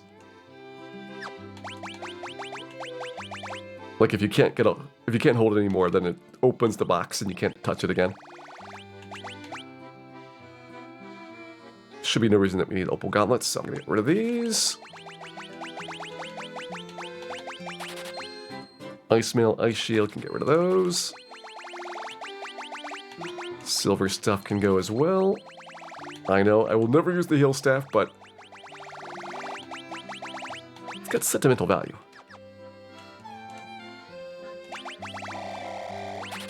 Max those out. Let's grab some 7th tier spells.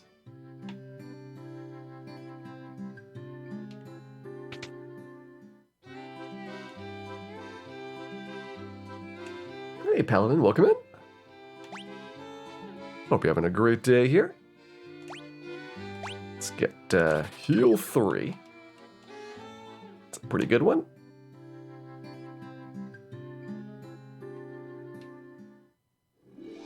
You can maybe argue for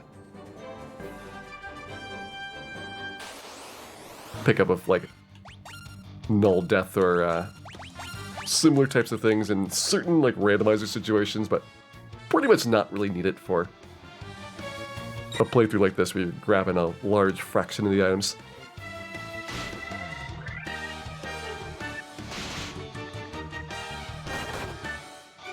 You'll have plenty of resistance sources by the time that you reach the end of the game.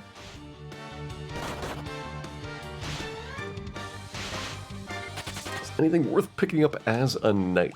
Typically, like on the NES version, Michael, you'd be picking up, you know, Cure 1 and Cure 2, because you just don't have a lot of healing. And in these remakes, because you have the ability to get high potions, which is like quadrupling your healing that you can carry around, and you've got ether so you can refill your mages. It's unlikely that the difference that having a couple of Cure 2s on a knight is going to do is ever going to impact things. Will there be any out-of-bounds bats? I don't know. If you have been good enough to deserve something so honorable. Not to mention so out of bounds, but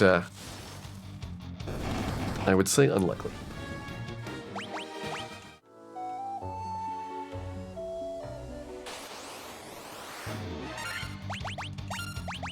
On the NES version, Out of Bounds Bat has a basically 50% chance of appearing. Depends on what the bat's first move is, for whether he'll be in that Out of Bounds region or off on a different portion of the map. But sadly, because I think Square Enix, in their cold and black hearts, does not want you to have fun, has made that bat permanently inbounds.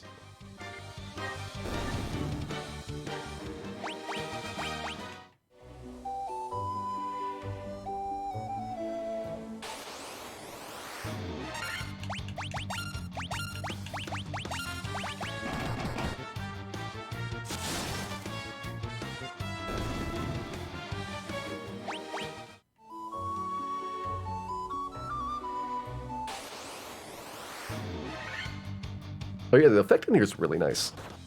I think they did a great job with the environmental effects and the music. Like the way that it kind of integrates well into the world is just super well done. It's like my favorite part of the game.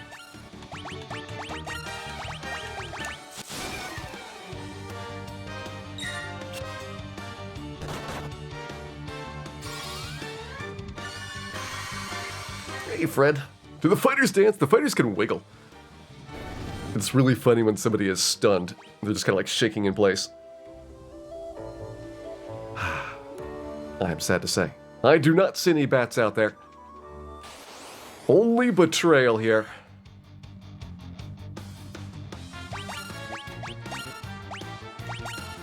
Do actually need to kill a Paralisk.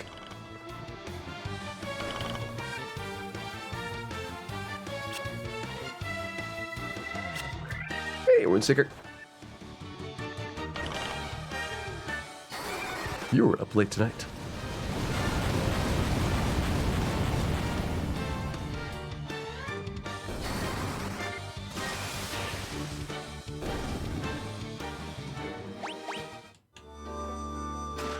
Betrayal resolved, and the robot has been robbed. We got a cube.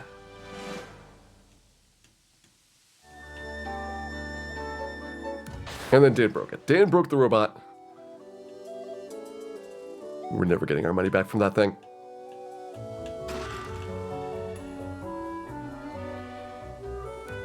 Okay, ribbon. Can I get the next box? Mm-hmm. This truly is the ultimate betrayal now. There we go. Defense sword acquired. That's actually a really good weapon for a long time on our fighter. Give that to you. Give you the ice sword. I should probably put ribbon on fighter at the front, even though it's so tempting to just leave you with diamond helmet. Now, you know what? We'll put ribbon on the black belt. You're pretty important, too. There we go. Done with the waterfall.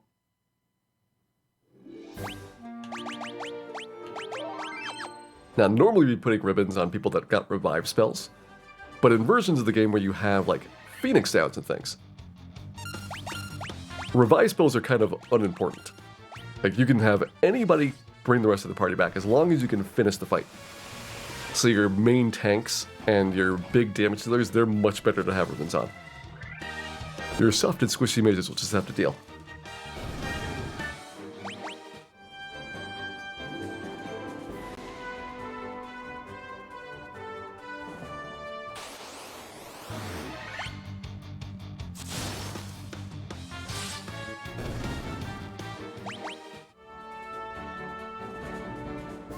Okay, I'm still missing Ankelo. We didn't get Gasty in Waterfall, but that's a really rare encounter. So I'm just going to assume that we get Gasty out of Temple of Fiends instead. Hitting all the unused aisles. So that one's normally unused, this one's normally unused.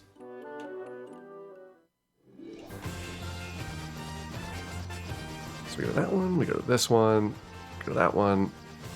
Okay, I should have been to all the Cardia entrances now. Just making sure in case that's part of the achievement. There's an all locations achievement, but I don't know if that's important locations or just everything.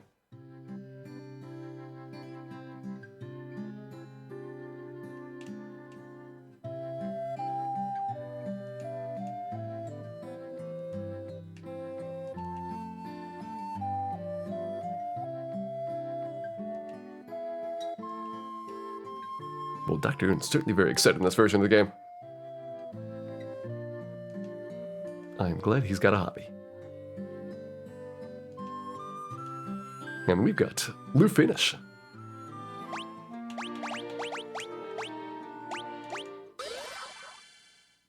There we go.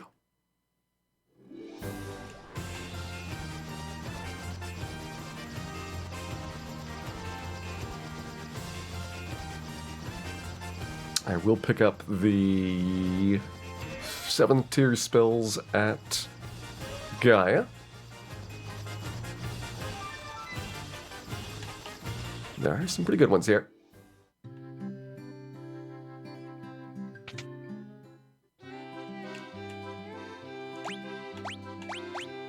So you get Blizzaga.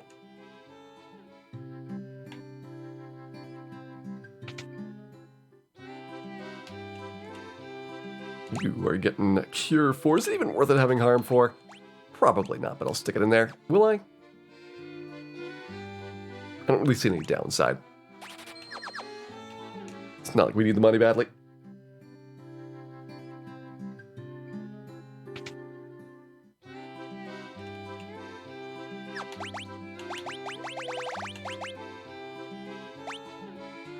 Goodbye, Wizard Staff. It would be fun to confuse Carrie.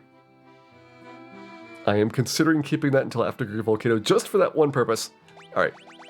I want to see if we can confuse Carrie while we're there.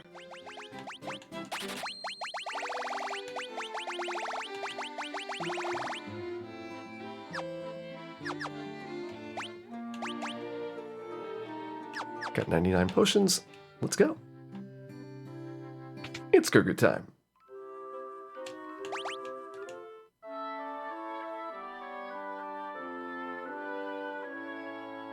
Ethers and Cure 4 potions are basically useless. I mean, it is only what, like 108 cure force?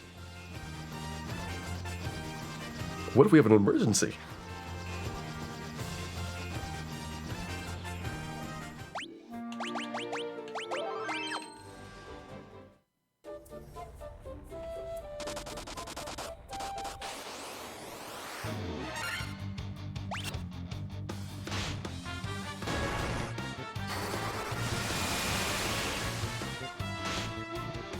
Looks like Waymage still doesn't have enough intelligence to really blast with that wizard staff.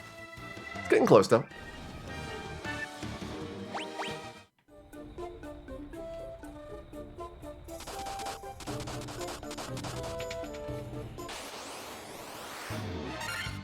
We actually have never fought an iguana. I just realized that.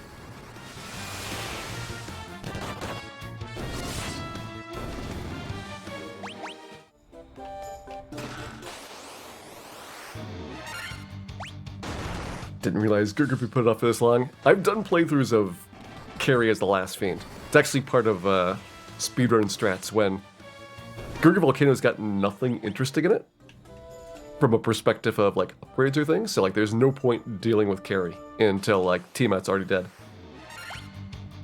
Hey, Mr. Ith, welcome in.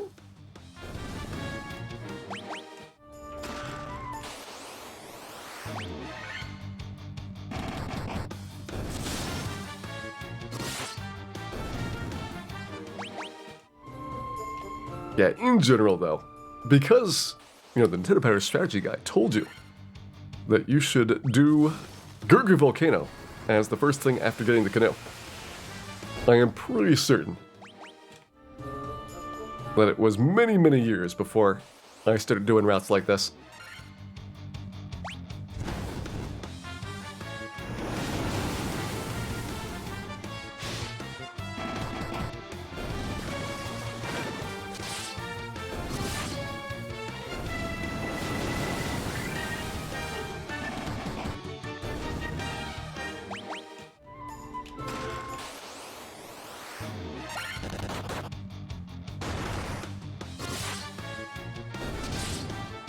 Is it the minute route?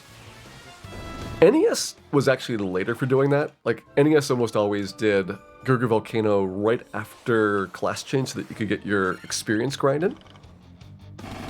But for some of the other remake versions, where you could grind at the ice cave with the eyes, so like GBA version, there's no point to doing Carry until, you know, basically you are done with everything else. Just like the faster you can kill her, the better. So you want to be like max level by that point.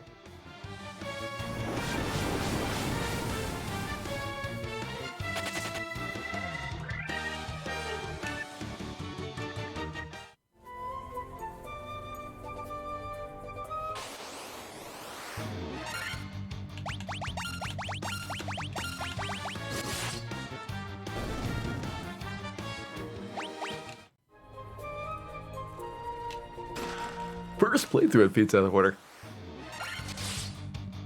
Yeah, if you're a person that wants to explore all the rooms and get all the boxes, Gurgur Volcano is a bit of a trap. Every time I see somebody play this game casually, like I watch them, you know, dodge around all the lava, so they're getting as many encounters as possible. And this is like a pretty lengthy dungeon. Like, you need a lot of stamina to make it all the way through and then kill the boss. It's one of the harder dungeons. Like, Sea Shrine, at least you get to take a little break, because you got the midway point. And that's not an option with Gurgur, it's just all straight through.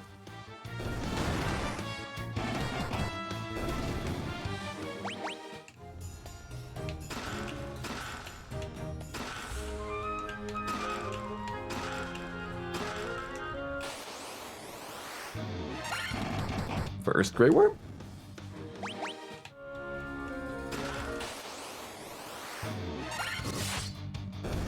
Yeah, I'm not a big fan of the trap chest replacing the trap tiles because, like, for example, you only have to do the trap tile once to get all these boxes. But they make you do the fights for the individual ones here instead. And they made the floor slightly smaller, which is kind of rude. What did that floor do to you?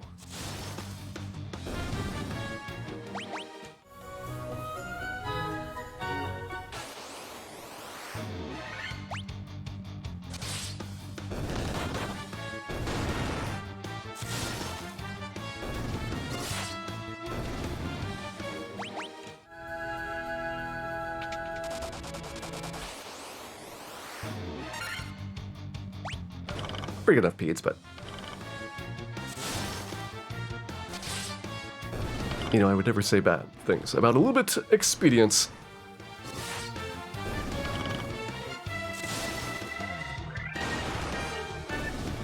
Ooh, I wonder if we have to go to the rooms on Carrie's floor. Do those count as unique treasure chests now? They probably do. Now that I think about it. Don't know if it's going to show me the info for how many chests it thinks Gurgu has. 37? Yeah, normally there's 31. So they've gotten all of those extra chests filled with like junk or something.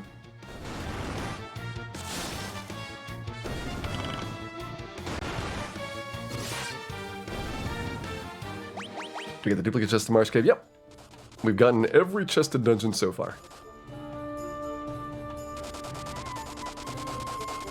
You can actually look at the count of chests, so it's at least helping you avoid missing them.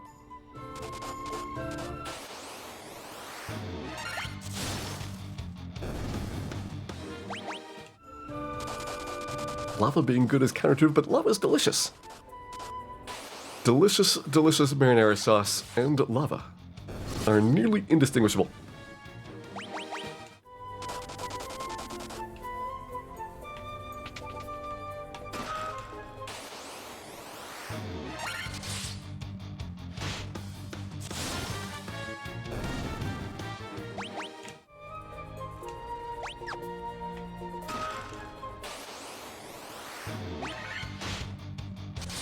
Discourage grinding. Discourage is agama collecting. That's what I say about that. We are going to get like 5 agamas maybe, tops. This is just inadequate.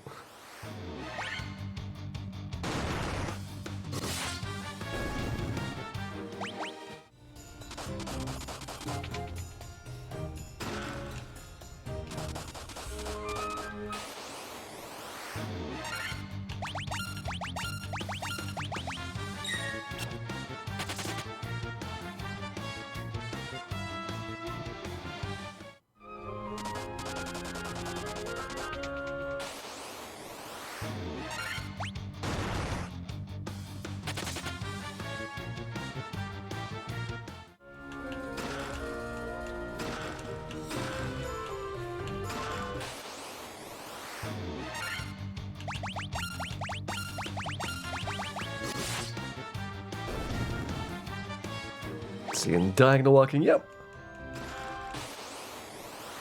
I think it's a really small quality of life improvement that doesn't hurt anything.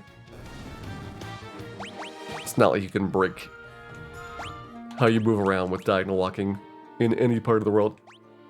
See, there should be no reason to need any fire ice items. Those are just gonna get sold off.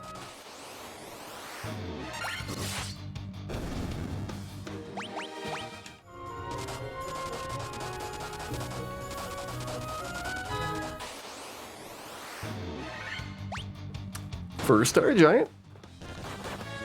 It's another unique monster down.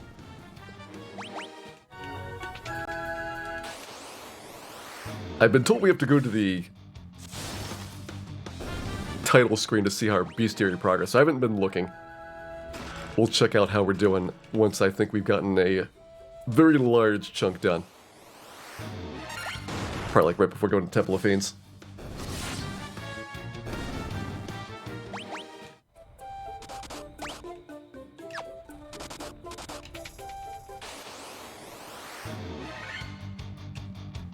Like the flashing, yeah, this is from the other remakes as well. Instead of flashing the whole screen, it flashes your character, which I think is a pretty good design. I was going to talk to Twinge about that, because Twinge was looking at different ways to customize how the lava and ice flashes worked. And somebody brought it up when we were playing the GBA version. We were doing GBA All Dungeons. It's got the same effect there, and it gives you the information that you need, which is that you're on the dangerous tiles. But because it's only like a small point flash, it's not nearly as intense as flashing the whole screen.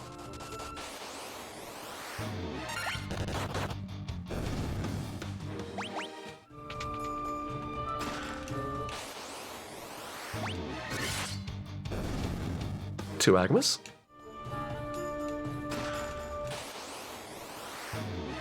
Three Agamas. Hey, Hyrule. Thank you very much for resubscribing there, back for 58 months. Thank you very much for that, and I do hope you enjoy our Pixel Remaster playthrough here.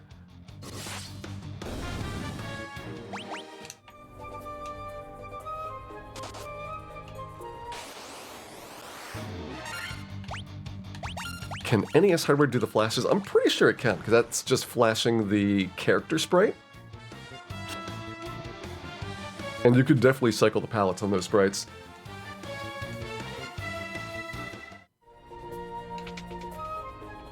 Alright, that one does not have a box.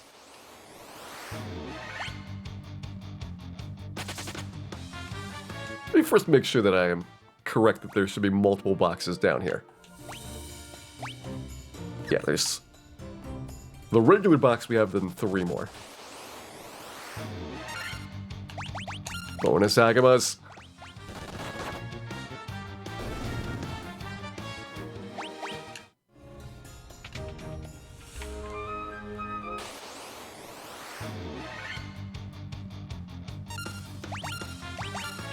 I don't remember seeing a Cerebus upstairs. We'd probably find one in Mirage Tower, but now we got one done.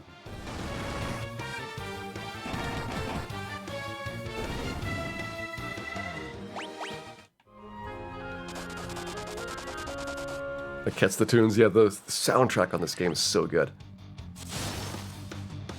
Still my #1 thing about the Pixel Remaster, it just sounds amazing. The graphics are like, okay. I actually prefer the PSP graphics. I'm not a fan of the game mechanics changes for the random enemy behavior for spells and skills, but boy, the soundtrack's amazing.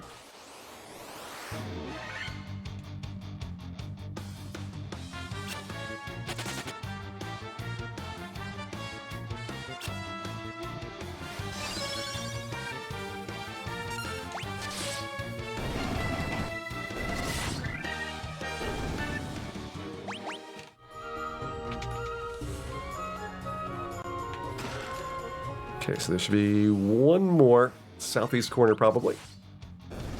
Bonus Agama. Hopefully there's a lot more of those. And that is, in fact, no bull.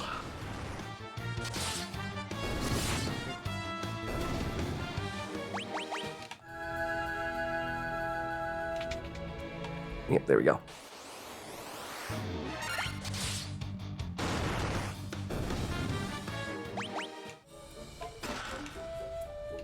Yeah, if you just want the Fiend, carry it to the southwest. And the one useful item, the Flame Mail, is in the west. But since we've already got, the Opal Armor, I'm only opening that box up because I need to open up every treasure chest for an achievement.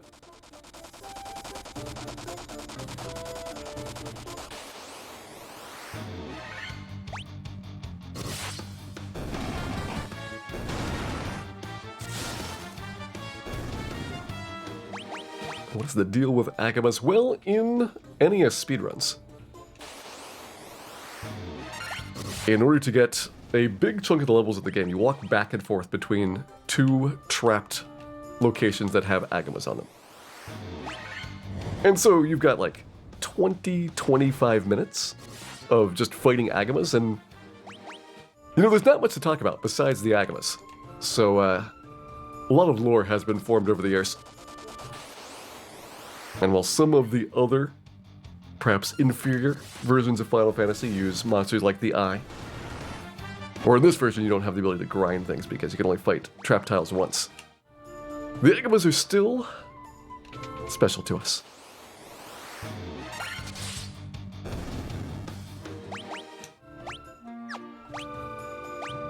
Okay, I've got all 37 boxes here.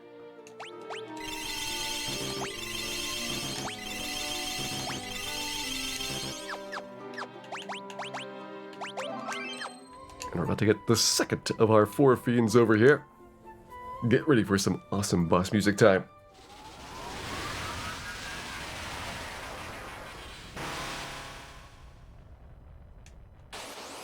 We're getting carried away.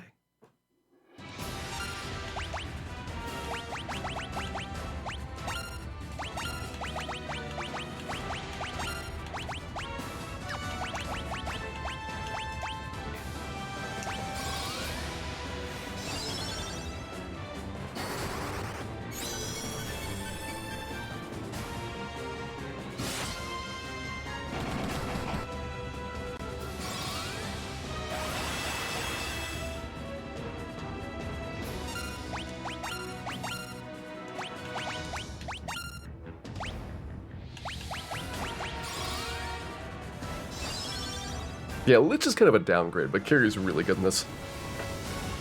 I think she's the best of the 4 fiends for the Pixel Remaster version. Hey, Capcom, thanks for the good wishes there.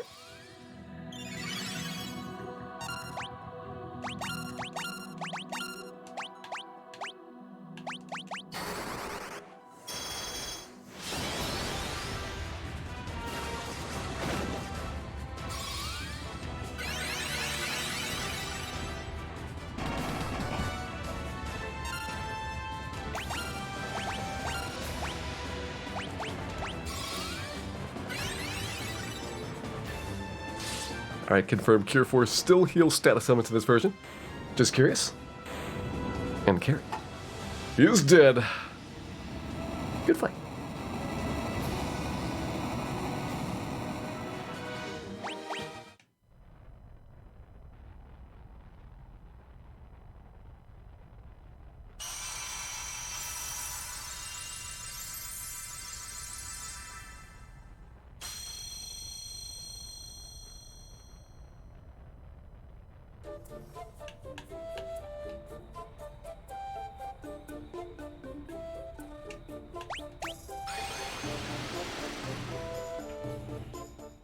Goku Volcano.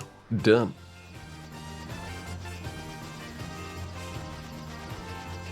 Didn't know about Cure Force status elements. That is a very obscure behavior. Especially fixing things like Dark or Mute, which you definitely would not expect.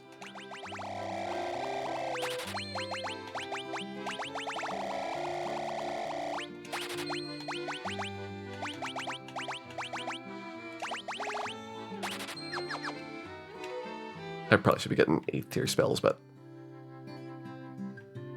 I don't think we really badly need them. At least not yet. Life 2 might be good to have. Wall spell could be helpful. And we'll of course get the Fade spell.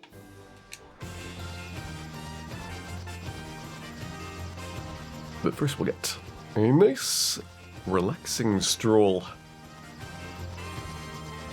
And hopefully, a Tyro Burger or 2.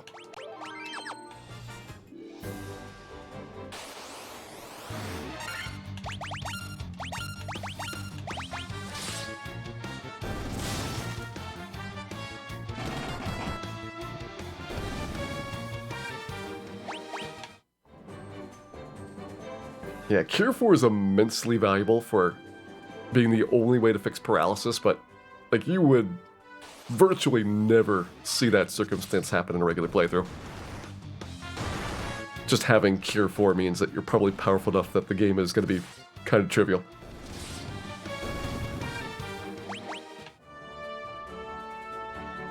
My turn, Team Stake On for Season 20. No more about the Tyro Chops.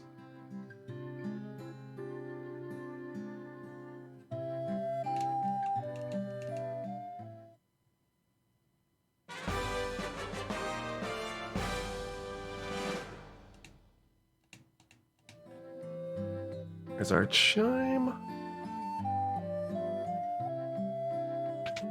Let's see how much these 8-tier spells cost. 40,000. All right. Get life 2.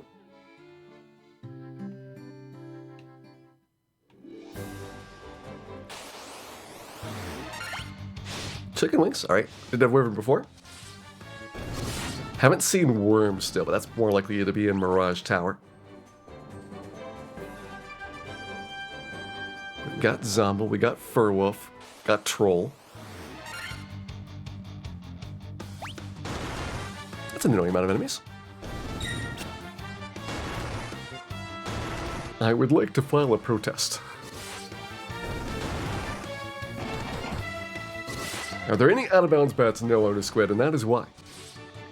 I recommend sticking with the classics.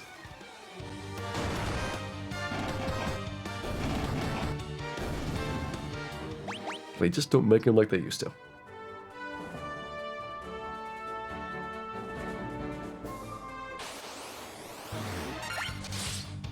Hey, Cornflopper.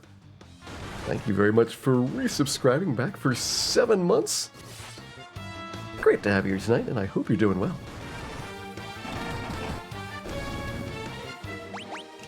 First time hearing the music? Yes, I definitely recommend the music for this game.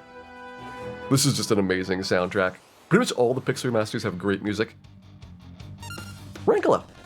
First time? Take him.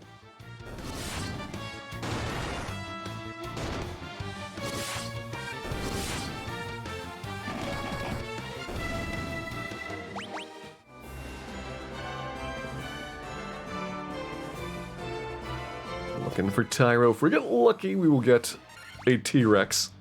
It's a 1 in 64 encounter, so probably not until we do the dedicated grind for it. Got the Ankylo done.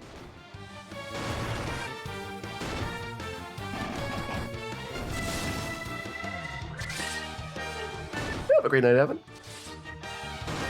Thanks for dropping by and pleasant dreams to you. Alright, one more try.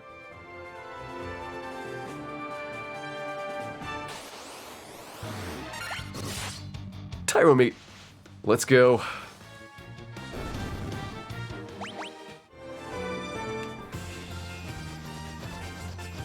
You know, I'm kind of tempted to just get the Mirage Tower stuff because it's just really good armor. Why don't we do that?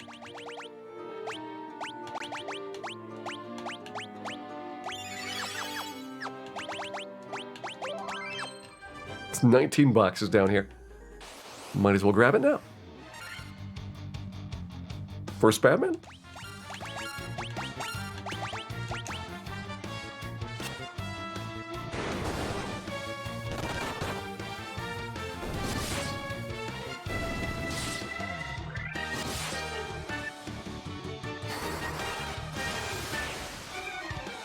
Hey, thanks, Tira. That was a big project for me to work on last year. It had been 7 years of asking Twitch for that. They finally said yes.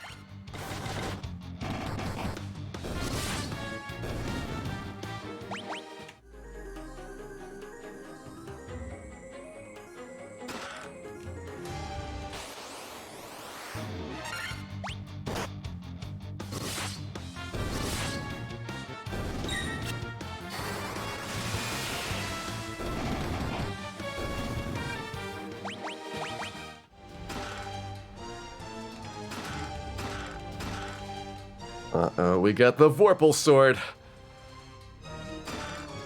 Things have started to get ugly.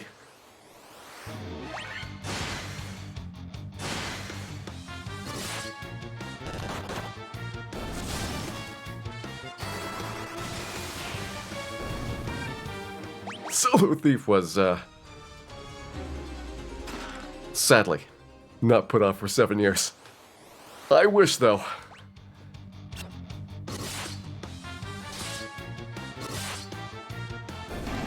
The greatest thing about having all 6 solo no-class change challenges done is that I never have to do those again. They were really bad.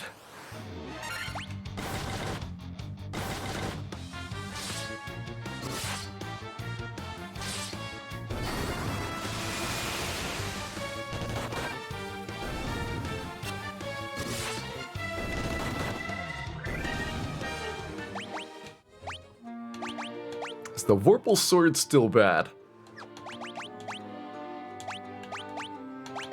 So, here's our current defender on. Then Ice Sword is the second best sword, so it's at the top of the list. Then Light Axe is our third best weapon. Then the Silver Axe is our fourth best weapon. We've sold the Flame Sword, of course. We haven't picked up the Sun Sword. And below the Silver Axe is where the Vorpal Sword is. Personally, I think it's a bit overrated.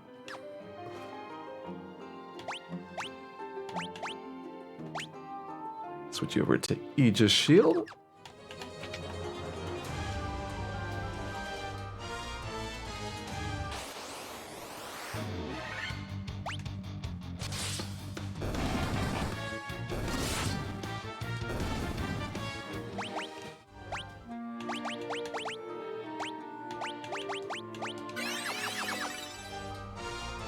Probably should keep healing Dan. He is likely to need it.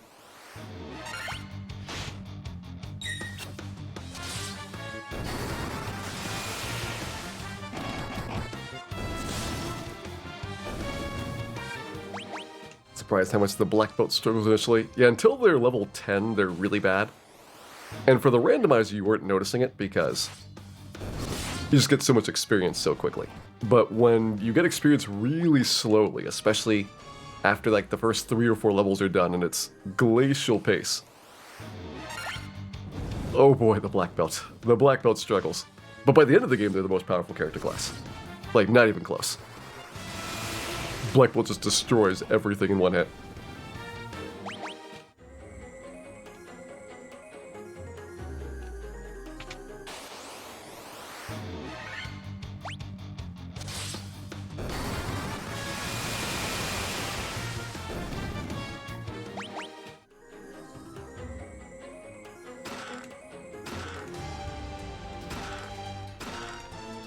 Okay, got the Thor hammer there. Might actually put that on Dan, because somebody else can use the gauntlets if they want to.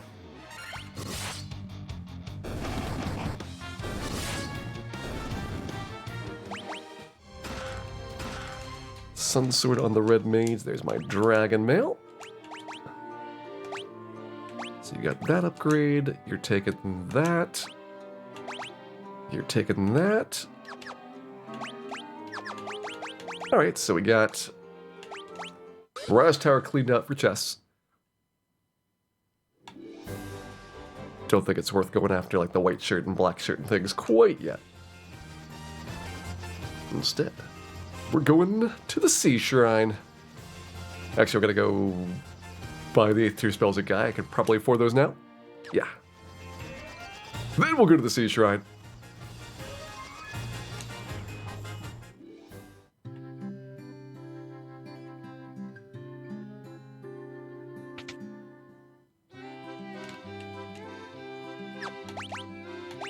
Things to get rid of.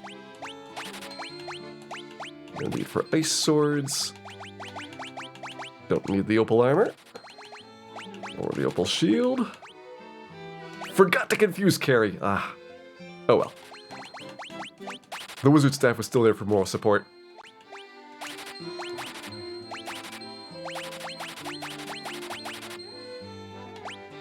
I guess I'll keep the helmet. I will not keep the Vorpal sword. I do have standards.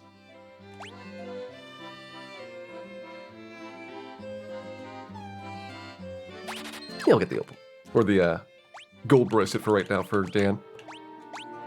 It's a slight upgrade.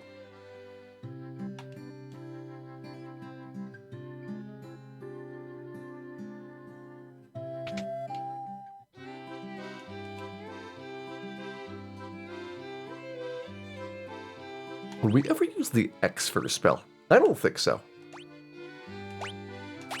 I'll get Fade, I will get the Wall spell. And then I will get out of here.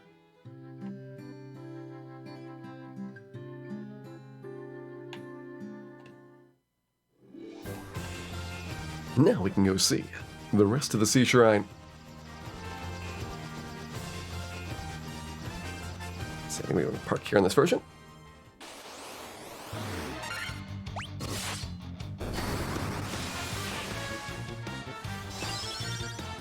Alright, is it just me, or is every time you hear that Lit 2 cast from the gauntlets, You wonder if there's an old man about to cast Meteor in the game. It's just like the exact noise from Final Fantasy IV.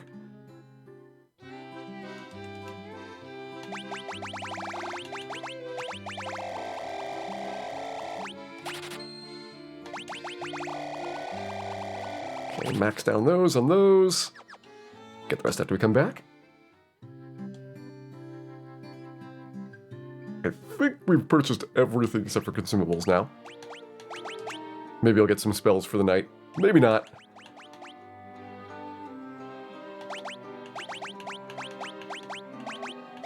Yeah, you've got everything I can think of as interesting. You've got everything interesting as well. Looks good.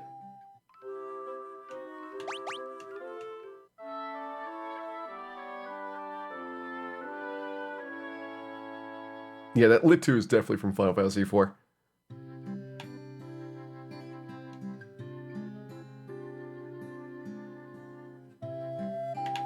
It will be unmistakable the next time that we play that game.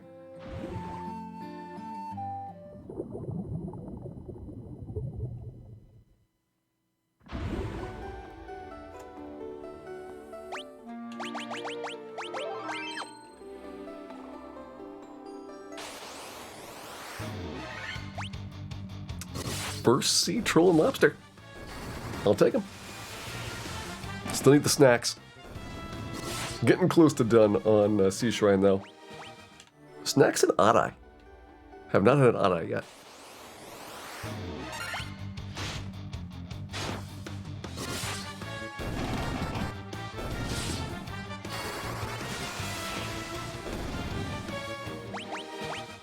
Second and fourth tier white magic is shameful. I mean, if you would like to use the mute spell on Astos, I will say that even one use of that mute can be kind of nice. But there's nothing good about 4th tier white magic. It's just really sad.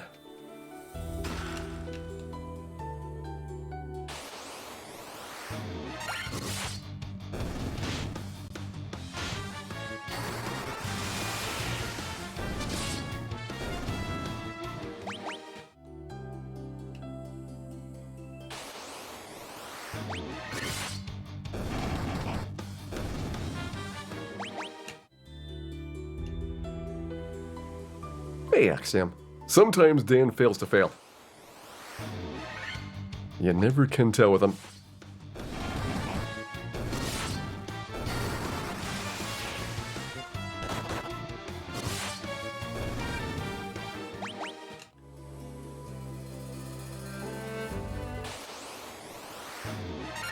There's some sea snacks. Oh, I should switch Dan to the hammer so that somebody else can use the gauntlets if they want to.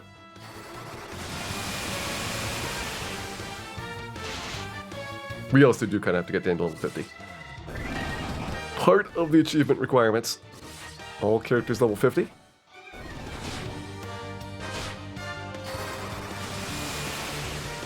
Well, I don't think it's going to be super hard at this rate.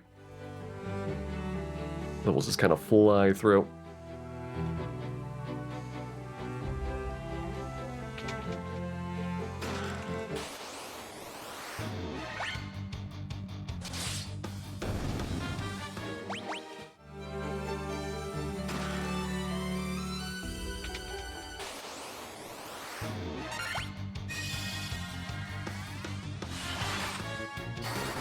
You know, Naga way less threatening when they have Lock instead of Lit 2 as their first spell.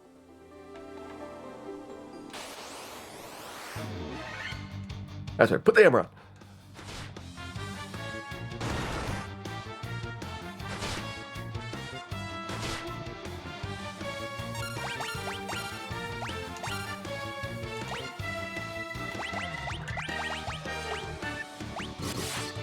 I can put gauntlets on Cal after this.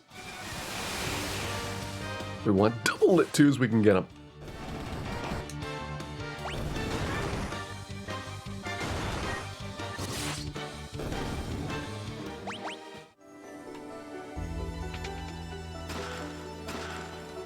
Really? Trap Towel there? Don't remember Trap Towel even if you're trying to get it in that box. Guess it's been a long time since I've ever walked up to the second row there.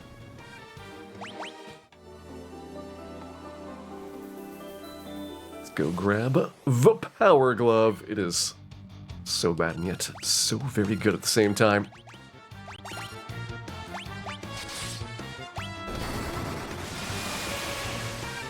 Quick T-Rex, Warmech, and Iron Golem Zytoyak. Those are the three tough ones. It's really the only thing I'm worried about for doing it in a single sitting.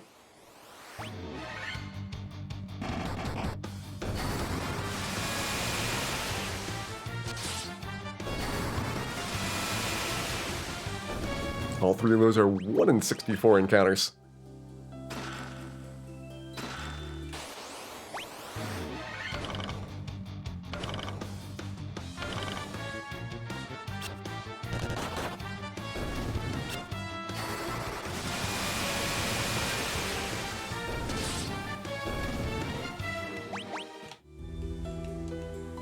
There's the Power Glove.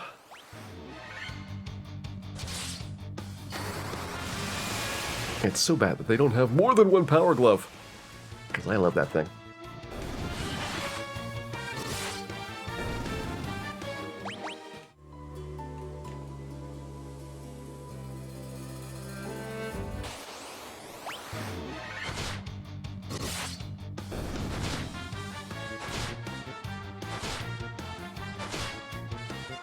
You get all of them in like 15 minutes? That is kind of ridiculous. When I did PlayStation All Bestiary, I got mostly good times except for the Iron Golem. That one took a while. We got pretty lucky, like Warmech was like first try, and T-Rex was like less than 10 minutes. And then Iron Golem was like an hour. So it can sometimes take longer.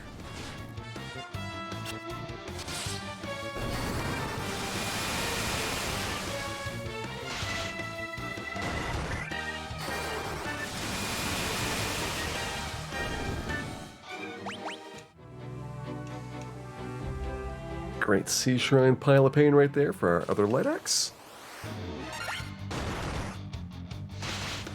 About to get ribbon number 2. So I think the plan is going to be that Ace in the front, Dragon Mail, Aegis Shield. Got pretty good elemental protection for the most part.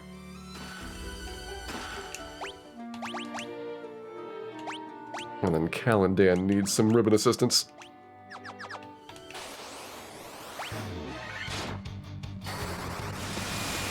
To do kind of the classic setup where your fighter is maybe a little bit vulnerable, but kind of there to soak up blows to begin with. With the black belt doing the real damage.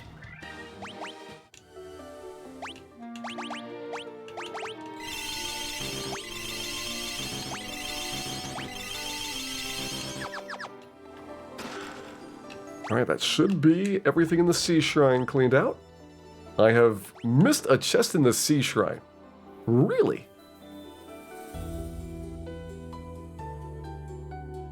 That is surprising.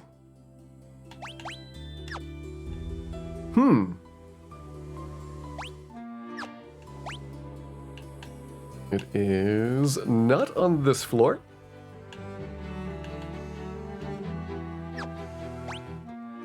Yeah, it's probably a linked chest that we don't normally have to go to.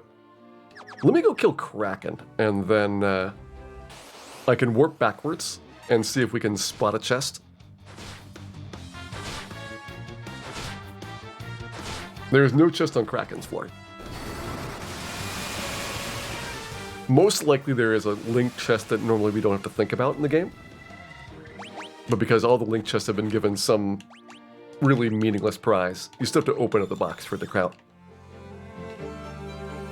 Not a big deal.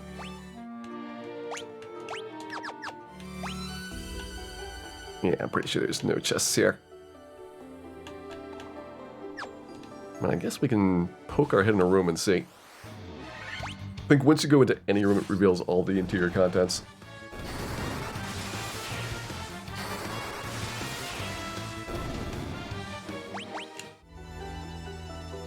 Another thing I'm looking for is an odd eye.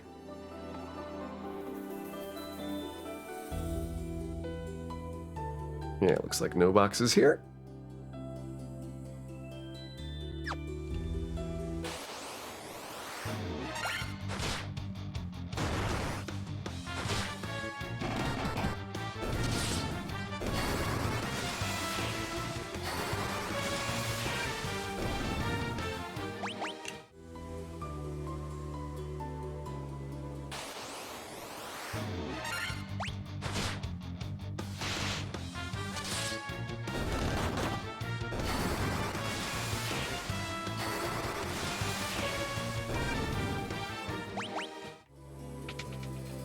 Okay, yeah. Nothing down there. Double confirming. So better get the Odd-Eye here or in Temple of Fiends in the past. There is an Odd-Eye Gershart formation on Kraken's floor. That probably has a higher encounter rate than this place does. But at the same time, I've learned not to trust those type of things.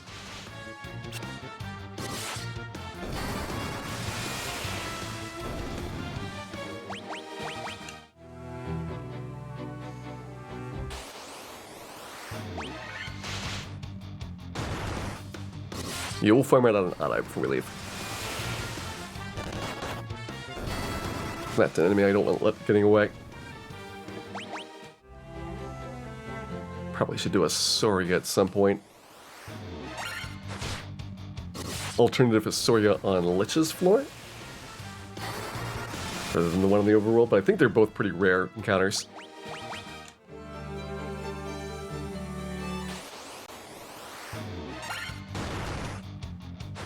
What's called an Odd-Eye is not actually the Odd-Eye, that's the...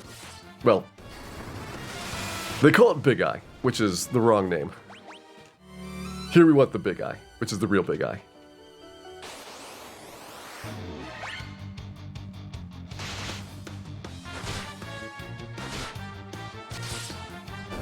It's one of the confusing renaming things between all the different versions. The big blue guy.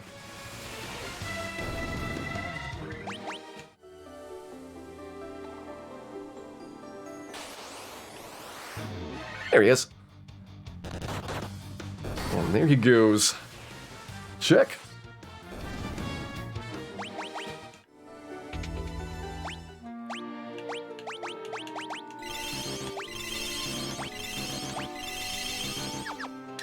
And time to go check out the Kraken. Also, more good boss music incoming.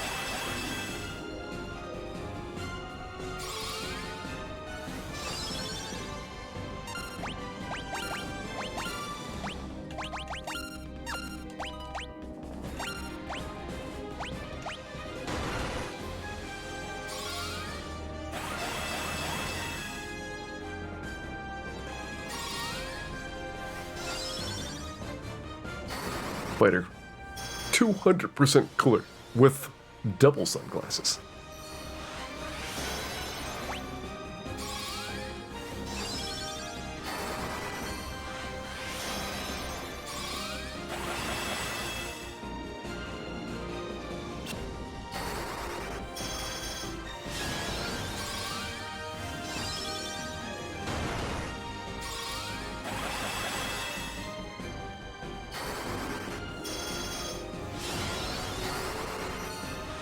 Alright, that's probably an excessive amount of damage. I feel like Kraken is going to regret this.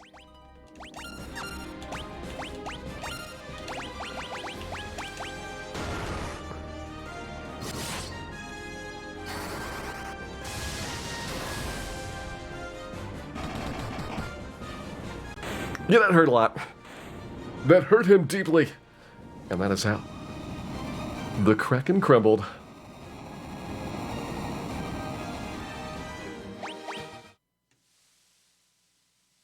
Good fight.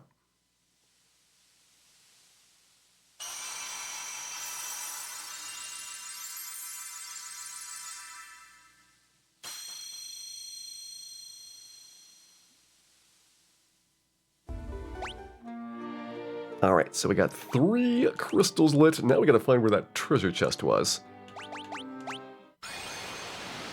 So let's go back 1 floor at a time.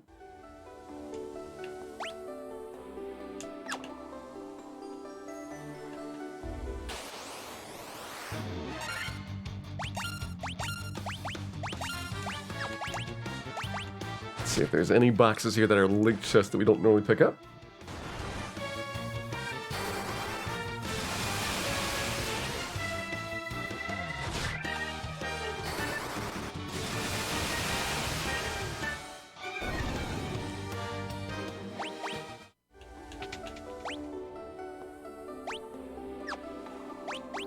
Yeah, still says 31 out of 32.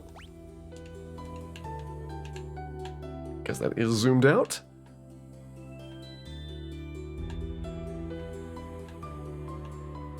Okay, all boxes on this floor look opened up.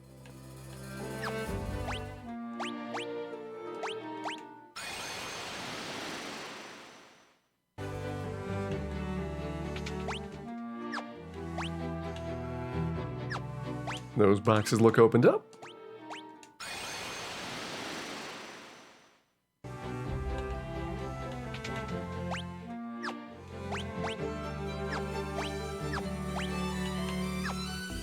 No boxes here.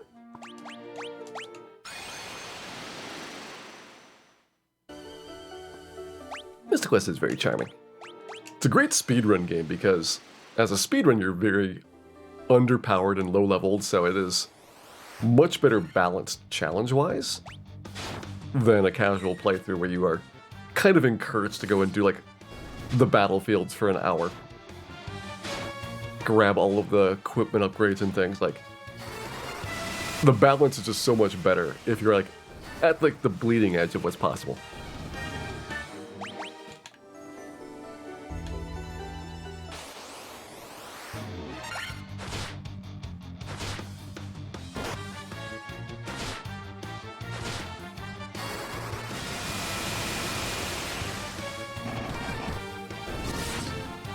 Good to see. I think the red mage has gotten another intelligence multiplier. Gets on up to the white mage for damage.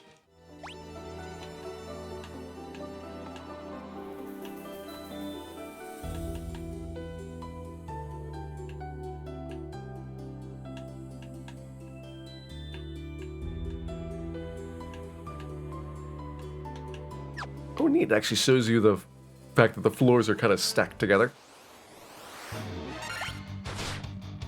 Fun fact in the Seashine, you're actually going up and down the stairs, even for the bottom path. And it's because there's a limited number of maps that you can go to. So there's actually like discontiguous areas on some of the maps for the 2 pathways through. Gurgir Volcano does a similar thing. Kind of surprised they actually treat it as separate maps though in this particular one. Okay, entrance floor looks like it has been cleaned out.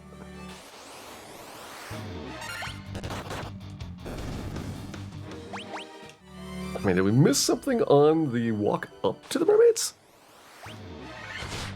That one could have a link chest I haven't been thinking about. Be funny if it was mermaid floor.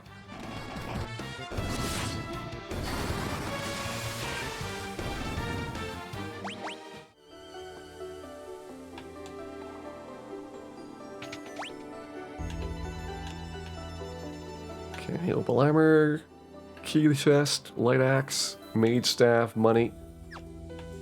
Those all look picked up. I mean, if it's not mermaids, then we got a problem.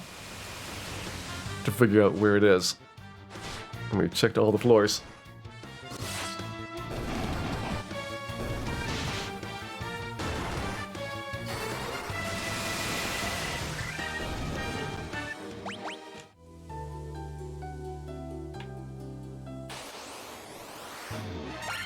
Saga 2 and 3DS are really good. Yeah, they are so nice. I wish they had gotten English translations.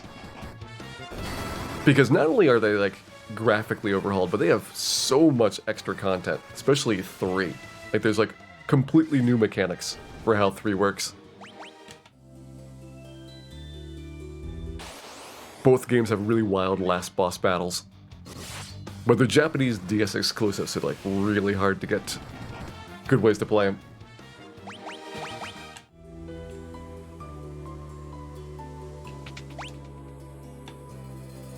Okay, where's the box? Oh, there's a box over there. I have been betrayed by a box.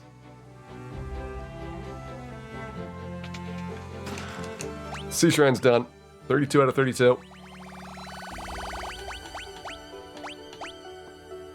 Temple of Fiends, 7 in the past. Dwarf Cave Excalibur.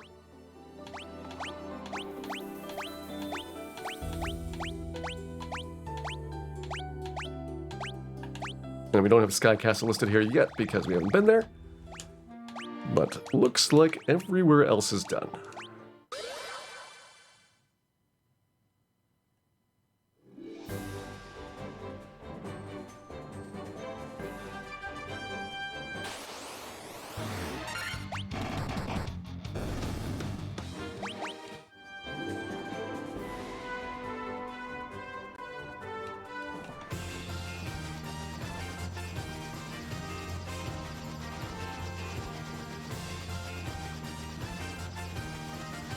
Should be able to get Saria's here. Maybe we're too far east. These are the Rankelos. Didn't think they had the same territory. Hey, Jason Ellis. Thank you very much for resubscribing back for 9 months and for a shiny new orb. And I do have good news. Melmont maybe getting some relief. Whether it gets fire, though, that is another matter. Okay, worms, that's good. That's a monster we don't have yet. There's a wyvern worm fight in Mirage Tower that I was planning on, but this works out for it. There's also a worm encounter in the Tyro Desert.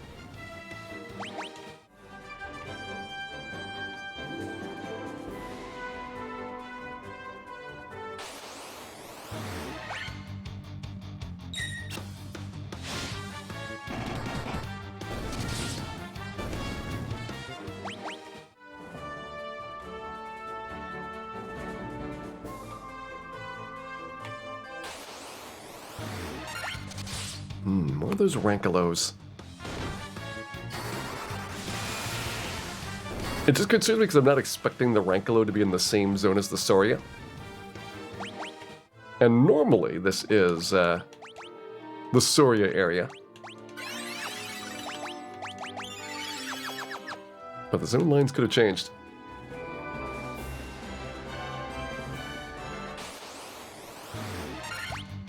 Does have the hardcore mana course. If I haven't seen the Sandworm yet, then probably it is the Soria area.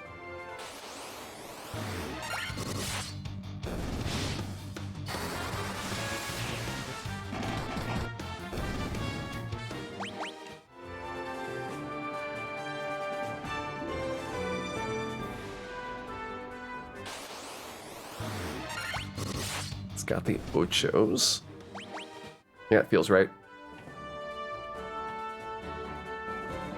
Let's just go for the 3 and 64 here.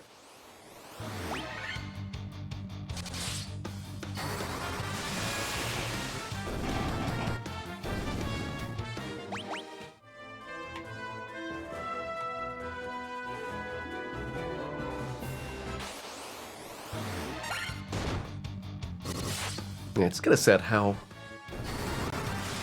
much potential the game could have had if only the Vorpal Sword was not so terrible. It ruined an entire generation.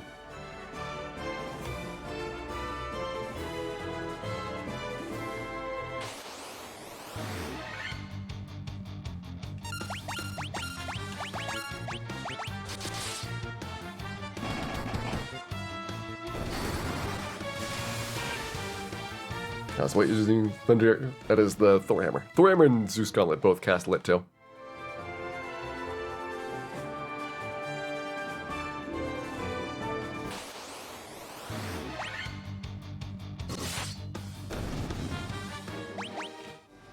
If you look in the bottom right-hand corner, it tells you what moves everybody is doing.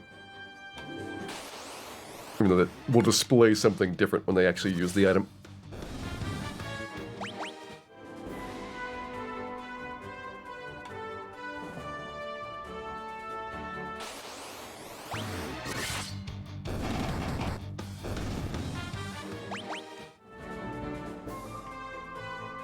Barretto is the Rankolo.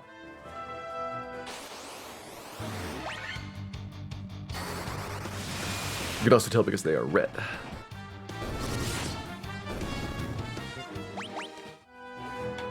The Ankelo is called the Desert Beretta.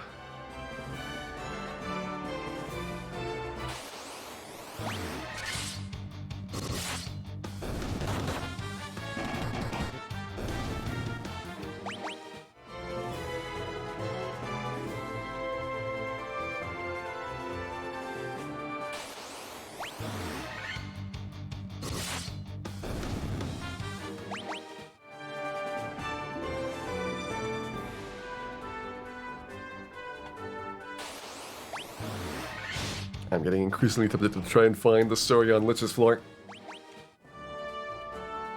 It is a bit of a risk, though. You have to deal with a lot of slower monster encounters there. You got the Urs, you got the Mudgull Rock Gulls, you got the Gerbadusas.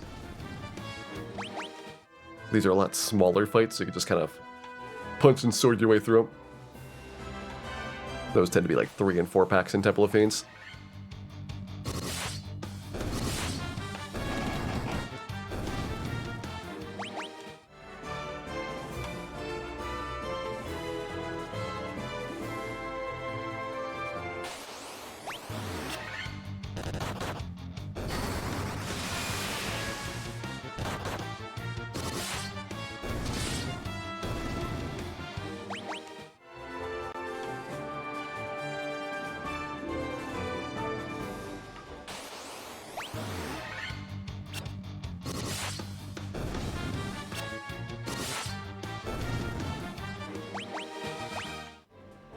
I'll give the Soria 3 more minutes.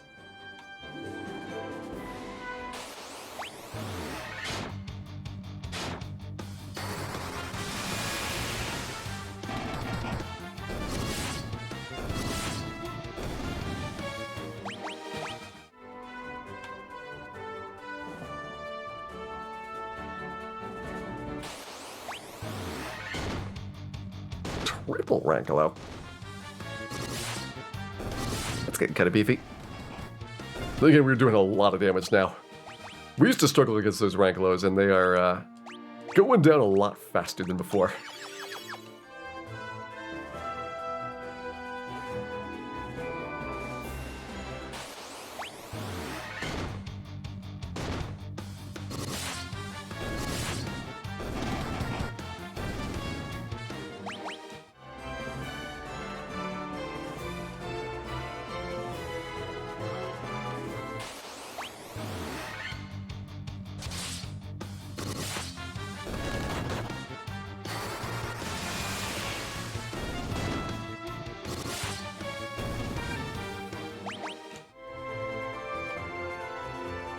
One minute to Soria for abandonment.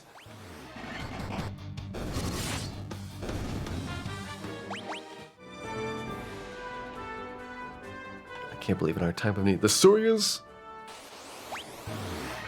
are nowhere to be found. You'll probably also find some like other obscure monsters that I have forgotten about. I've tried to be pretty thorough in dungeon clears, grabbing stuff even if it was not normally something that you want to go and fight at that time. But I bet we'll see like 3 or 4 holes in our bestiary at some point. Gotta figure out what those things are.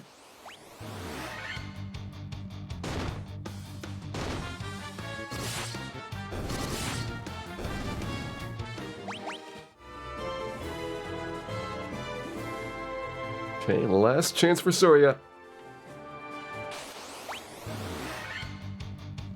Well, I can never be sorry about hardcore Manicore action. But I will be looking for that monster later.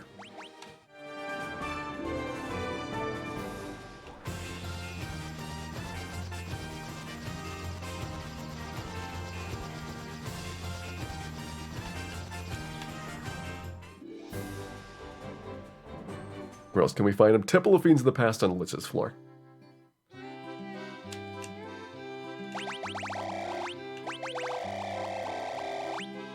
Let's get the strength tonics started. Guess we can't do giant tonics quite yet. Speed drinks. Get those maxed out. Come back once we get some more cash from Sky Castle.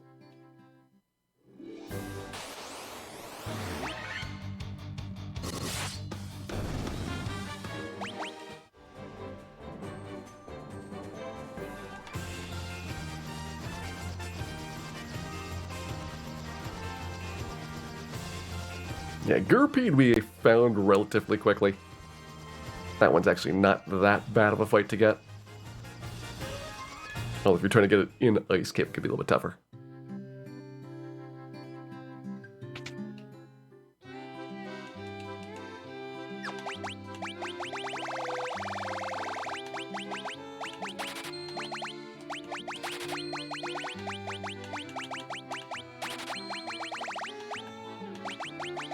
I guess I'll keep the light axes. They're only mostly useless.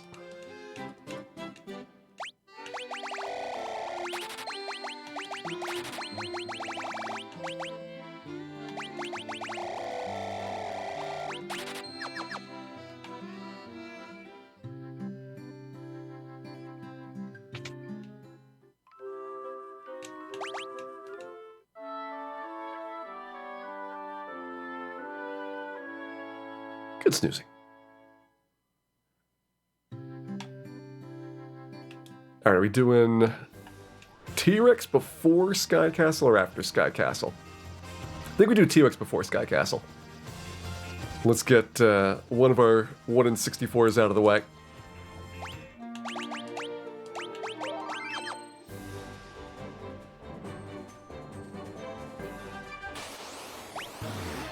Hey, there's our sandworm.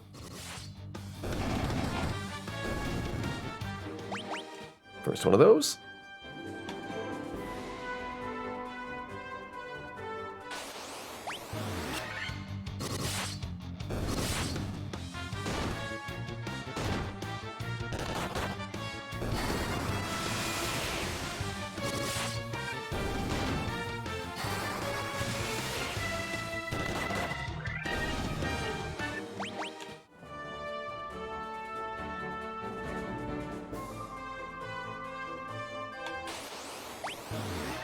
T-Rex.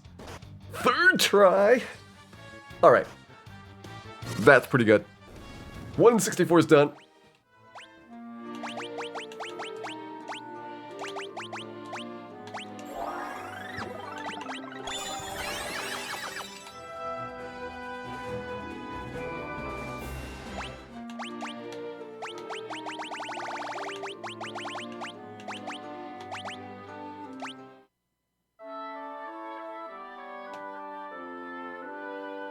Oh yeah, the T-Rex hits really hard. He is a big, beefy boy. But now that he is out of the way, we can head up to the sky. Sure, there's probably some encounters in here that we have not gotten. Actually, we've gotten everything in Mirage Tower, I think. Already got the Catman. Already got the Vampire, the Guard.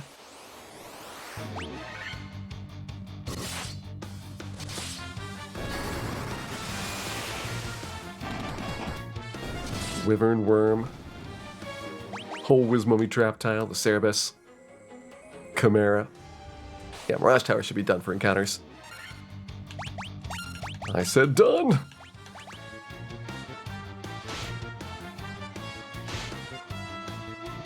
Wizvamp's upstairs. That's at like the last 2 floors. Well, not the last two floors, but floors 3 and 4 out of 5.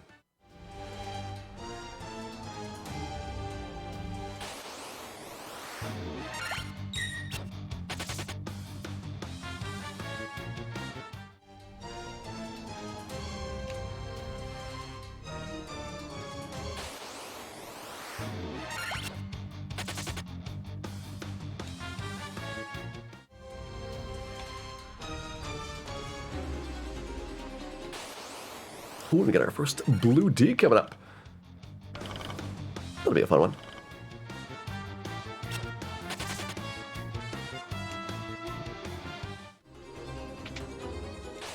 Let's punch him.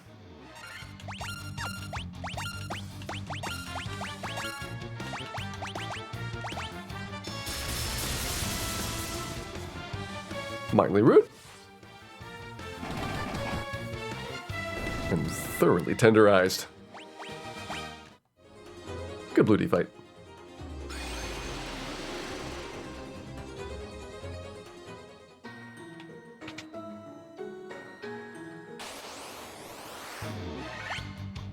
There's that Sky Castle tune.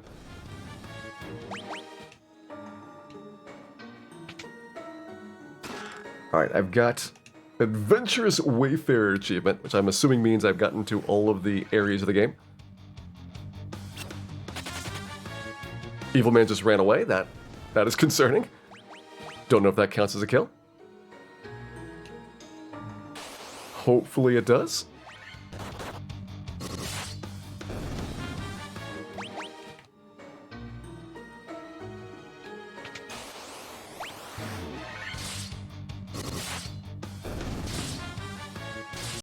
Just regular old bad men.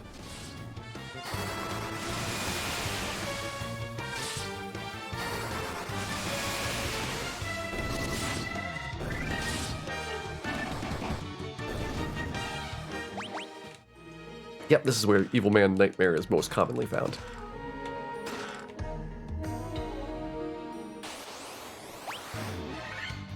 Ooh, that Sky Castle's got a baseline going.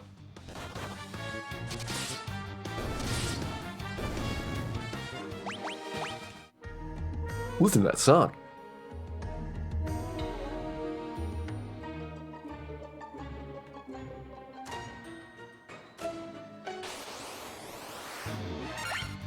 Like you said, the soundtrack's really good.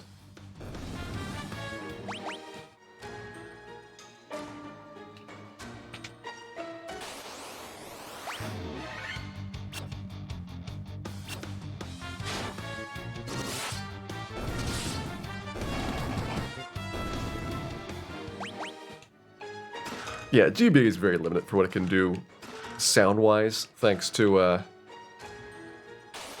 its really, really tiny speaker form factor. You know, it's not going to have the capabilities that more modern consoles are looking for. Nice nuke on round 1. I am less liking the random enemy spells.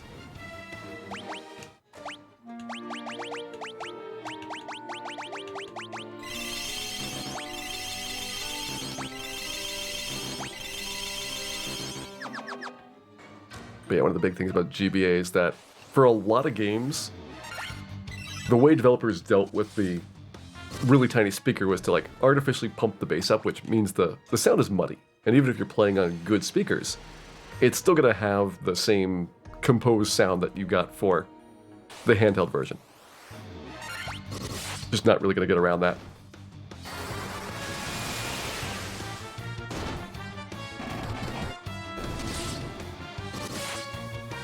Reasonable amounts of slime time.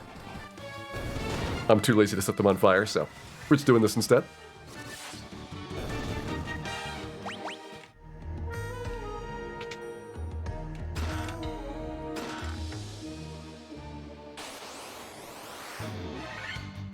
Rock golems.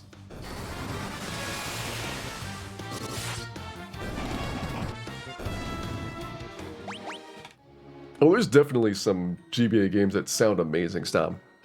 It's just kind of like a typical trick was to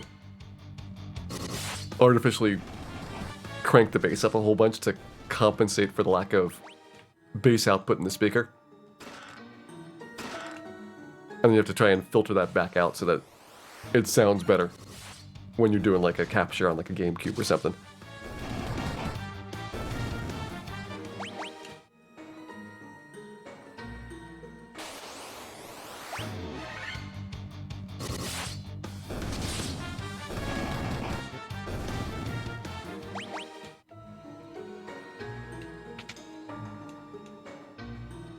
Stole some adamant.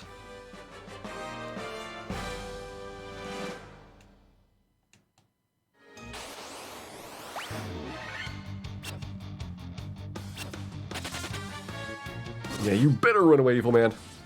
That guy's evil. Does not wait before using his nuke spell now.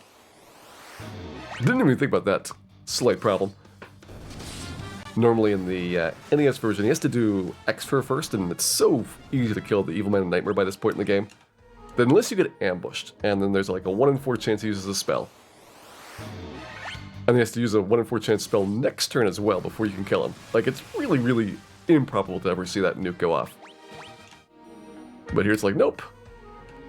Nuke to the face.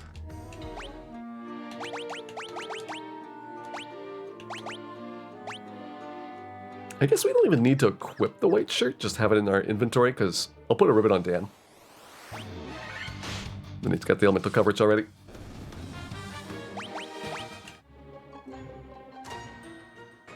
Scared porcupine? Maybe it is. We will have to have it tested back at the lab.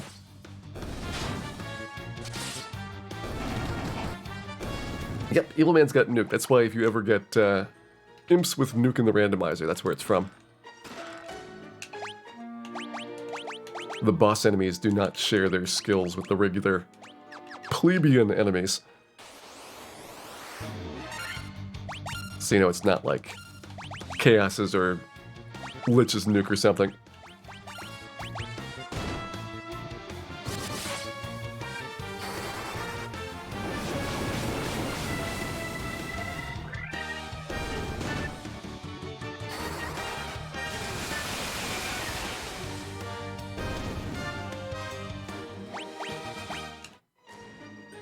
Yeah, the expert does absolutely nothing.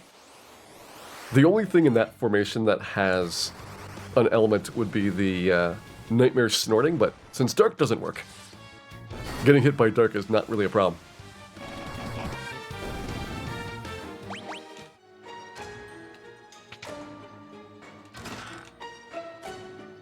Okay, got the other opal gauntlet. Got our first pro cape upstairs. That'll finally give Cal some extra defense.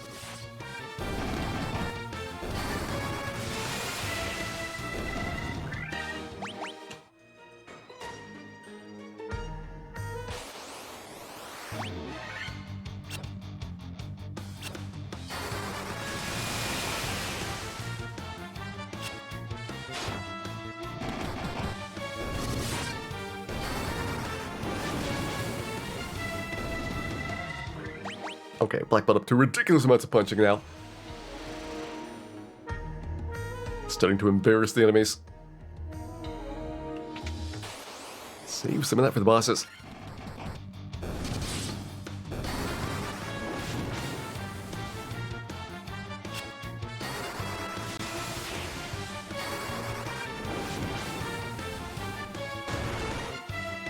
Yeah, I'd be pretty likely to believe that dark works in this version. It's worked in the other remakes as well. That's one of the reasons why, when we did the Thief playthrough on the PlayStation version, and I had to beat Astos, it was so tough because Astos would dark the Thief, and then suddenly you can't hit him anymore. And you need to get like a ridiculous number of critical hits to win that fight, because Astos also has double HP. And that's the reason why the Thief PlayStation playthrough was incredibly intense.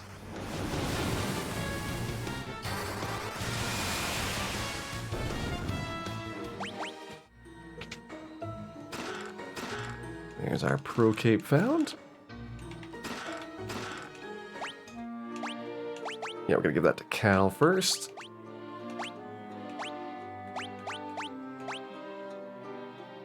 Well, everybody else is already good for their defense. Except for Dan's Pro Cape coming up soon. Already killed Mancat. That doesn't mean I can't kill more Mancats. They do deserve it.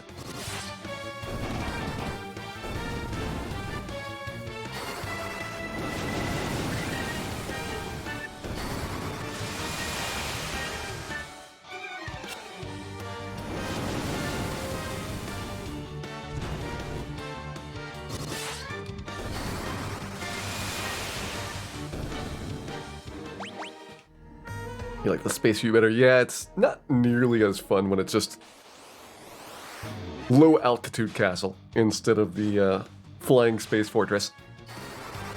Just misses out on some of that charm.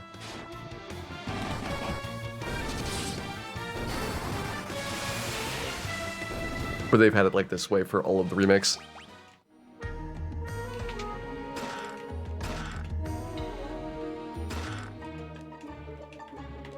Alright, that should be everything in Sky Castle. So we're down to just the Excalibur turn-in and the 7 chests in the past. Yep. I do not see any other numbers there that have not been picked up. There's our Whiz Vamps. Excellent. That's another one out of the way.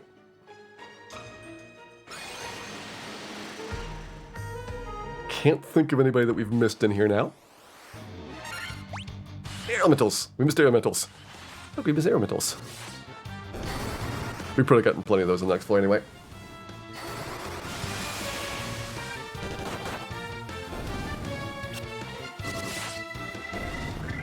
Ooh, Sentry. Good call, Bad Road. Haven't found Sentry yet. This is a good floor for him. Fighter. That's usually seen on the next floor, but I'll take it now. They're the 3 and 64 encounter that gets swapped with Warmech on the NES version to be the 1 and 64 instead. Double nachos. Snack time.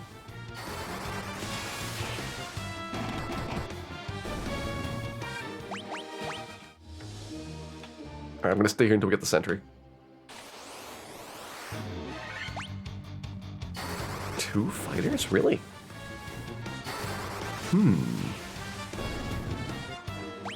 That's surprising. There we go. Sentry acquired.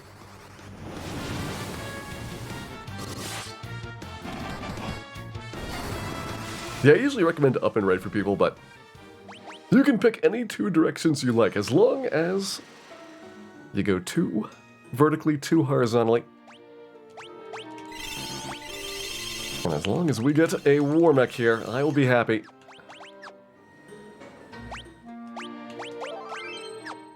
Let's go. Warmech? Slaps.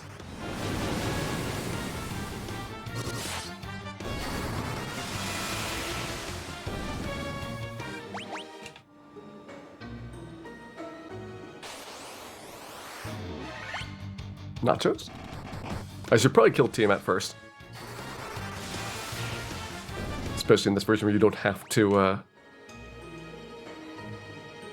get the crystal afterwards for the teleport.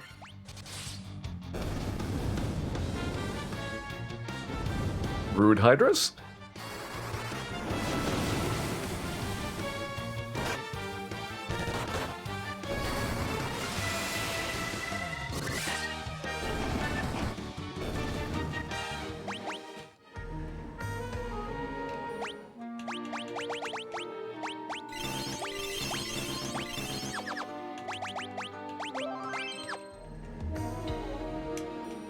Here we go. 4th and final fiend. It's Tiamat time.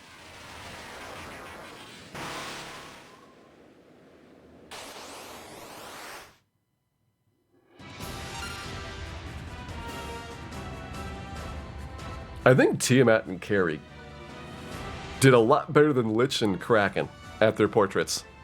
This is pretty good.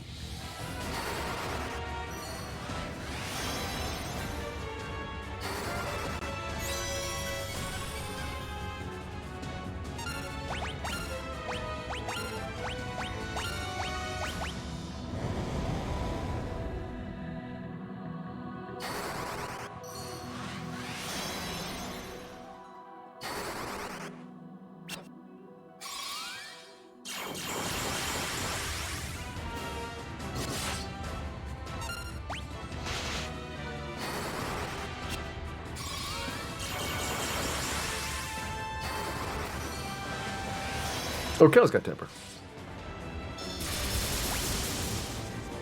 But I've got other things I want to be doing. Come on, Bane Sword. You can do this. I believe in you. This is the stealth Bane Sword. She's not going to see it coming.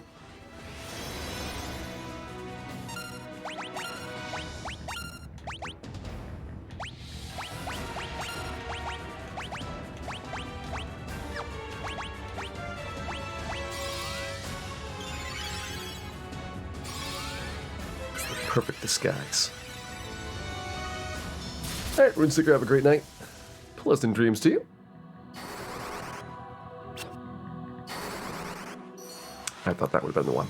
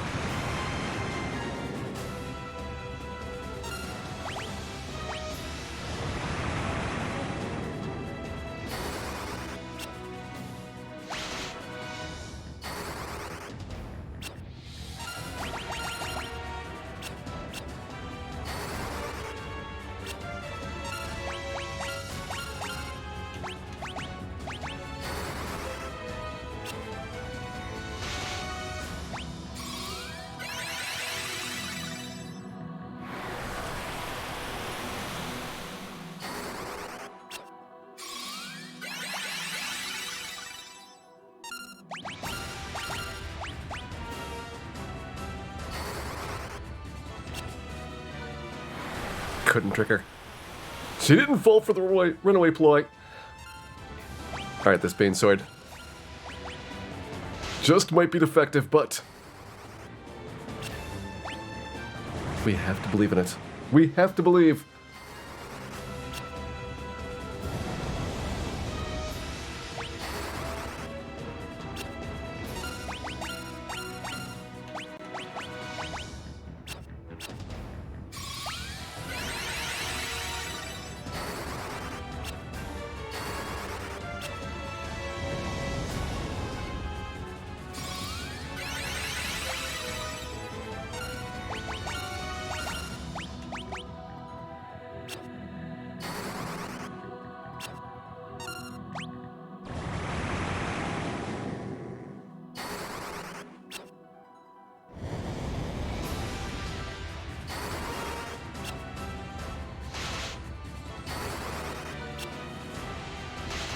Alright, Ace, one more try. One more try.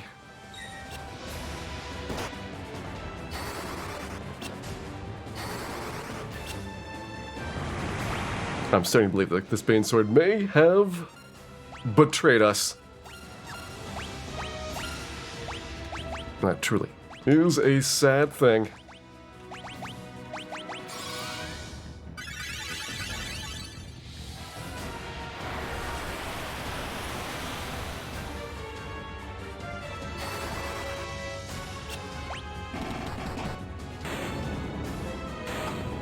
Tima. Regrettable. is dead.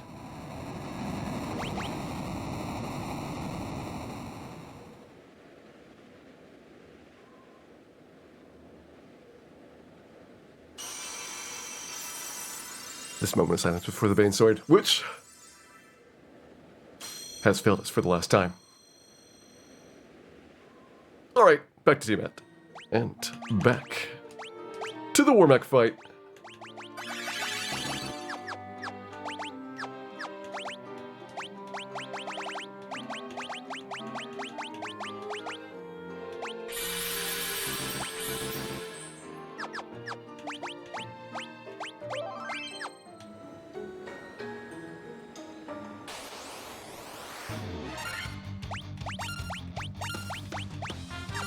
We should probably keep fighting until we're level 50 before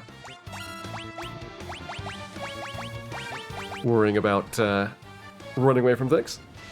Do need that level 50 achievement still.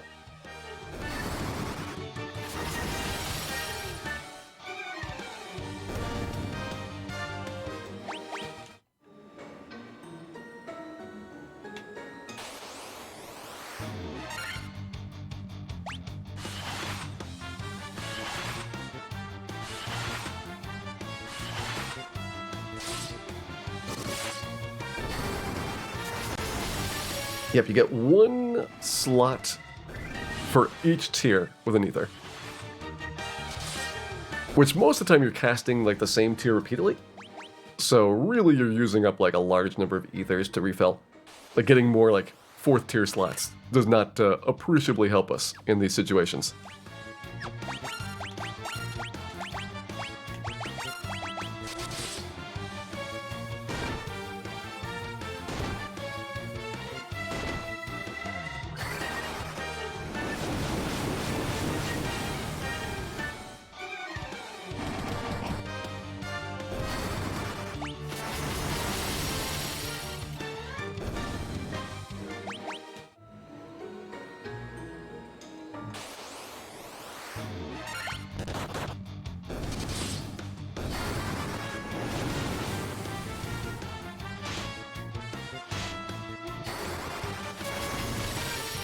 Dan Skeleton getting outsped by the monsters.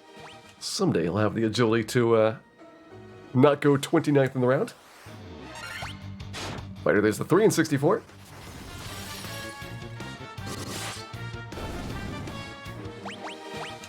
Yeah, outside of combat, you should use your Cure 1s and Cure 2s pretty aggressively. Rather than going immediately for your high tier stuff, but it is usually not super constrained for resources. So you don't really have to worry too much about, maybe other than long treks through Temple of Fiends in the past. Because you can very early on have, gigantic stacks of pure potions and high potions, which are even more effective.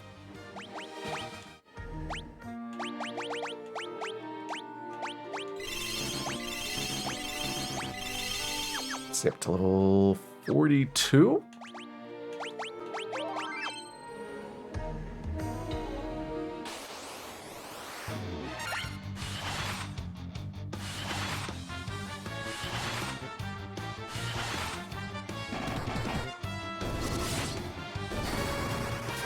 Thought I was using MP. This is the first one back to the spell slot system. So they were definitely very deliberately, both in appearance and in mechanics, trying to take out a lot of the changes that were in the previous remakes. Still providing like the quality of life stuff, but design-wise, this is very explicitly as an exercise going for the original game feels. And they did that not only for this game, but also like for Final Fantasy 2 and 3, which had also kind of diverged a bit from the original release, especially 3.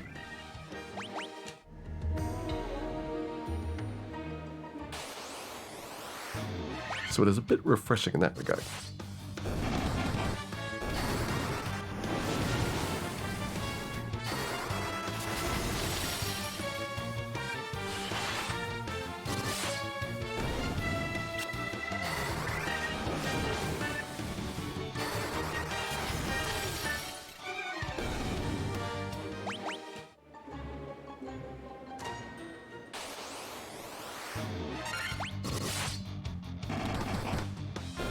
Alright, Brad Road, have a great night.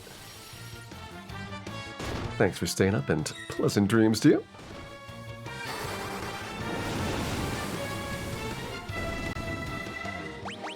We'll just be here hunting Warmechs until the dawn comes, or until the Warmech gives us a hug.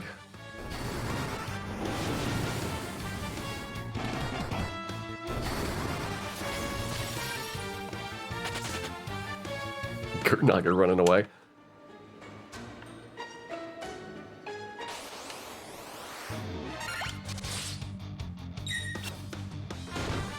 Definitely getting a lot of slime fights and a lot fewer air fights than normal. Don't know if they've kind of swapped some of the encounter frequencies here.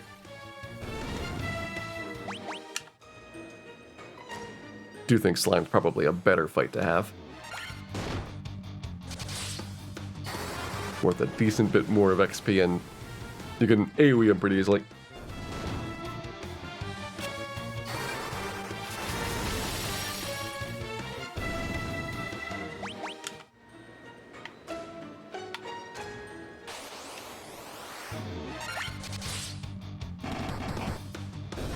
Wonder if going horizontally could be better than vertically. Vertically, I have to worry about hitting the teleporters on either side, especially the one going back to the previous floor. But it is a very long stretch to run back and forth. Yeah, this isn't bad. That works respectably well.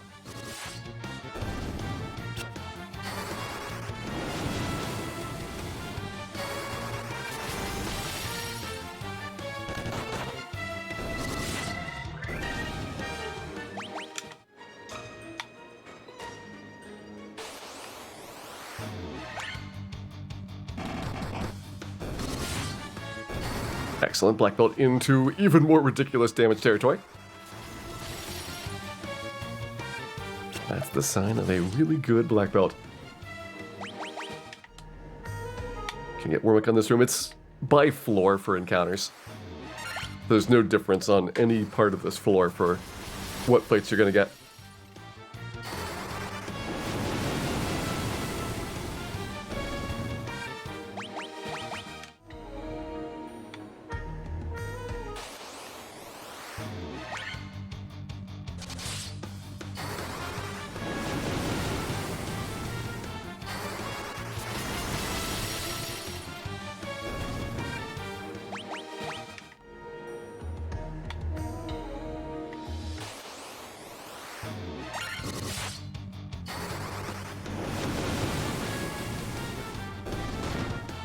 Pudding is popular.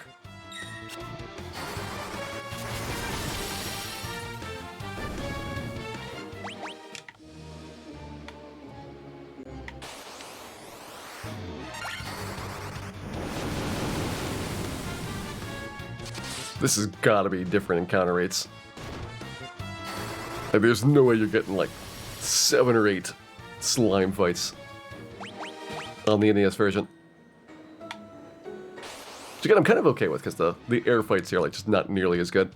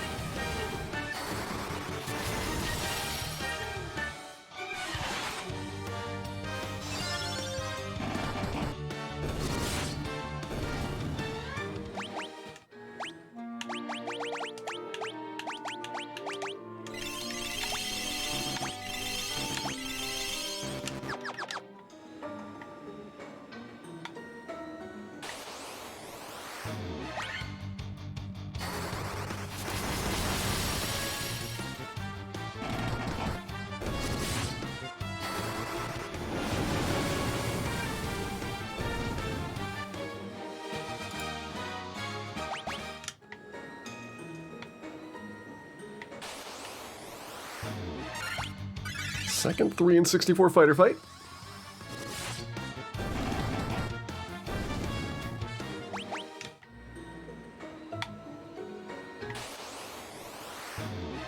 And our very first Warmech. Let's go. Offense or defense here? I think we go offense.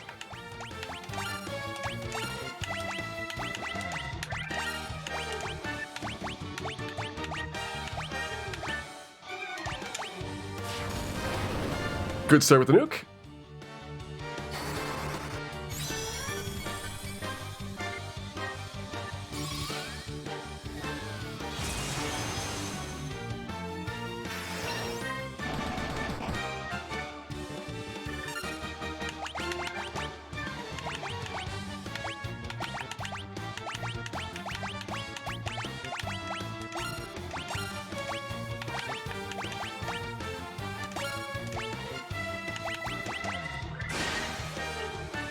Oh, my black belt's down.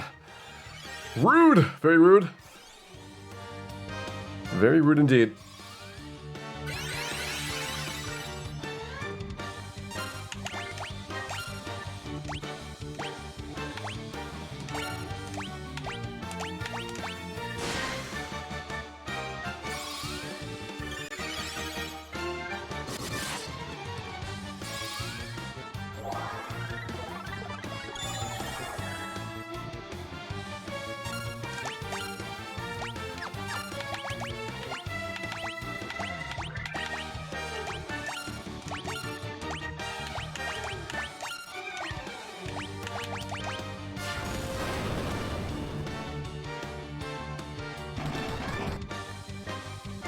I think we need our bus back.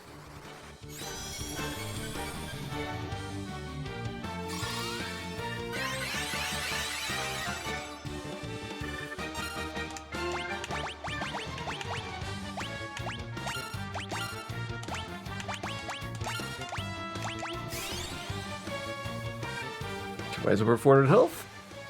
Temporarily.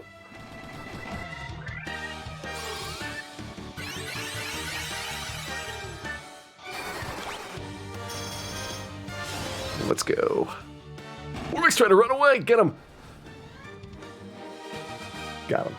Warmech's down. 2 of our 1 in 64 encounters have been taken out. See you later, Sky Castle.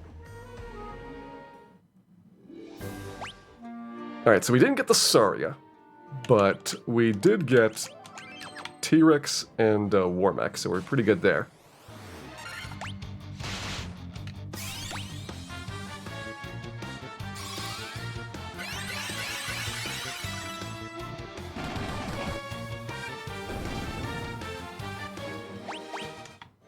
Nuke can do more for some of the enemies, but I think 400's still a pretty good prediction for Warmech's top end. May not be correct, but that is a danger that we no longer have to worry about.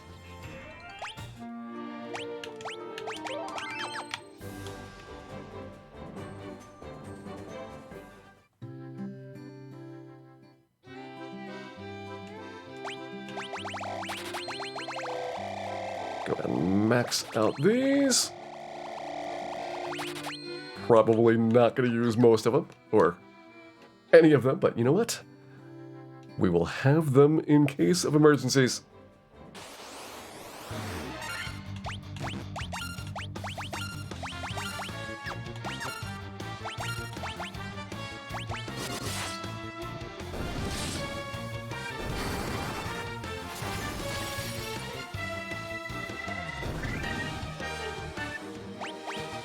You like the names and the numbers? Yeah, it really depends on what you get used to.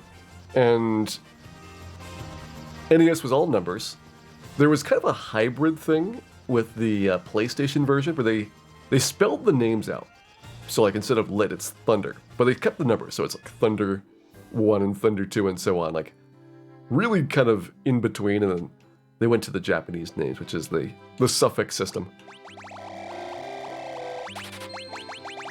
That's where the Ras and the Gas and the Jaz all kind of are from. I think it's reasonable with the suffix system to kind of pretty quickly understand what's going on, but there's a translation that has to happen in your mind for it.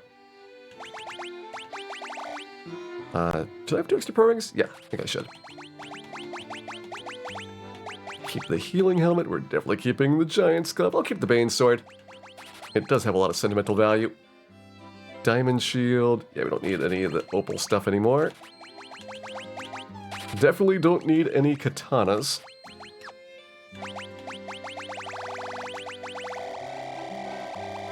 Can't quite get maximum cottages. Soon, though. Soon we will be there.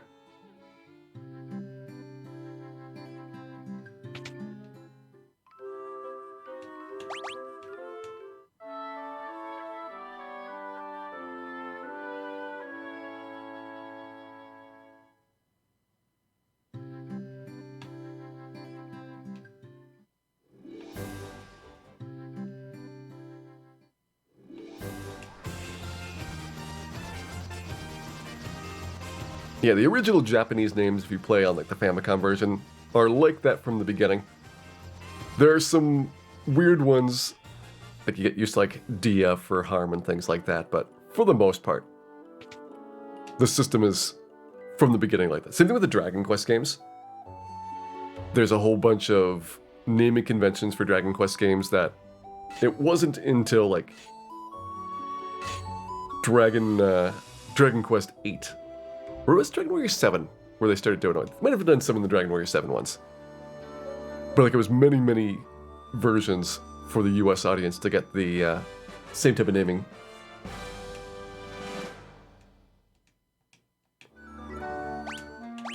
Excalibur obtained. Evidently it's another achievement.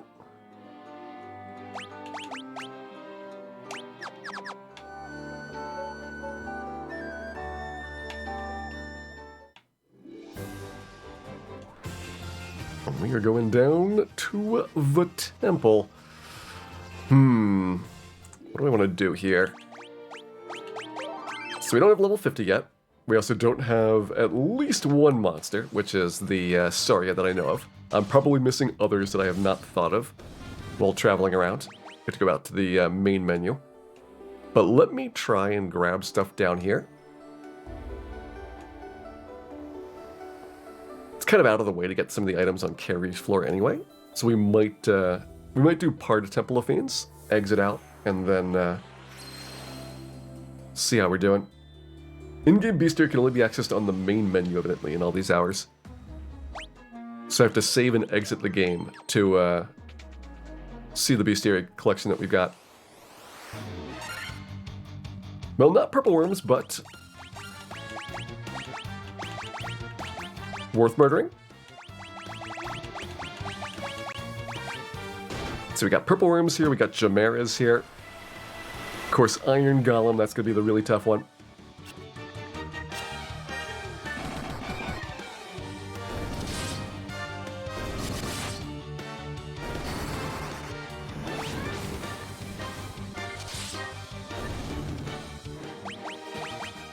This is the PC, this is the Pixel Remaster version.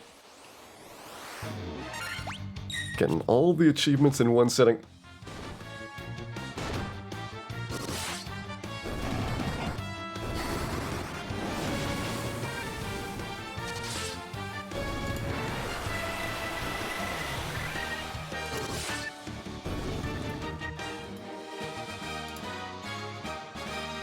Since I currently have 19 of the 24 achievements done. Check it on Steam there. There's a purple worm. That's first one of those out of the way. Let's go grab Chimera here. Hey, Chimera. Of course, get our first Phantom as well. You need level cap. You need level 50, which I think it caps at 99. But 50 is more than adequate to destroy this game.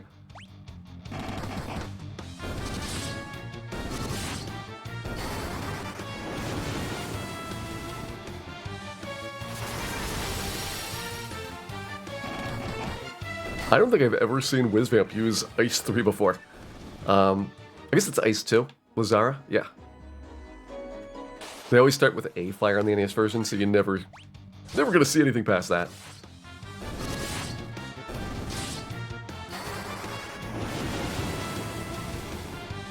Is there an achievement for level 99? Nope. 50 is all you need.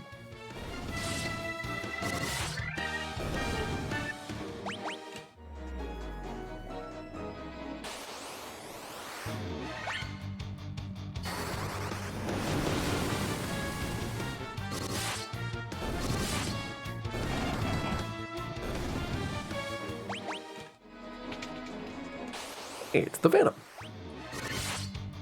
It was the Phantom. Good split. We'll have to kill him again when we come through, because that was not like a trap chest or anything. It was one of the scripted guys standing there, and those seem to respawn every time you re-enter floors. Also, they have encounters back here, which is not true in the original. These are all safe squares on the NES version.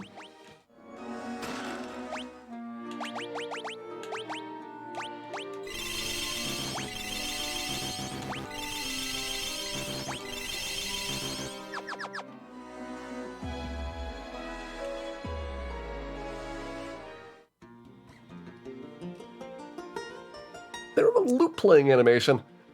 Oh, come on. Even if it's only like 4 or 5 frames of animation, just put a loot on there. Show me you care. Down we go. To the backside.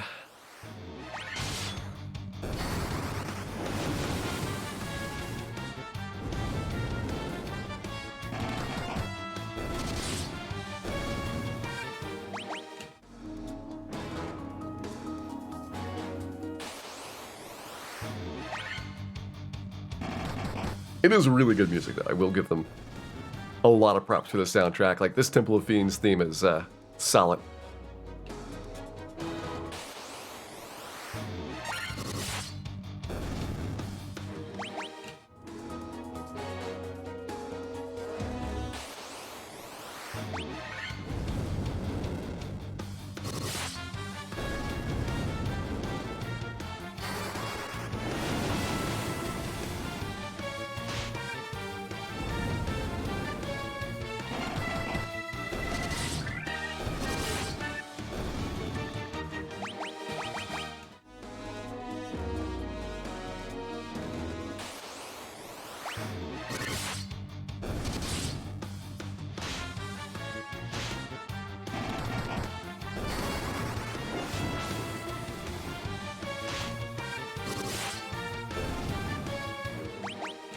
Alright, Lich's Floor. This was our alternate Saria location.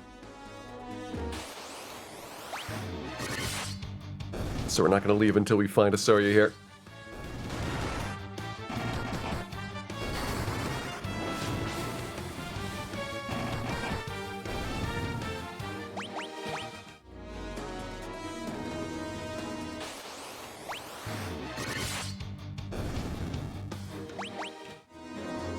Oh, sorry, it should only be 3 in 64. This means it is not nearly as daunting as some of our tougher ones to find. We had a really good time on T-Rex. That was the easy one so far. Warmech was not bad.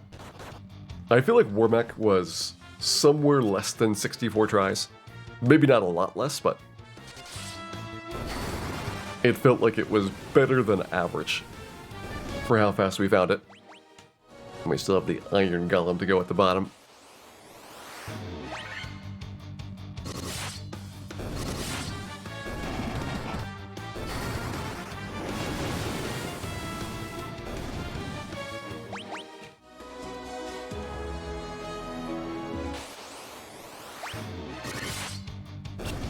Old Dragon Quest games on Steam. I don't think any of the Dragon Quest re-releases have been on PC yet. There is a Dragon Quest III re-release that is supposed to be coming out sometime in the next year or so, which kind of restyles Dragon Quest III with the art approach of like Octopath Traveler, where it's not like flat sprites like these, but more like a pseudo 3D sprite work. That'll be the first one of the old Dragon Quest to get re-released on PC. Because typically Dragon Quest games up until 11 were pretty much console only. There's the Soria. I was not Soria, that we tried it.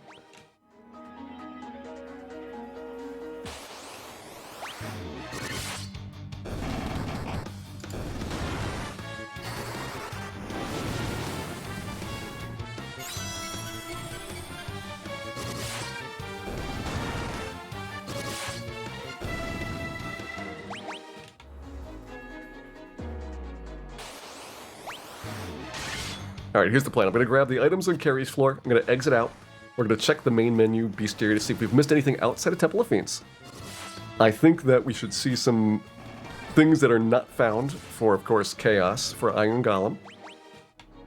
Possibly for the Fiend refights. I don't know if those count as separate entries in this. Ooh, I wonder if it remembers that you have refought the Fiends. We'll see if those crystals go away on a return trip.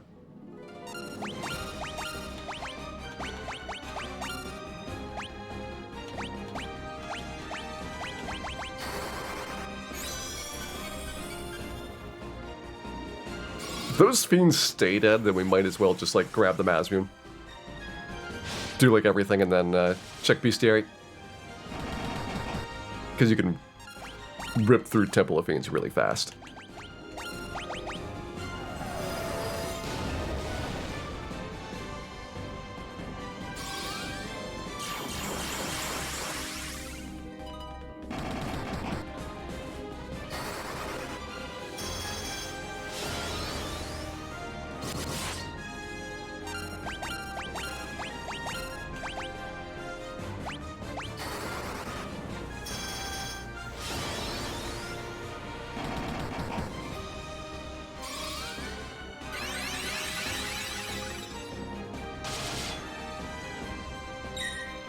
Ting!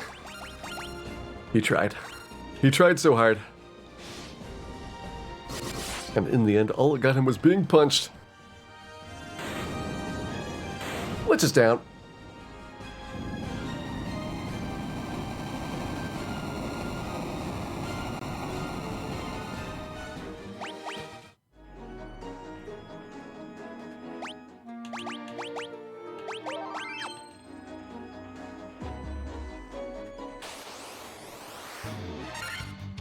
More Agamas, yes. I would like more Agamas.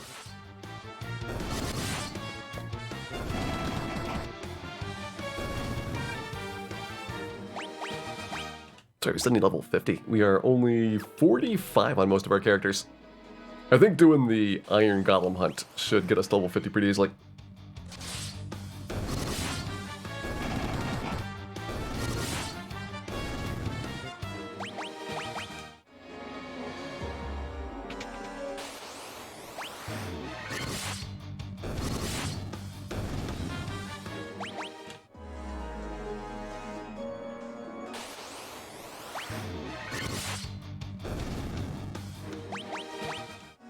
Time to go grab our second Pro Cape. This is actually worth grabbing in NES playthroughs because it's just so close to where Carrie is. You can get this without having an extra bad encounter that you have to deal with for step routes.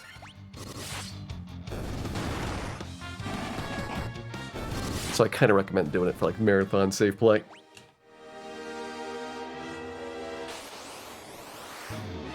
It never seems like much because it's only 8 defense, but think about for Kraken. 8 attacks per round, so that's actually 64 damage reduction. That could be life or death on a mage. They're very, very close to being one shot.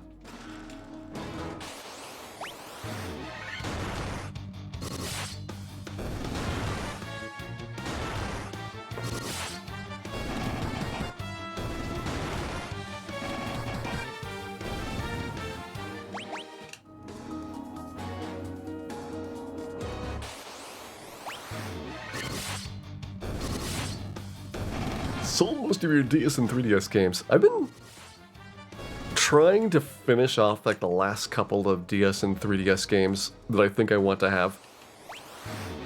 Because at this point there are just systems where the prices are getting so ridiculous that it is hard to justify picking up a game unless I already know it very well.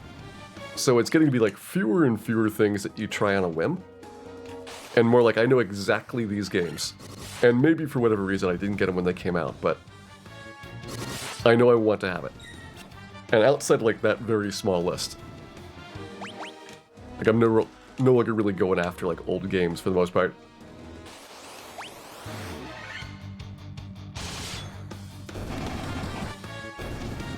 Yeah, Mazbean's at the very end.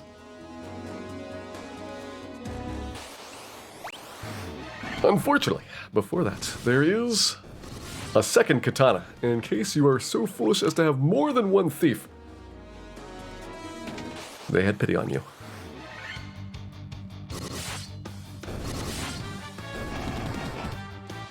It's like a Super Nintendo system for 150. Alright, you might just have a video game store that charges a lot of money, Zytoriak. Because like a Super Nintendo should be like maybe $100.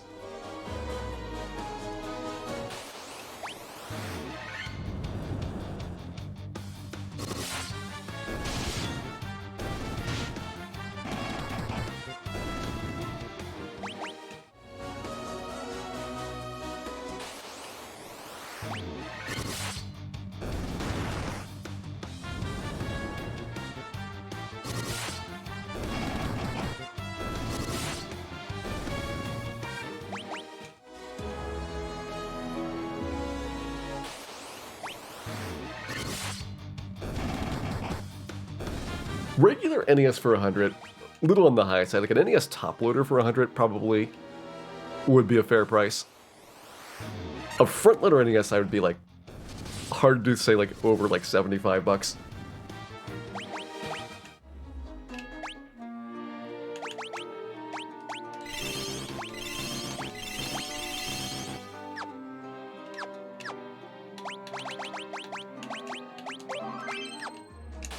Time to go kill a carry. Love that carry graphic. Definitely my favorite of the four fiends.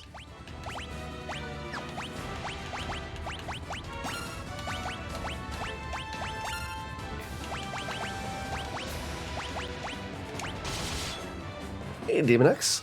Thank you very much for gifting out a sub there. Hope you enjoy those emotes, Tom. And Demon X, thank you very much for the support. It's much appreciated. And thank you for the good wishes.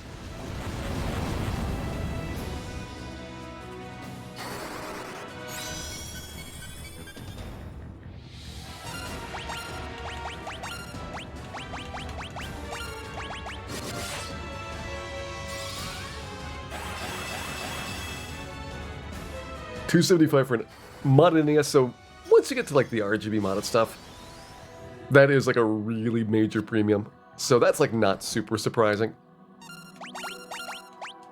I was just kind of surprised that like, you know, base model consoles are like, not at all rare. There are like millions and millions of Nintendos and Super Nintendos and N64s sitting around. And there's variants that are valuable. Like a backwards compatible PS3 is worth more money because there's not that many compared to the number of people that want to play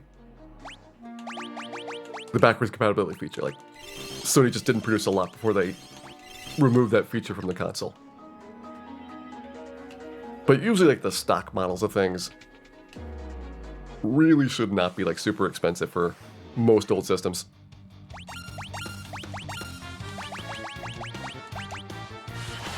Hey, Notorious, welcome in.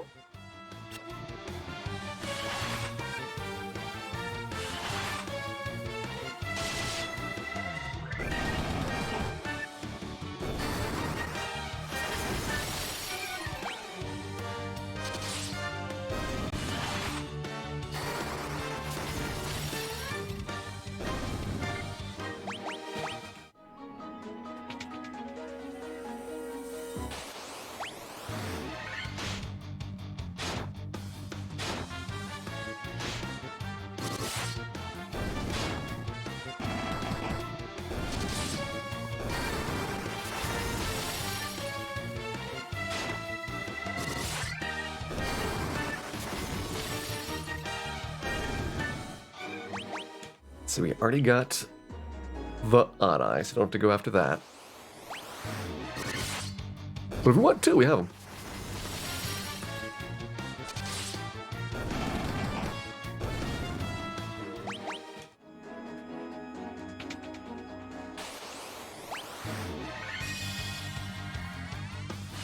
Ah, the Naga water fight. One of my favorite water flavors.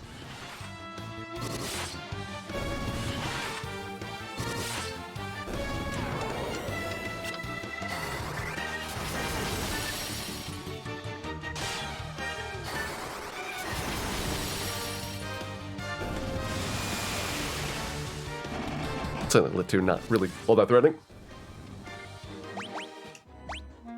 Okay, level 47, 3 levels to go.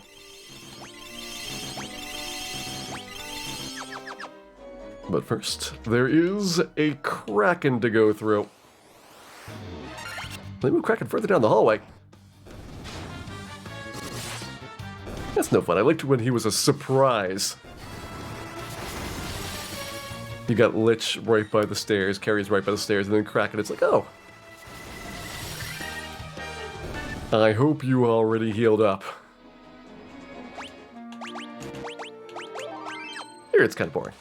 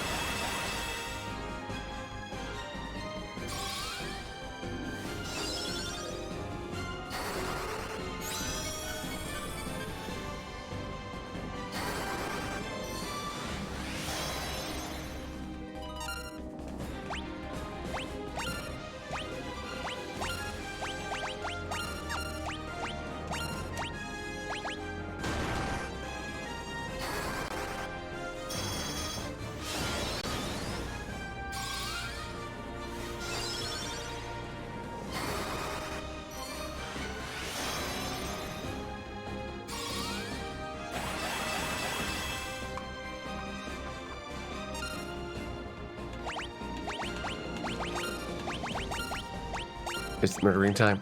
I hope it's murdering time. It's my favorite time.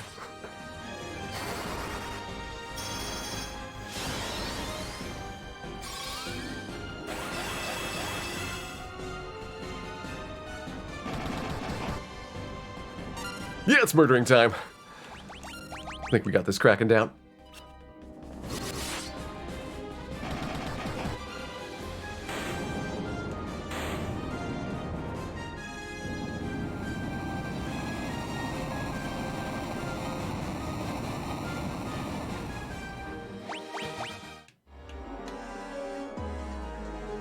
Love that Kraken gave me some eye drops.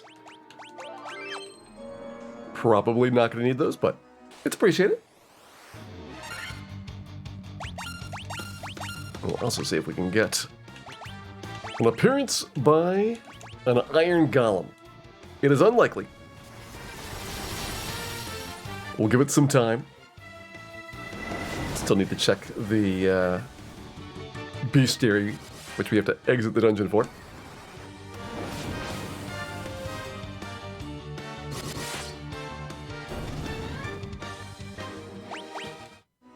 But I figure we might as well get Rock Golems, not the Iron Golem.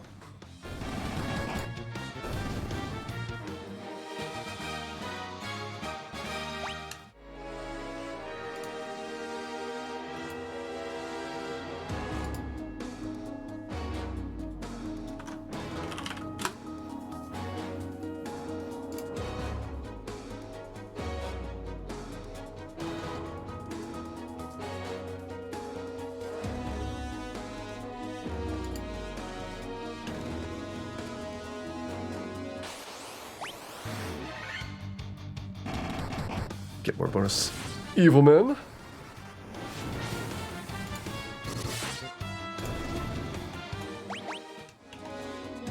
And let's get the Mazmune. Alright, that should be all the boxes in the game.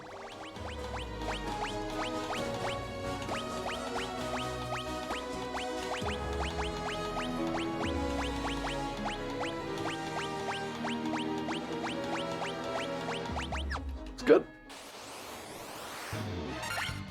Steam has stopped telling me about my achievements, so gonna need to find some way to get that to refresh.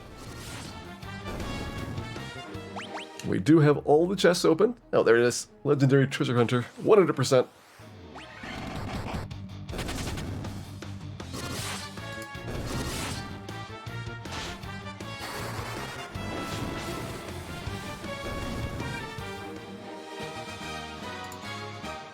Looks like we got 124 on the beast here out of 128. I know that Chaos is one, Iron Golem one, Tiamat is one, so we'd be one off, and I don't know what we'd be missing.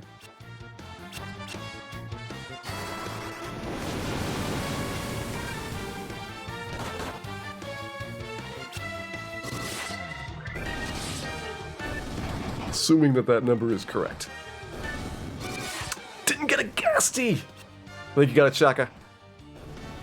I think you called it.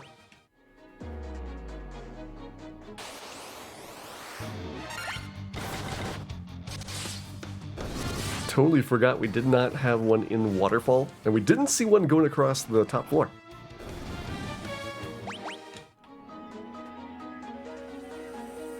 But first, Iron Golem Hunt.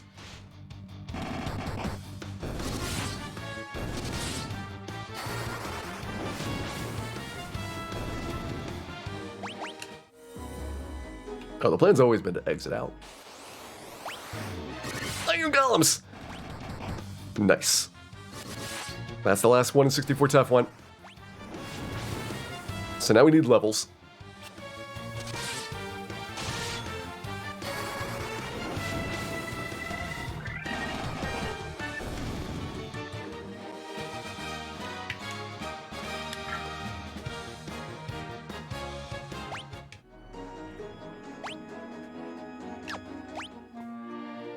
Level 48 here. Can go kill Tiamat really fast. I get all the 4 fiends out of the way.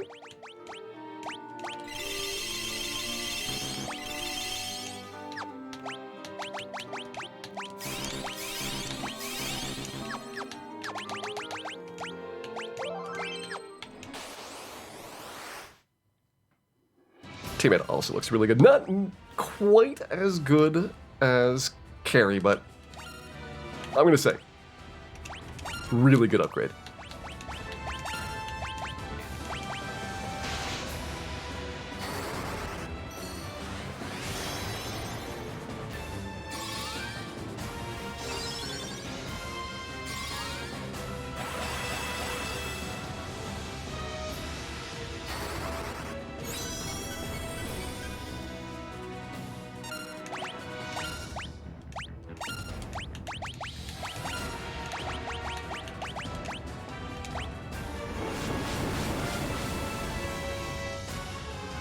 Yeah, the music's really good, Notorious. That's my number one compliment for the remasters is the soundtrack is phenomenally good.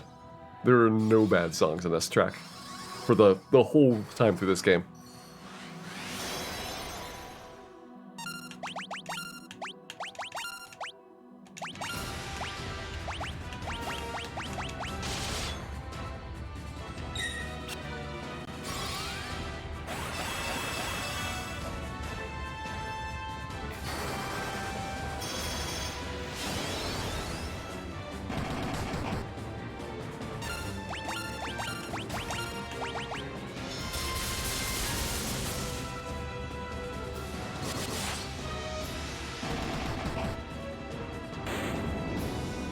Tiamat's done.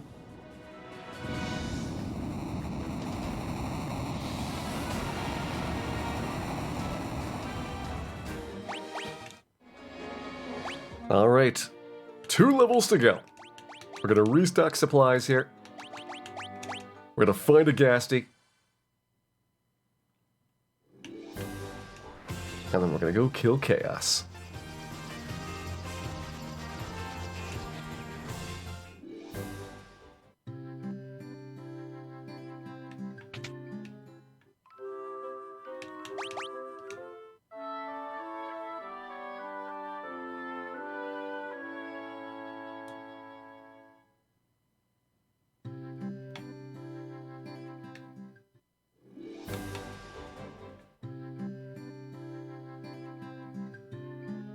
Get out of the way!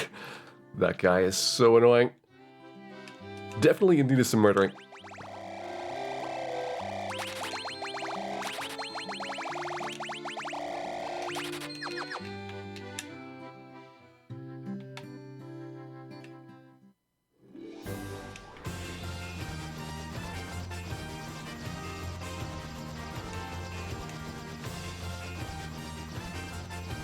I think my controller's gonna need some new batteries. Let me swap those out really fast here. Wouldn't want to have a power outage for our final descent, of course.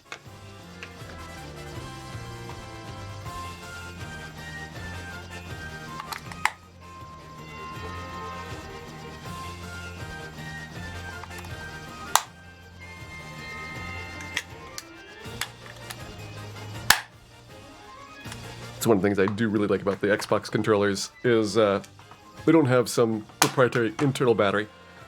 Just a bunch of AA's rechargeable. Works really well.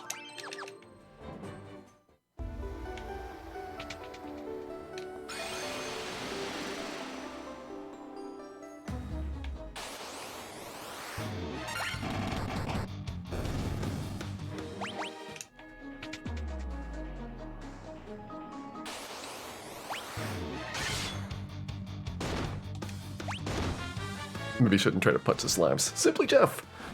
Thank you very much for resubscribing, back for 31 months. Hope you're having a great time here and are enjoying our Final Fantasy finale.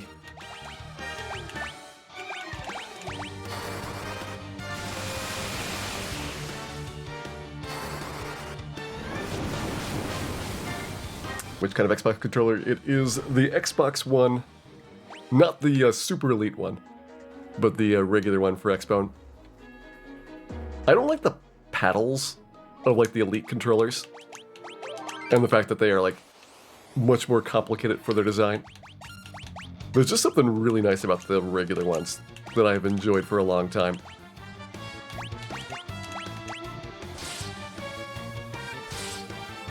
And the fact that like for PC games, they just work on like everything out of the box.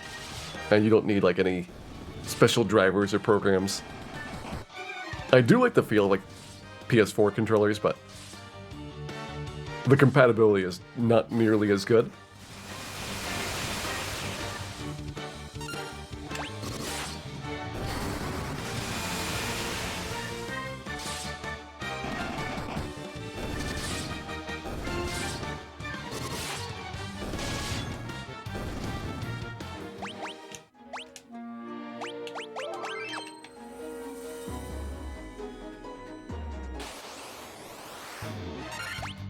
Nukes from the Black Knights? No, those are Batman. Evil Man is the one that's got Nuke.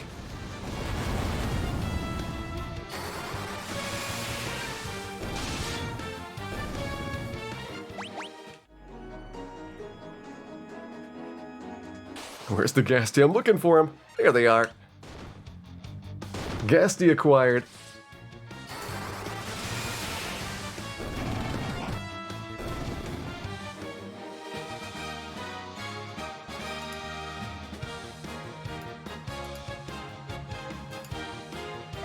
That should be every monster except for Chaos.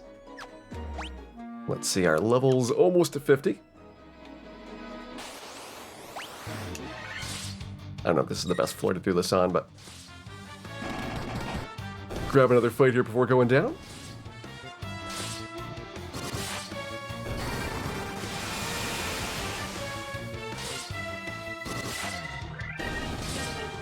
I'm just kind of glad that controllers are getting not completely horrible D-pads. Just because there's so many things that need D-pads, even if it's just like for a menu. It feels really bad with like Xbox 360 controllers and probably to a large extent still like PS2 and PS3 controllers. It wasn't until like produced the PS4 and upgraded Xbox eras that you had like consistently good controllers across the board, although the controller prices have gotten really high because of how much stuff they cram into those things.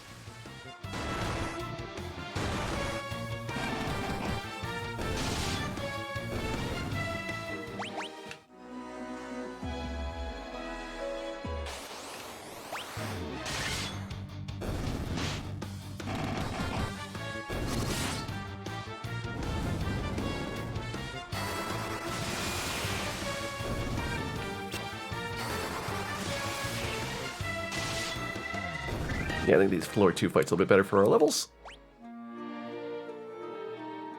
49 across the board. One more level to go.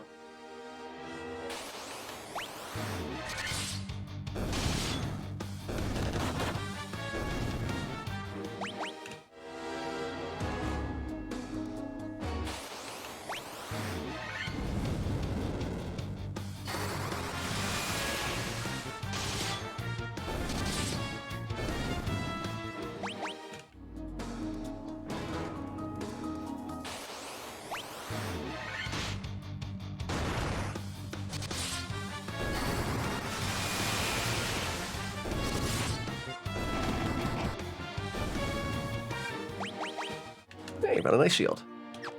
Still one level to go.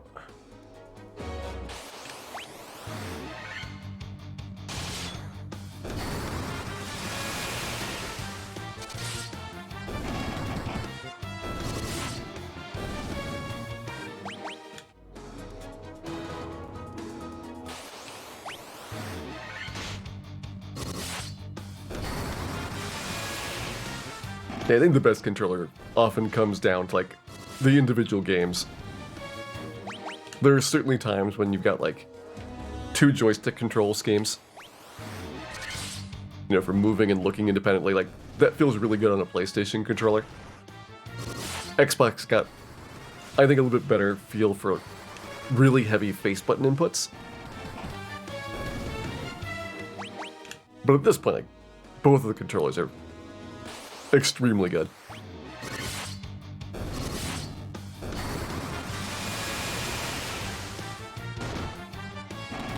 Even Nintendo's Switch Pro controller is not bad. It's getting like halfway decent for the market.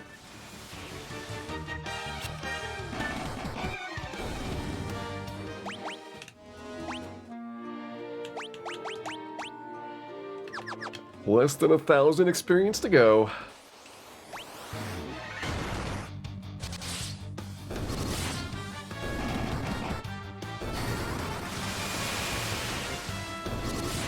Yeah, Switch Pro just kind of feels a little bit off to me, but I like that, unlike the regular Joy-Con controllers, the Switch Pro does not have tremendous amounts of stick drift all the time.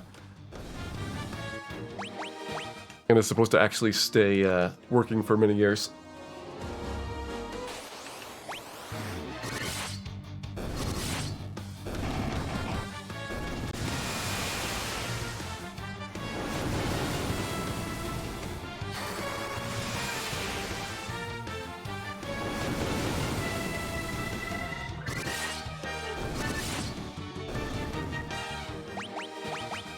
Level 50, okay. Everybody's all maxed out? Well, everybody's got the achievement. You can keep going in levels if you want to be even more powerful.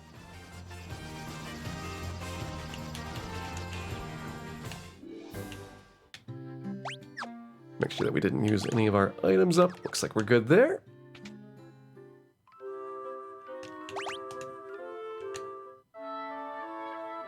Gonna see if we can find the bestiary to confirm that I am 1 chaos away.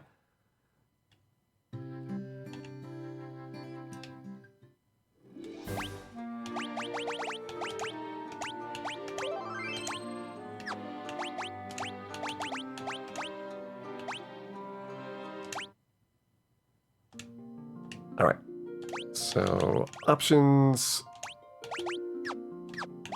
express, there we go, bestiary.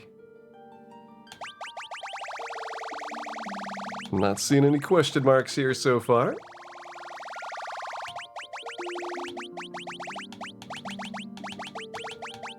$128, that is chaos. That is the only one that we have not gotten.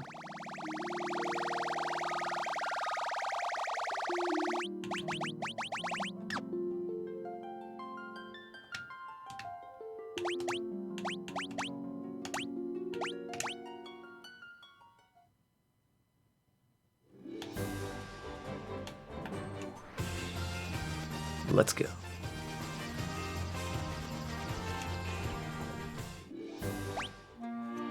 Guess the other thing to check is, are there any secret achievements that I'm missing?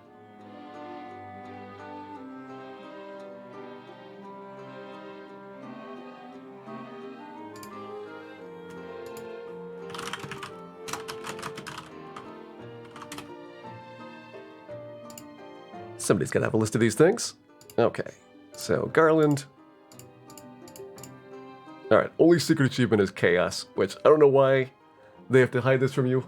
I am pretty certain people have played this game before. So yes, I am 3 achievements away. Chaos, and the Chaos Bestiary, and then the all achievements from the Chaos. I think our course is clear. And that there is only one more thing we need to do.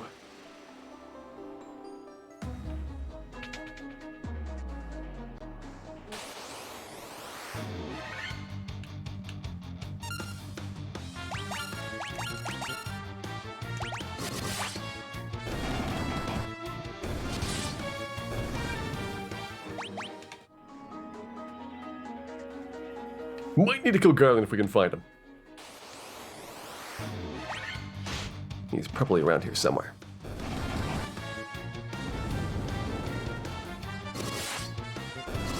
Oh yeah, I should probably put that mass mute on. I guess that's something that we do have now. 1 Masamune equipped. You know, in case our fighter ever needs to attack something, we will have that ready.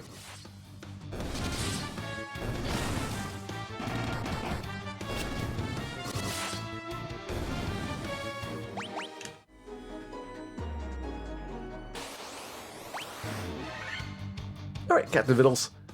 Have a great night. Enjoy your day tomorrow, and I hope you had fun with our Pixel Remaster here. Final time through Phantom. Done.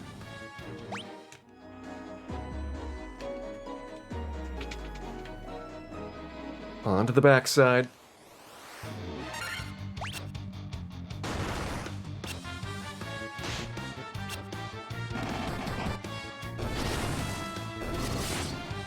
You know, it's okay if you arrive first.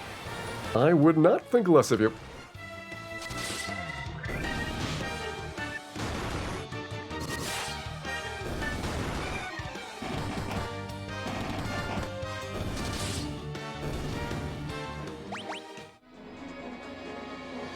Waiting for a big sale. They had the Pixel Remasters basically for the price of like the pre-order special, which I suspect is going to be about as decently good as you're going to get for the next couple of months.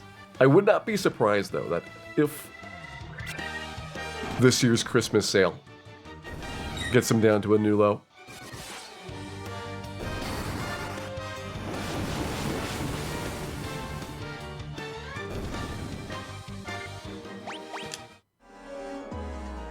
Pretty typical for Steam games to be not perpetually at 50% off, but soon enough at 50% off on a regular enough basis that it is not hard to get a deal.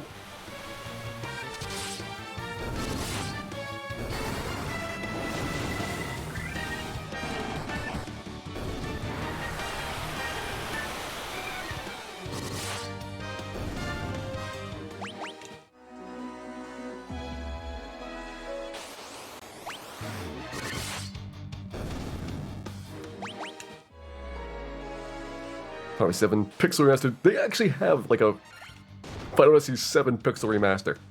Said it's only for mobile phones. Whatever they're doing in Final Fantasy 7 is like the most confusing stuff ever. They've got a Battlefield Final Fantasy 7 game. They've got the Final Fantasy 7 Remake series going on. Then they're remastering Final Fantasy 7 again. But like throwing in all of the weird Final Fantasy 7 games like Dirge of Cerberus.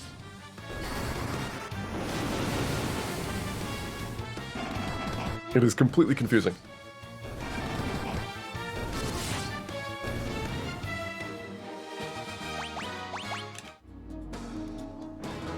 We have exceeded level 50.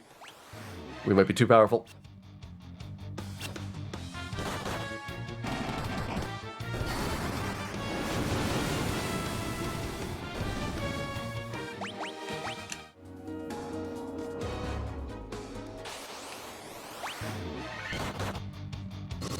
Yep, there's another Final Fantasy 7 Remaster Amasak.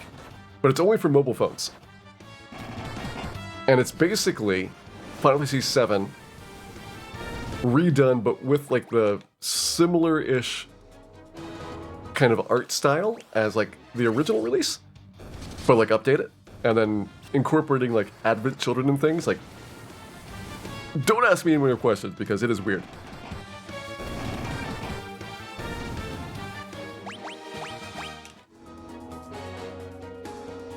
I cannot explain what's going on there. Okay, looks like we do not have to refight the fiends. Kind of sad, I was hoping for more carry time.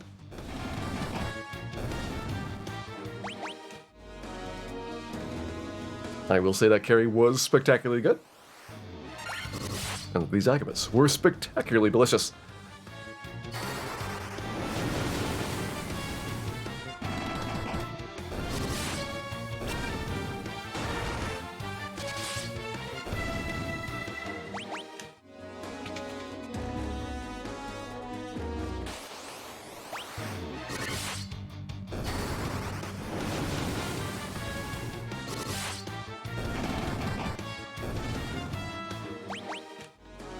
Hey, only people that play Blizzard products have phones. I can understand if anybody else does not have one.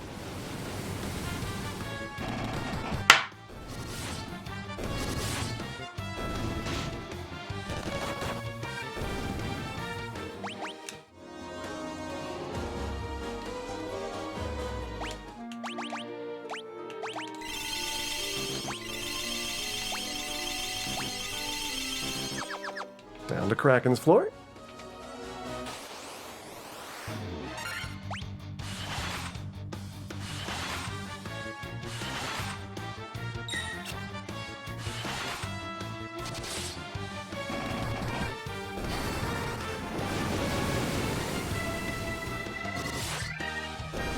Making some hot water here. Black shit would do more damage to the water elementals, but probably wouldn't kill him nearly as fast as the punching does. So I'm letting Dan keep his favorite staff to use. He's getting some good use out of that thing.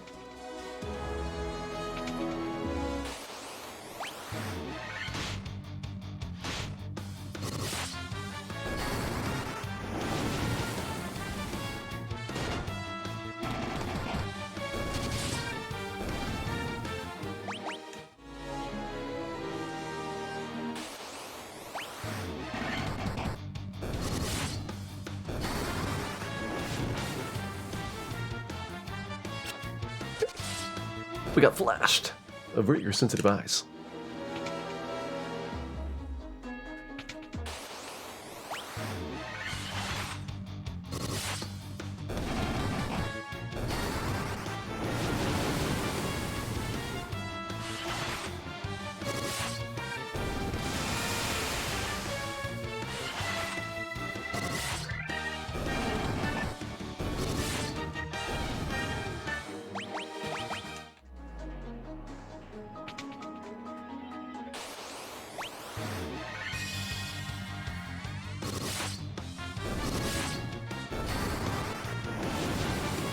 Alright, I'm gonna admit that I find that focus animation, which is the lock spell, somewhat charming.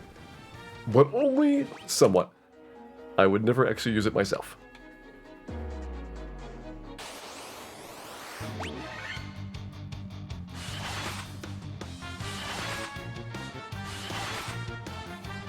Happy they fixed the white mage vitality. I don't know if I want the white mage to be this beefy. Like, I'm kind of not that big on, like, pretty much all of your characters having a ton of HP. It was fine with the black belt getting lots of HP later on, but Red Mage's whole thing was that they were supposed to be kind of nerfed a bit for the purposes of balance, and so now that Red Mages have tons of health as well, feels like the Black Mage is like the only character that's even slightly vulnerable to physical damage.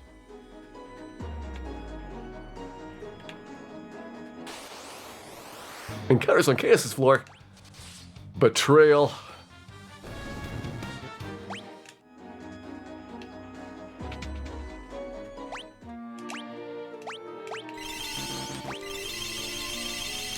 those encounters were defined for the other versions of the game. They just didn't actually have encounters turned on for the floor.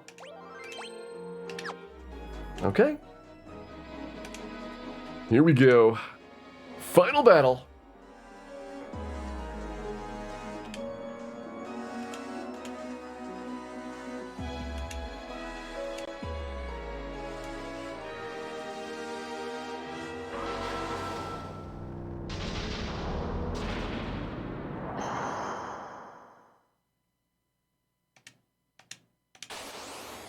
Let's do it.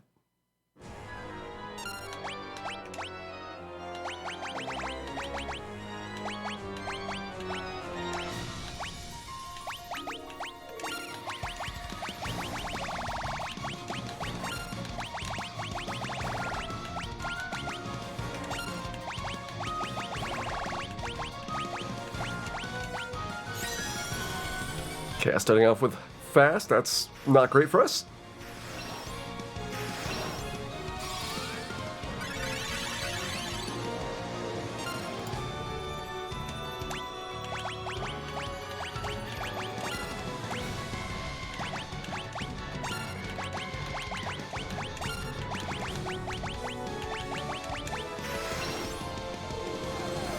Good, nuke.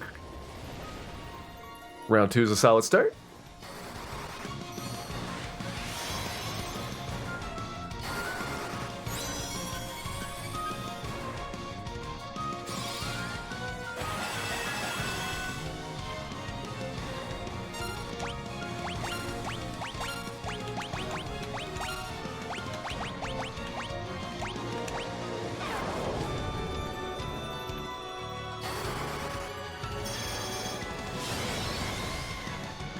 Song's definitely a jam.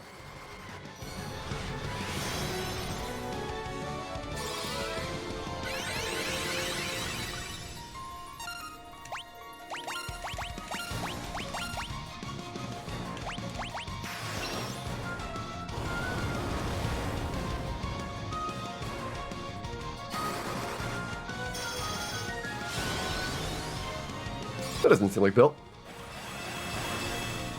Come on, Cal. Get your tempers in the right place.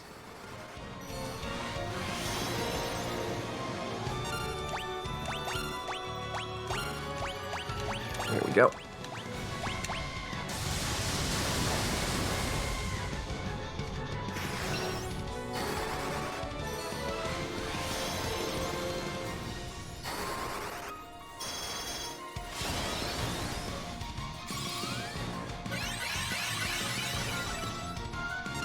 All right, let's do a little damage check.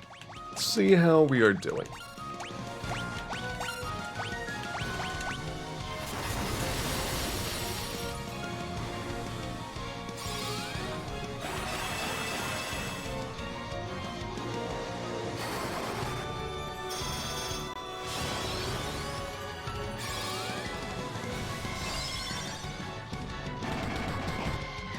$5,000 damage, pretty good. I think we are doing pretty good.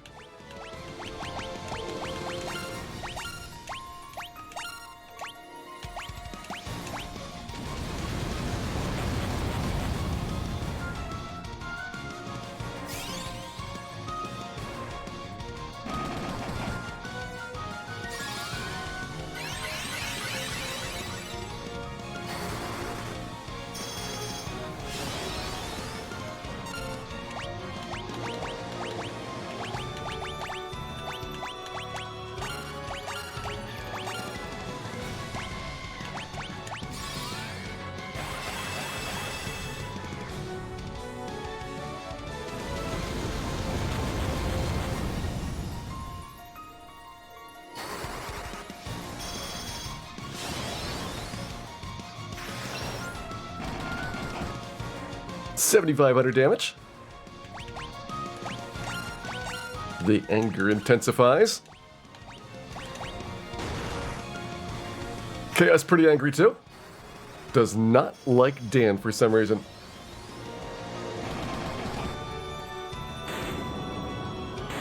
But it doesn't matter, because Chaos is dead.